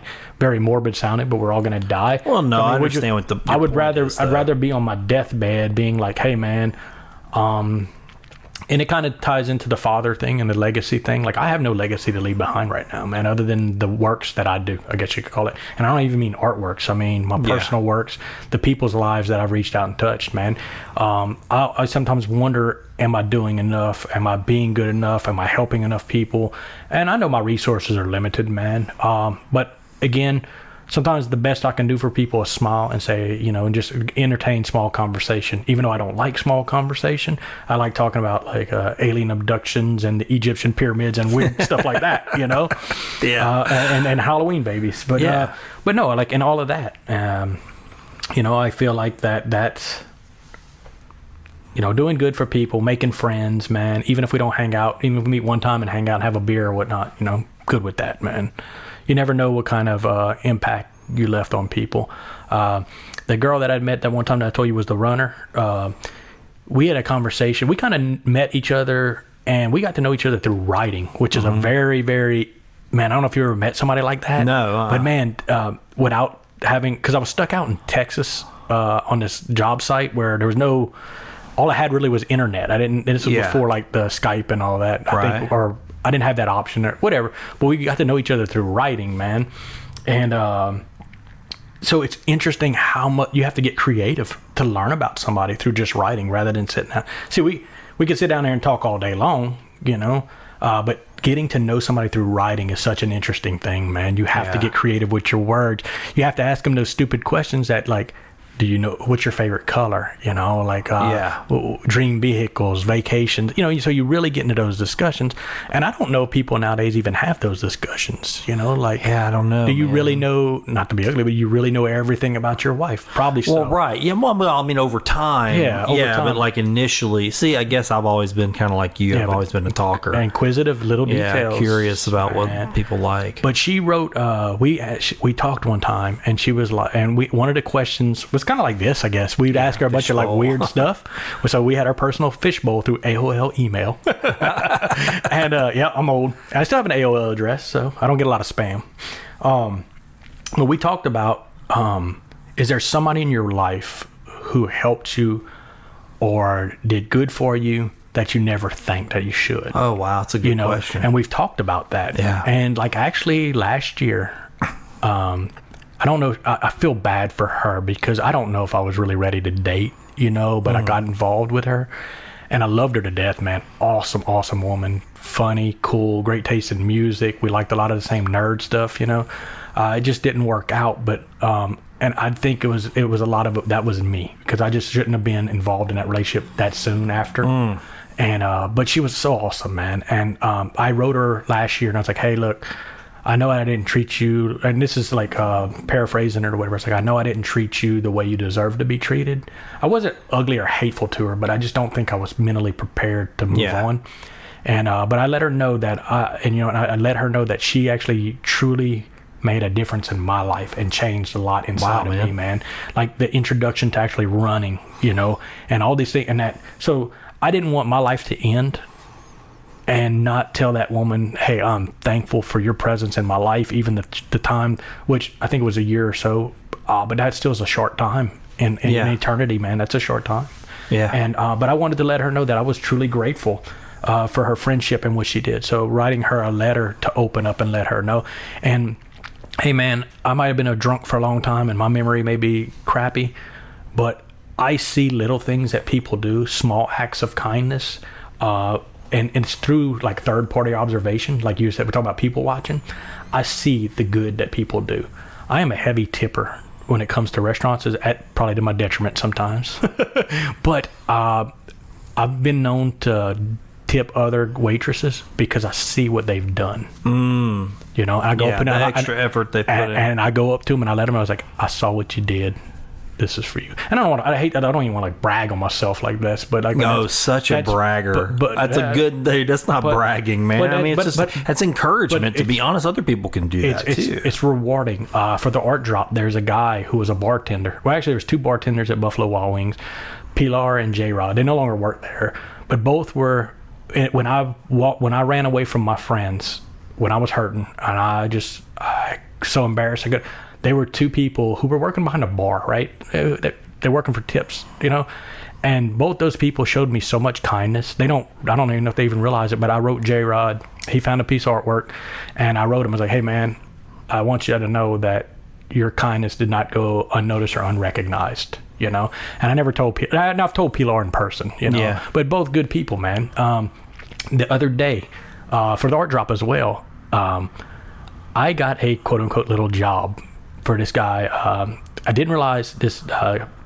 man, I don't want to get their name wrong. I don't know how to pronounce their last name, but anyway, she reached out and she wanted to like hire me to do a piece of artwork. Well, come to find out, her husband used to bartend. I know a bunch of bartenders. Her husband Drew used to work at Daryl's, and Drew was always very kind to me. You know, like, I mean, it may have been in passing, it may not. Who knows? He's always been just a nice guy. Sometimes he'd come and sit down at the table and just kind of, you know, talk with me a little bit.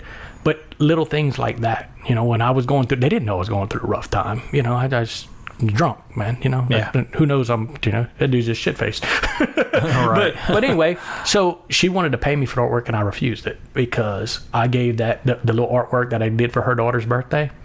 I did that because that dude showed me kindness. So I want people to know. And look, man, I haven't hit everybody yet in my life, but there's a lot of people who've done a lot of kindness for me when I was down. And I think it's time to start paying people for their kindness. That's nice, man. And so it's things like that.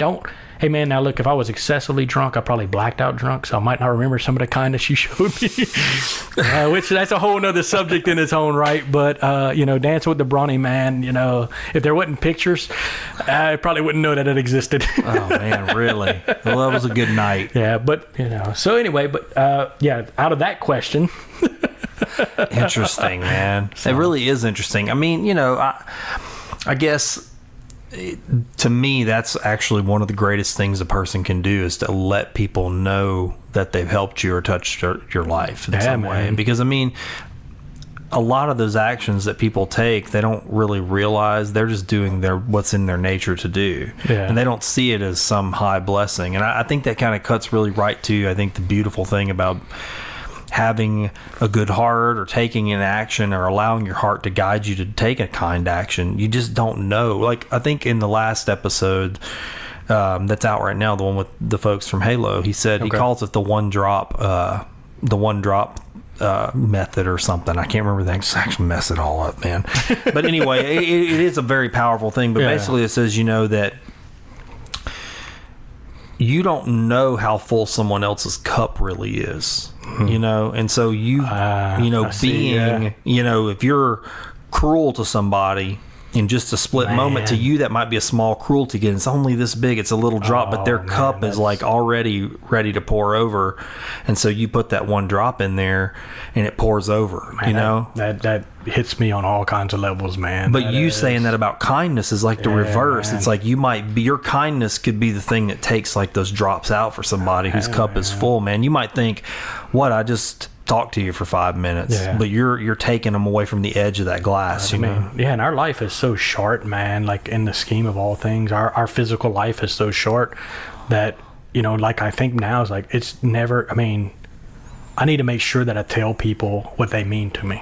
You know, like, and I don't mean like as this is like my final farewell song, but I think it's really important to let people know, like, hey, man, you made a difference, because you never know what that person's carrying. That might change their whole life around. Yes, you know, man. And I think it's important to let people know they're appreciated for the work they've done in their lives, man. I struggle sometimes with asking for help, right?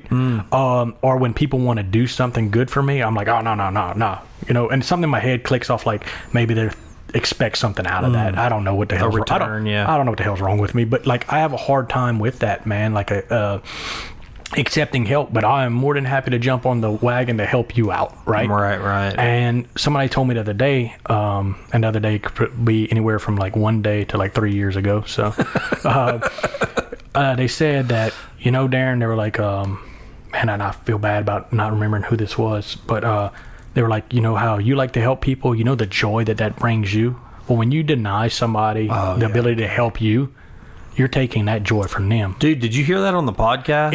It may because have, I've heard somebody else said that on the podcast. I heard that in human and in digital. Because somebody else said that. I don't remember who it was, though, but they anyway, said you're denying them the... Yeah, the privilege of the joy of serving or helping, you know? And I guess... I've always struggled with help, man. It's Lone Wolf McQuaid here. You know? Yeah, man. Lone Wolf McQuaid. Lone Wolf McD. So, Dude, you're rocking the fishbowl, man. You getting just did you answer? I don't know if I answered, but that's a good conversation, honestly. I don't want to. It looks like you're falling asleep on me. I'm not falling asleep, man. I'm wide awake. I'm not falling asleep. You're falling asleep. I'm wide awake, ready for Halloween, man. Hey, it's almost around the corner. All right, let's see if I can get something different out of here with one of these little papers. Well, you getting one of the papers, yeah. Yeah. And that's just questions. Huh? Those are questions, yeah. No, it's how. Yeah, it's a question. Oh, hey, I wrote this one. Did you? Yeah, How you know? Because it's red. Because it's red. Yeah. Business and peace, money and love, stuff and happiness. Can these things work in harmony? I'd have to, if I'm being which I used to be a pessimist, lied by saying I was a realist. If I'm going to be an optimist, though, and try to think positive on things, which trying to reframe my mind around that to not do so much negative thinking, I would say, yeah, man. I think given the right people, now you talking about all 6 of those working in conjunction? Yeah, can those things work in harmony together? All 6 are just like 2 at a time? I don't know. Okay. I don't know. Yeah, I mean, truthfully, I think all 6 of that can. I think it all wraps around who the persons are involved. Like, okay, for instance, business and peace. You have the right people working together. I mean, it's like meeting a person, right? And you just click. You know that person is somebody, you're like, okay, I can hang out with this person and not get bored or whatnot. I feel like that with business and peace, man. The right people come together with the right mentality. I think you can have business and peace in that respect, because I feel like there's some conflicts at work, but I think overall, because you're always going to have somebody unhappy, Yeah. But again, it goes back to framing your mind around that, man. It might not even have nothing to do with the job, but you take it out on the job. Yeah, no, it's true. A lot of it is on you to do, right? And I think, again, it boils down to us. You talk about why do good when you can do nothing. Yeah, is that the question? That's right. Okay, yeah. So when you talk about that, like for me, maybe mine is selfish reasons, but I don't want to live on a planet full of a-holes. Right. I don't either. You know what I mean? Yeah. Seriously. So right. I'm going to do the good I can and make a difference. But so even these people that are not kind to me, I'm going to show them kindness anyway, man. Now if I'm going to again, reframing my mind. So I think you can combine business and peace. You just have the right people. And even if there's tough characters on there, man, you can soften their stance over time, man. Kind of like I was talking about that negative talk where you can destroy somebody's will over the course of a year. Yeah. Even if they're the most strong-willed human Yeah. Same thing in the opposite direction. If you have a very negative person, man, just keep being nice and feeding them life and just and try to make a difference, man. Let them know that they're appreciated or valued, even if they are tough, See, I don't know.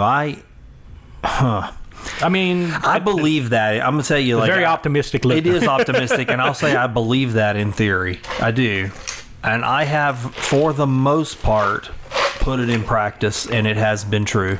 But I will say there is the odd bird that wants trouble, death, destruction. They want trouble, chaos. They're looking for trouble. They can't be happy, and some I've come to believe, and I might be wrong, that that's not all something that they even really want. I think there's just sometimes people that have things going on inside of themselves, some kind of trauma, some kind of mental problem.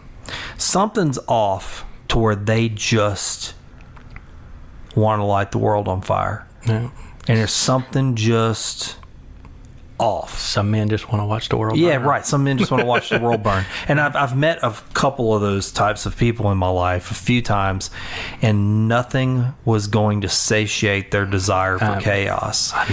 And so so I've asked myself this question a few times, like, is it worth it then? If those are the people that are out there, is it worth it? And I've come to, for me, after putting it to the test, the answer is yes, it's worth it. But I do have to be willing to accept that that when I encounter those people, I've got a bit of, honestly, getting biblical, dust the sandals off and say, I've tried, but it's just not going to work. I heard it on Mr. Robot, I think. It was on the show Mr. Robot. Christian Slater's character, Mr. Robot, says you shouldn't, when you oh gosh, how do you say it? He said, don't appeal to when you appeal to a man's better nature, you may discover he doesn't have one. Yeah. And it stuck with me because I was actually going through that at the time. I've probably said that on this podcast 100 times because it was so pointed for me in the moment, because I was like, oh, this is exactly what has happened to me. I have tried to appeal to this person's better nature, and it's not coming out. You know? No, and I'm actually, like, again, the hypocritical pulpit here, but like conflicts, but no, I do believe in that. But like, again, you can go, when you do your good, you go home and you sleep well at night. I don't lose sleep over people being ugly to me. Yeah, when it you comes can't control that. I do realize that there are going to people, like you're saying, these individuals who are just always going to be like that. Yeah. And I can't change that, man. But I can change who I am and keep myself in the good good, kind, compassionate nature. That's right. I can be. So I'm going to continue to do that. And if he wants to tell me a bunch of ugly words and be like, whatever, I'll walk on about my day. That's exactly right. That's how you win that. And that's what my conclusion has been too, is that I call it just transmutation. It's like, okay, if someone's going to be cruel to me and say mean things to me or attack me or anything terrible that they're going to do, I kind of treat, if you're going to, just a visualization for me is like a machine where you feed something in one side and something else comes out the other side. I go, well, okay, I can't change them, but I can take this stuff and make a point to not become that. I can say, oh, these terrible words you're saying, these terrible actions you're taking against me, I can't stop you, right? Yeah. But I also can remind myself and utilize the energy of all that negative shit and like judo flip that. You know what I mean? I hear you say it. like Aikido. And just go, I'm going to redirect your energy Steven now. Seagal over here, I'm about to Steven Seagal, except it's not breaking bones, it's making love. You know what I mean? You should really grow a ponytail, man. Man, dude. I'll take you to the bank, Senator. The blood bank. God, dude. Hey, you know who killed Bobby Lupo? Oh my God! Are we about to get into Steven Seagal? All right, so Steven Seagal quoting war. On to the second one, money and love. And I know we were talking about working all these in conjunction, but I'm gonna approach each one of them. Okay. Because I don't like to shut up. The money and love. I truly believe, and again, it goes back to the same kind of thing we were talking about. It's the individuals that are in control of that. You know what I mean? Now, turning your love to just money. I think that. Right, and I hate to be that guy that money and the absolute power corrupts absolutely, and the money corrupts everything. Now, I think man, you make those choices. I know some people who have a lot of money and are truly good humans. Like, man, that's it. I know some people who have a lot to no money and they're terrible humans. Right. And I'm being judgmental here. And no, but I mean, we come in all these different combinations, right? And, it's not just doesn't mean if you have money that you're going to be unloving. I believe that it's the people involved, man, for the most part. And, I don't know, and that's for money and love. Like I said, I mean, again, I think all these things can work with the right people. Money and love is kind of, you see a lot of people get corrupted by money. Yeah, I think it can. That's again, it's your choice, man. That's I don't know, man. But and then finally, the stuff and happiness. That's the only one I have kind of difficult with. Yeah, because you say you're minimalist. I'm not 100% minimalist, but I try to get. I mean, if you saw my place, you'd be like, "What the hell is wrong with this dude?" Well, you've told me that though, that you've lived pretty lean. The more I get rid of, the better I feel. That's great. I'm not cluttered. I actually think that's awesome. Not cluttered by anything. What do you think about all this clutter in here? I like it, man. This is kind of clutter. This is but you know what? It's like organized clutter. It's not like. Jonah says that too. Does he? Yeah, I don't know if Michelle agrees with that though. But she likes more space. It's a small office, and so I think it feels like it's closing in a little bit. But I mean, it's I don't know. Everybody's got a different opinion about this kind of stuff. I just wondered what you thought from a minimalist, sort of lean living kind of view. I like neat stuff, man. All right, so and odd stuff, and so you like surround the camera over there, and then the little orange ball with the little the angry orange, annoying orange. Okay, that guy, and then you got Rodimus Prime. Yeah, boy. You got the what's the gremlin? Stripe. I couldn't even think about that. Yeah, dude. But then I look around and. I see the memorial to your dad. Man. And I'm sorry, but that's... No, it's all right. It's everything. Everything's thing, something for everything. It's a combination. It's a little spot for everything. So it's fun. Okay, You know, well, good. It's good, not like good. it's not like some terrible mess. I walked in. I'm like, the hell did I walk into? Like, what is You this know? crap? Hey, oh, and speaking of terrible messes, are you thinking about to win Stevie again, dude. Hey, man, Stevie, who's all these? Stevie, Oh, my Stevie God. Janowski. God, dude. I don't know about this. But who's all these? This is I guess not interesting, but like it's funny. This ties in some off subject here. Ties in the a mess, the art drop, and the elf on the shelf. So I was the very last art drop that I did in Sulphur. There was the last one. The little girl was the little girl that was with Mia. She was very interested in like antiques and stuff like that, and like the little secondhand shops. And we're driving down, and we saw Polished Peasant. Yeah, Caught our eye. Yeah. The Shy. Lachey. Okay, man, terrible at the pronunciation there. Brown, Lachey Brown. Yeah. So she friended me a long time ago because of the elf on the shelf. Oh, that's funny. She's friends with Janice, you know. Yeah. Anyway, so I look back at Mia. Mia looked at me. She's like, "Did it catch your eye?" I'm like, "It did. Did it catch your eye?" She's like, "Yeah." So she was doing all the little riddles and stuff when I would do the sulfur, you know. Oh, y'all put one there. Yeah. So Okay. I drove up and we're standing out there and I'm letting the little girl place the pieces, right? Yeah. And she's placing. Well, it's getting dark, man. And Lachey and them, crap, I said her name wrong again. Lachey, sorry. Apologies. She pulls up, and it's her and her husband, Eric. Yeah. And I'm like, the whole time I'm like, and the two girls I was with were getting nervous, and they're like, ugh. And I was like, I'm like, oh, it's cool. She knows me. And I'm like, and the whole time in my head, I'm thinking, oh, please let her recognize me from the elf on the shelf. I don't want to get shot tonight. So I was playing it cool. But she pulled up and I was like, hey, how's it going? I was like, it's Darren from the elf on the shelf. And she's like, oh, hey. And then anyway, so I don't know, side note, but like we went, she wouldn't open, but because the little girl, she let the little girl in to go look around. So that's cool, that was really cool of her, man. I know she's How only cool open, is that? but they were over there to do some work or whatever. But they let her in to go explore, and we had a conversation. Everything was cool. But anyway, it's just funny. The elf on the shelf, the art drop, and then I say a mess, but it's a cool little place in there. It is a cool little place. I like going in there.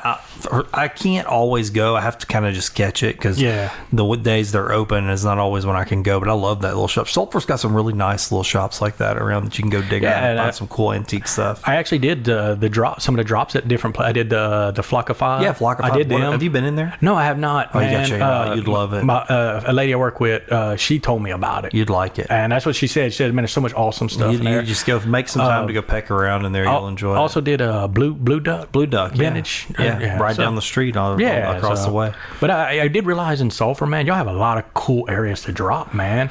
Like, I don't know if it's because I'm just too familiar with Lake Charles that it kind of bores me. Yeah. And then when I got over here, it's like, man, there's some really interesting. We do have some nice places. My wife and I were talking about that this morning. We were like, I do think, and this is all fairness and honesty, and I don't mean as a slight, I don't think we have as much curb appeal as some places in Sulphur. You have to go find those things. But once you do find them, it's like, oh my gosh, this is awesome. You feel like you've kind of discovered a treasure. We got the Grove, great park. Maplewood Commons, great park. And then over La Salette Catholic Church has a replica of the La Salette Shrine from France, and it's actually built to spec. Really? And so you can go over there, and it's like being at the location. They built the mound the same height, the same little walk. You should check it out. It's cool, that's man. Interesting, man. Yeah, I took some pictures of it this weekend. It was really neat. And see, that goes back to me, like just the knowledge of this area. Man, I feel like that there's so many people like. And it's always surrounded around drinking, And I mean, I don't have an issue with drinking. Right. I still drink, But so I'm not like preaching about that. But just everything is very drinking centric. Yes. But I've noticed that, and it goes back to what we were talking about, like how Southwest Louisiana has not always been kind to the art industry. It seems like we have been the last, 5-6 years, man, it has really been developing. And I don't know who's all in charge of all of that. But I mean, there's a lot of people, I think, bringing some things up, man, and that's good. But like stuff like that, like what you're telling me about these areas, I learned a lot about Sulphur and other areas around here. You had the lady about did she work for Cameron? Claire. The port director. Yeah. But just stuff like that, I'm like, okay, I never even would have thought about that. But so it's bringing, and I've been here since 95 in Lake Charles, man, and I still don't know a whole lot about Sulphur. I get lost driving around, but it's nice to learn all these things, man. And and I think that's a good thing. I think like you have a lot of good information that comes through here, and it introduces a lot of people to a lot of stuff they didn't even know about, even if they've lived here for a long time. And you get a chance to do a little deep dive. I mean, we can all get a 15-minute spot or 30 seconds, or go on Instagram and never stop making live videos. I mean, it's like we're feeding that stuff, and it is good. But to really just sit down and do a nice peel back on yourself and your business or your good work, whatever it is. I mean, how often? I mean, we always talk about giving the elevator pitch. I'm almost tired of hearing that. Do you know what I mean? Like, everybody says that, and for years and years, it was like, "What's your elevator pitch? What's your elevator pitch?" I have no idea what that is. Well, it's like if you get on an elevator on the third floor and you're in, and they're like, "So what do you do for a living? How much can you tell them when you get down to the bottom?" Okay. And so everybody's like, "Have a good elevator pitch," and it's a whole. I think that kind of thinking, I'm not saying it's bad, because there's people that are still promoting that. I think it's good to be able to sum things up. But on the flip side, that kind of culture has cultivated this blow and go attitude we all have. And it's like, I don't have time for you. Let me tell you the clip notes so I can get on to the next thing. And it's like, okay, that's cool that we can sum things up, and it's good when we're in a situation like that. But now it seems like there's so much of that. Little bites. You know what I mean? Yeah, and see, I'm opposite. I am the kind of person who likes to make a long story longer. It's about the details. The long story long. Yeah, it's about the details, and because everything matters. You know, just like every segue we took, it came somewhere. Well, it's the whole picture of the person, man. You know, you have one more thing to do. What's that? That's the new thing. It's called Better You in a Box. This is a challenge. Have you heard these yet? What's in the box? That's right. Hey, speaking of boxes too, before we get into that, hey man, I still have your that you gave for my birthday. I think about that. Supernatural Hunters kit. Yeah. I might have to up my holy water though. Yeah, you need to take that out and take pictures of it. Now, so what this is, I've not. This is new-ish. I don't think, if you're on Breeny's episode, you probably haven't seen this yet. So what this is basically, it's a challenge, but it's not necessarily. It can be a challenge for you and for me. Okay. But it's sort of an encouragement to the listeners. It's something that maybe they haven't done before, or maybe we haven't done before, to kind of better ourselves. So you draw one, and we'll read it, and we'll just talk about it and see if it's something we can actually apply. If a clown comes out of there, we're no longer friends. No clowns. It's really nothing scary. Dude, I still laugh about the Supernatural episode. What's in the box? And nobody knows what Nobody knew what it was. I'm actually going to have to go buy the DVD collections, man, and catch up for this last. That'd be good to just own them. And let's see. And so only one person has done this? No, we've had a few, but you probably haven't listened to those yet. It's probably about 5 episodes in. Here we go, blue. Yep. Favorite color? Make $100 donation to a cause. Oh my gosh. Well, there you go. Not a problem. Not a problem. Got to easy sell. Nah. I mean, that's the challenge. That's for me, the challenge. Make it hard. So okay, that's a good question. I mean, for me, immediately what I think of is Facebook. So like on Facebook, you know, it's very easy to go start a fundraiser now. Mm-hmm. You can just say, hey, I'm supporting breast cancer, and start your own personal fundraiser, or you can have a nonprofit and push that out. What I have noticed, and I do give to some, I give to the ones I can. Yeah. But what I have noticed is there's so many that sometimes I get that guilt factor. Does that ever hit you where you get a lot of that? And I go, man, I want to give, but there's so many I've already given to. I don't have the funds to reach as many people as I'd like. Is that what you're talking about? Like, yeah. Do you ever feel I feel like way? I want to give to. I want to give to everybody. Yeah, but you can't. No, and so can't. What do you do? Like, how do you discern that and navigate that? I pick a benefit or something that I guess is close to my heart, or something. Just do it, and stick to just the one actually. Yeah. But on occasion, see, because I donated to the suicide walk. For you. Yeah. You did. So thank you. Hey man, if I have money. Yeah. Let's put it this way. If I have money, like when the little kids are, I know it's not actually a cause, but like when the little kids are selling cookies and stuff like that, I don't really eat a whole lot of sweets anymore. Is that the cookie kids? just like Girl Scouts or whatever. Scouts, I'm joking. Like, the cookie kids. Man, what are you talking about? I was just making or whatever. The little sports, the cookie kids. But I usually give like whatever cash. Girl Scouts. Girl Scouts, the little baseball Boy teams. Scouts sell popcorn. Yeah. So sometimes I don't take the food. I just give money. You just give them a donation. But like as far as like actual cause, I mean, for me, a cause could be a very open word. I mean, are you talking about like something for like disease or poverty? Well, I mean, really like just that? anything. I mean, I just wondered, like, I see a lot of fundraisers for like someone's having a benefit or they have medical bills or, you know, whatever it may be to help anybody in any particular cause, like a GoFundMe or something. I really try to shop local, man. Even businesses that are local, like even if they're corporations, like Hobby Lobby and Michael's, you know, I try to, and they're like, oh, well, you can get it so much cheaper online. I'm like, yeah, but right, you know, but anyway, you're trying to keep it in the pool. With Amazon, you can pick you can shop through Amazon Smile. Yeah, that's right. Okay, I do St. Jude's. Okay, so that's, I mean, kids, cancer, you know, just that is truly just like, to me, one of the most heartbreaking things, you know. Is children that have like cancer, man. That's just, I mean, that kills my heart, man. Not that adults having it isn't as sad, but you know, but like, man, just the beginning of your life, the beginning of your life, you know. So, but that's kind of how I picked it, man. It's and I don't always like think too heavily into it. I kind of allow my heart to just give where it needs to give. Yeah, no, I understand. Man. I kind of do the same thing. There are some times when I struggle with it because, like, there are some local causes. I don't want to name them, but there are some that I want to support, but I also am already supporting something else, and I just go, man, I just can't do both things, even though I believe in it. Yeah, and that's a struggle for me. It's tough. Yeah. You know? Well, I would love to be able to, like, financially, man. I would love to be able to give buying most of my paycheck. Isn't that something? I can't be realistic though, man. That's not realistic. That gets back to that other question from the fishbowl, money and love. Yeah. I mean, in a way, money, because that's what everything's built on, can be loving in a way when you give it to people or give it to organizations. Yeah. And it's just hard, man. I mean, I'm sorry, I got bills to pay, man.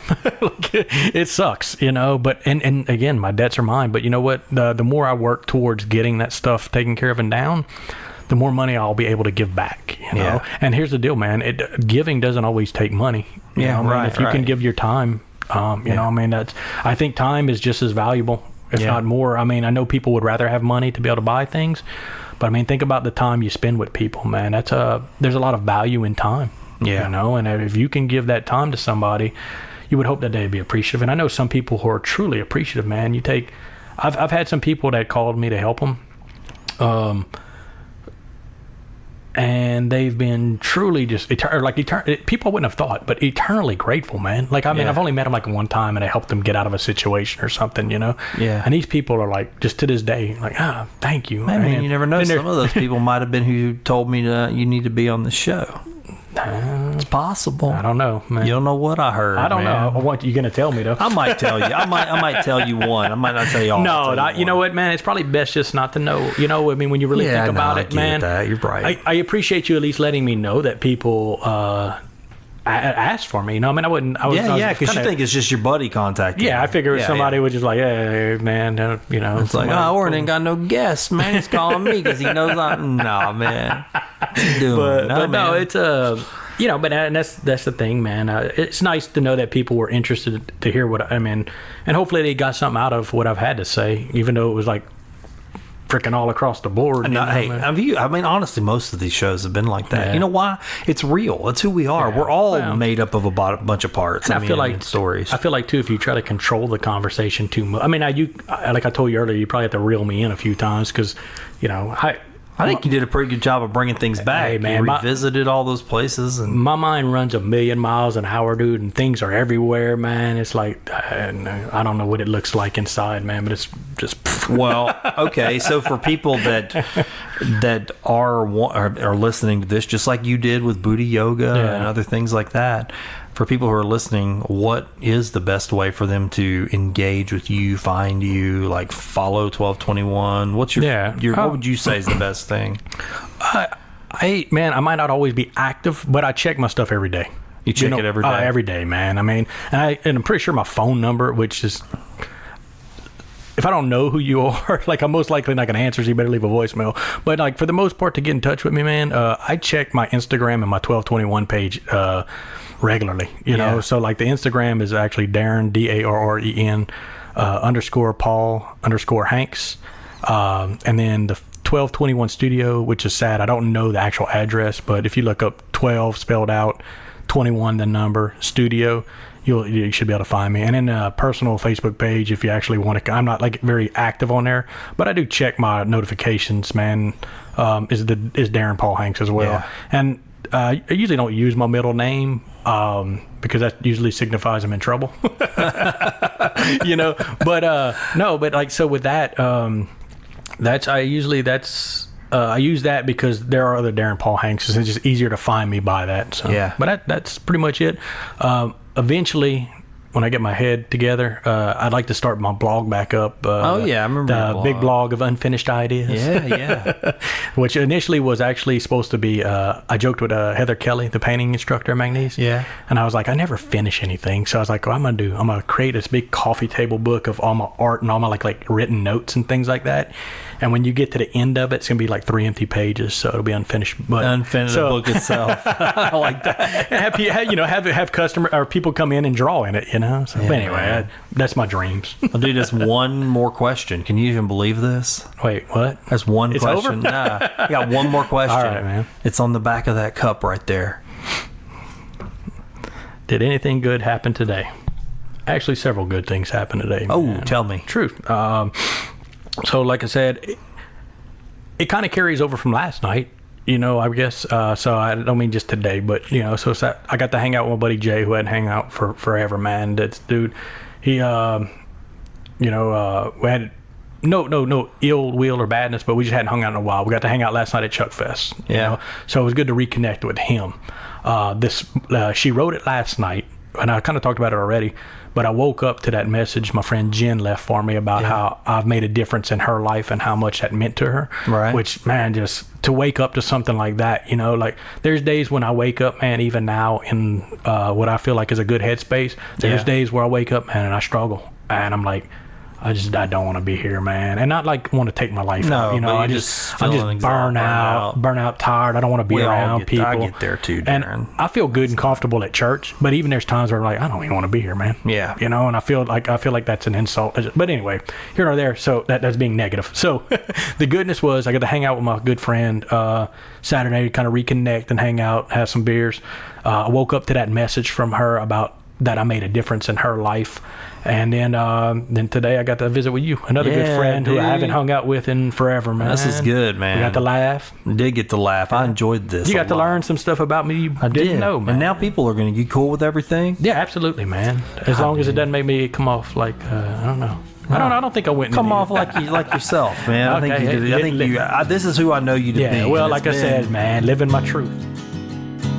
And I love you just Thanks for listening to my conversation with my friend Darren Hanks. If you enjoyed our conversation and want to hear more like it, consider supporting Good News at patreon.com/findthegoodnews. Share this episode on social media or leave it a kind review. Your support means everything to this growing signal, but most of all, I thank you for pressing play.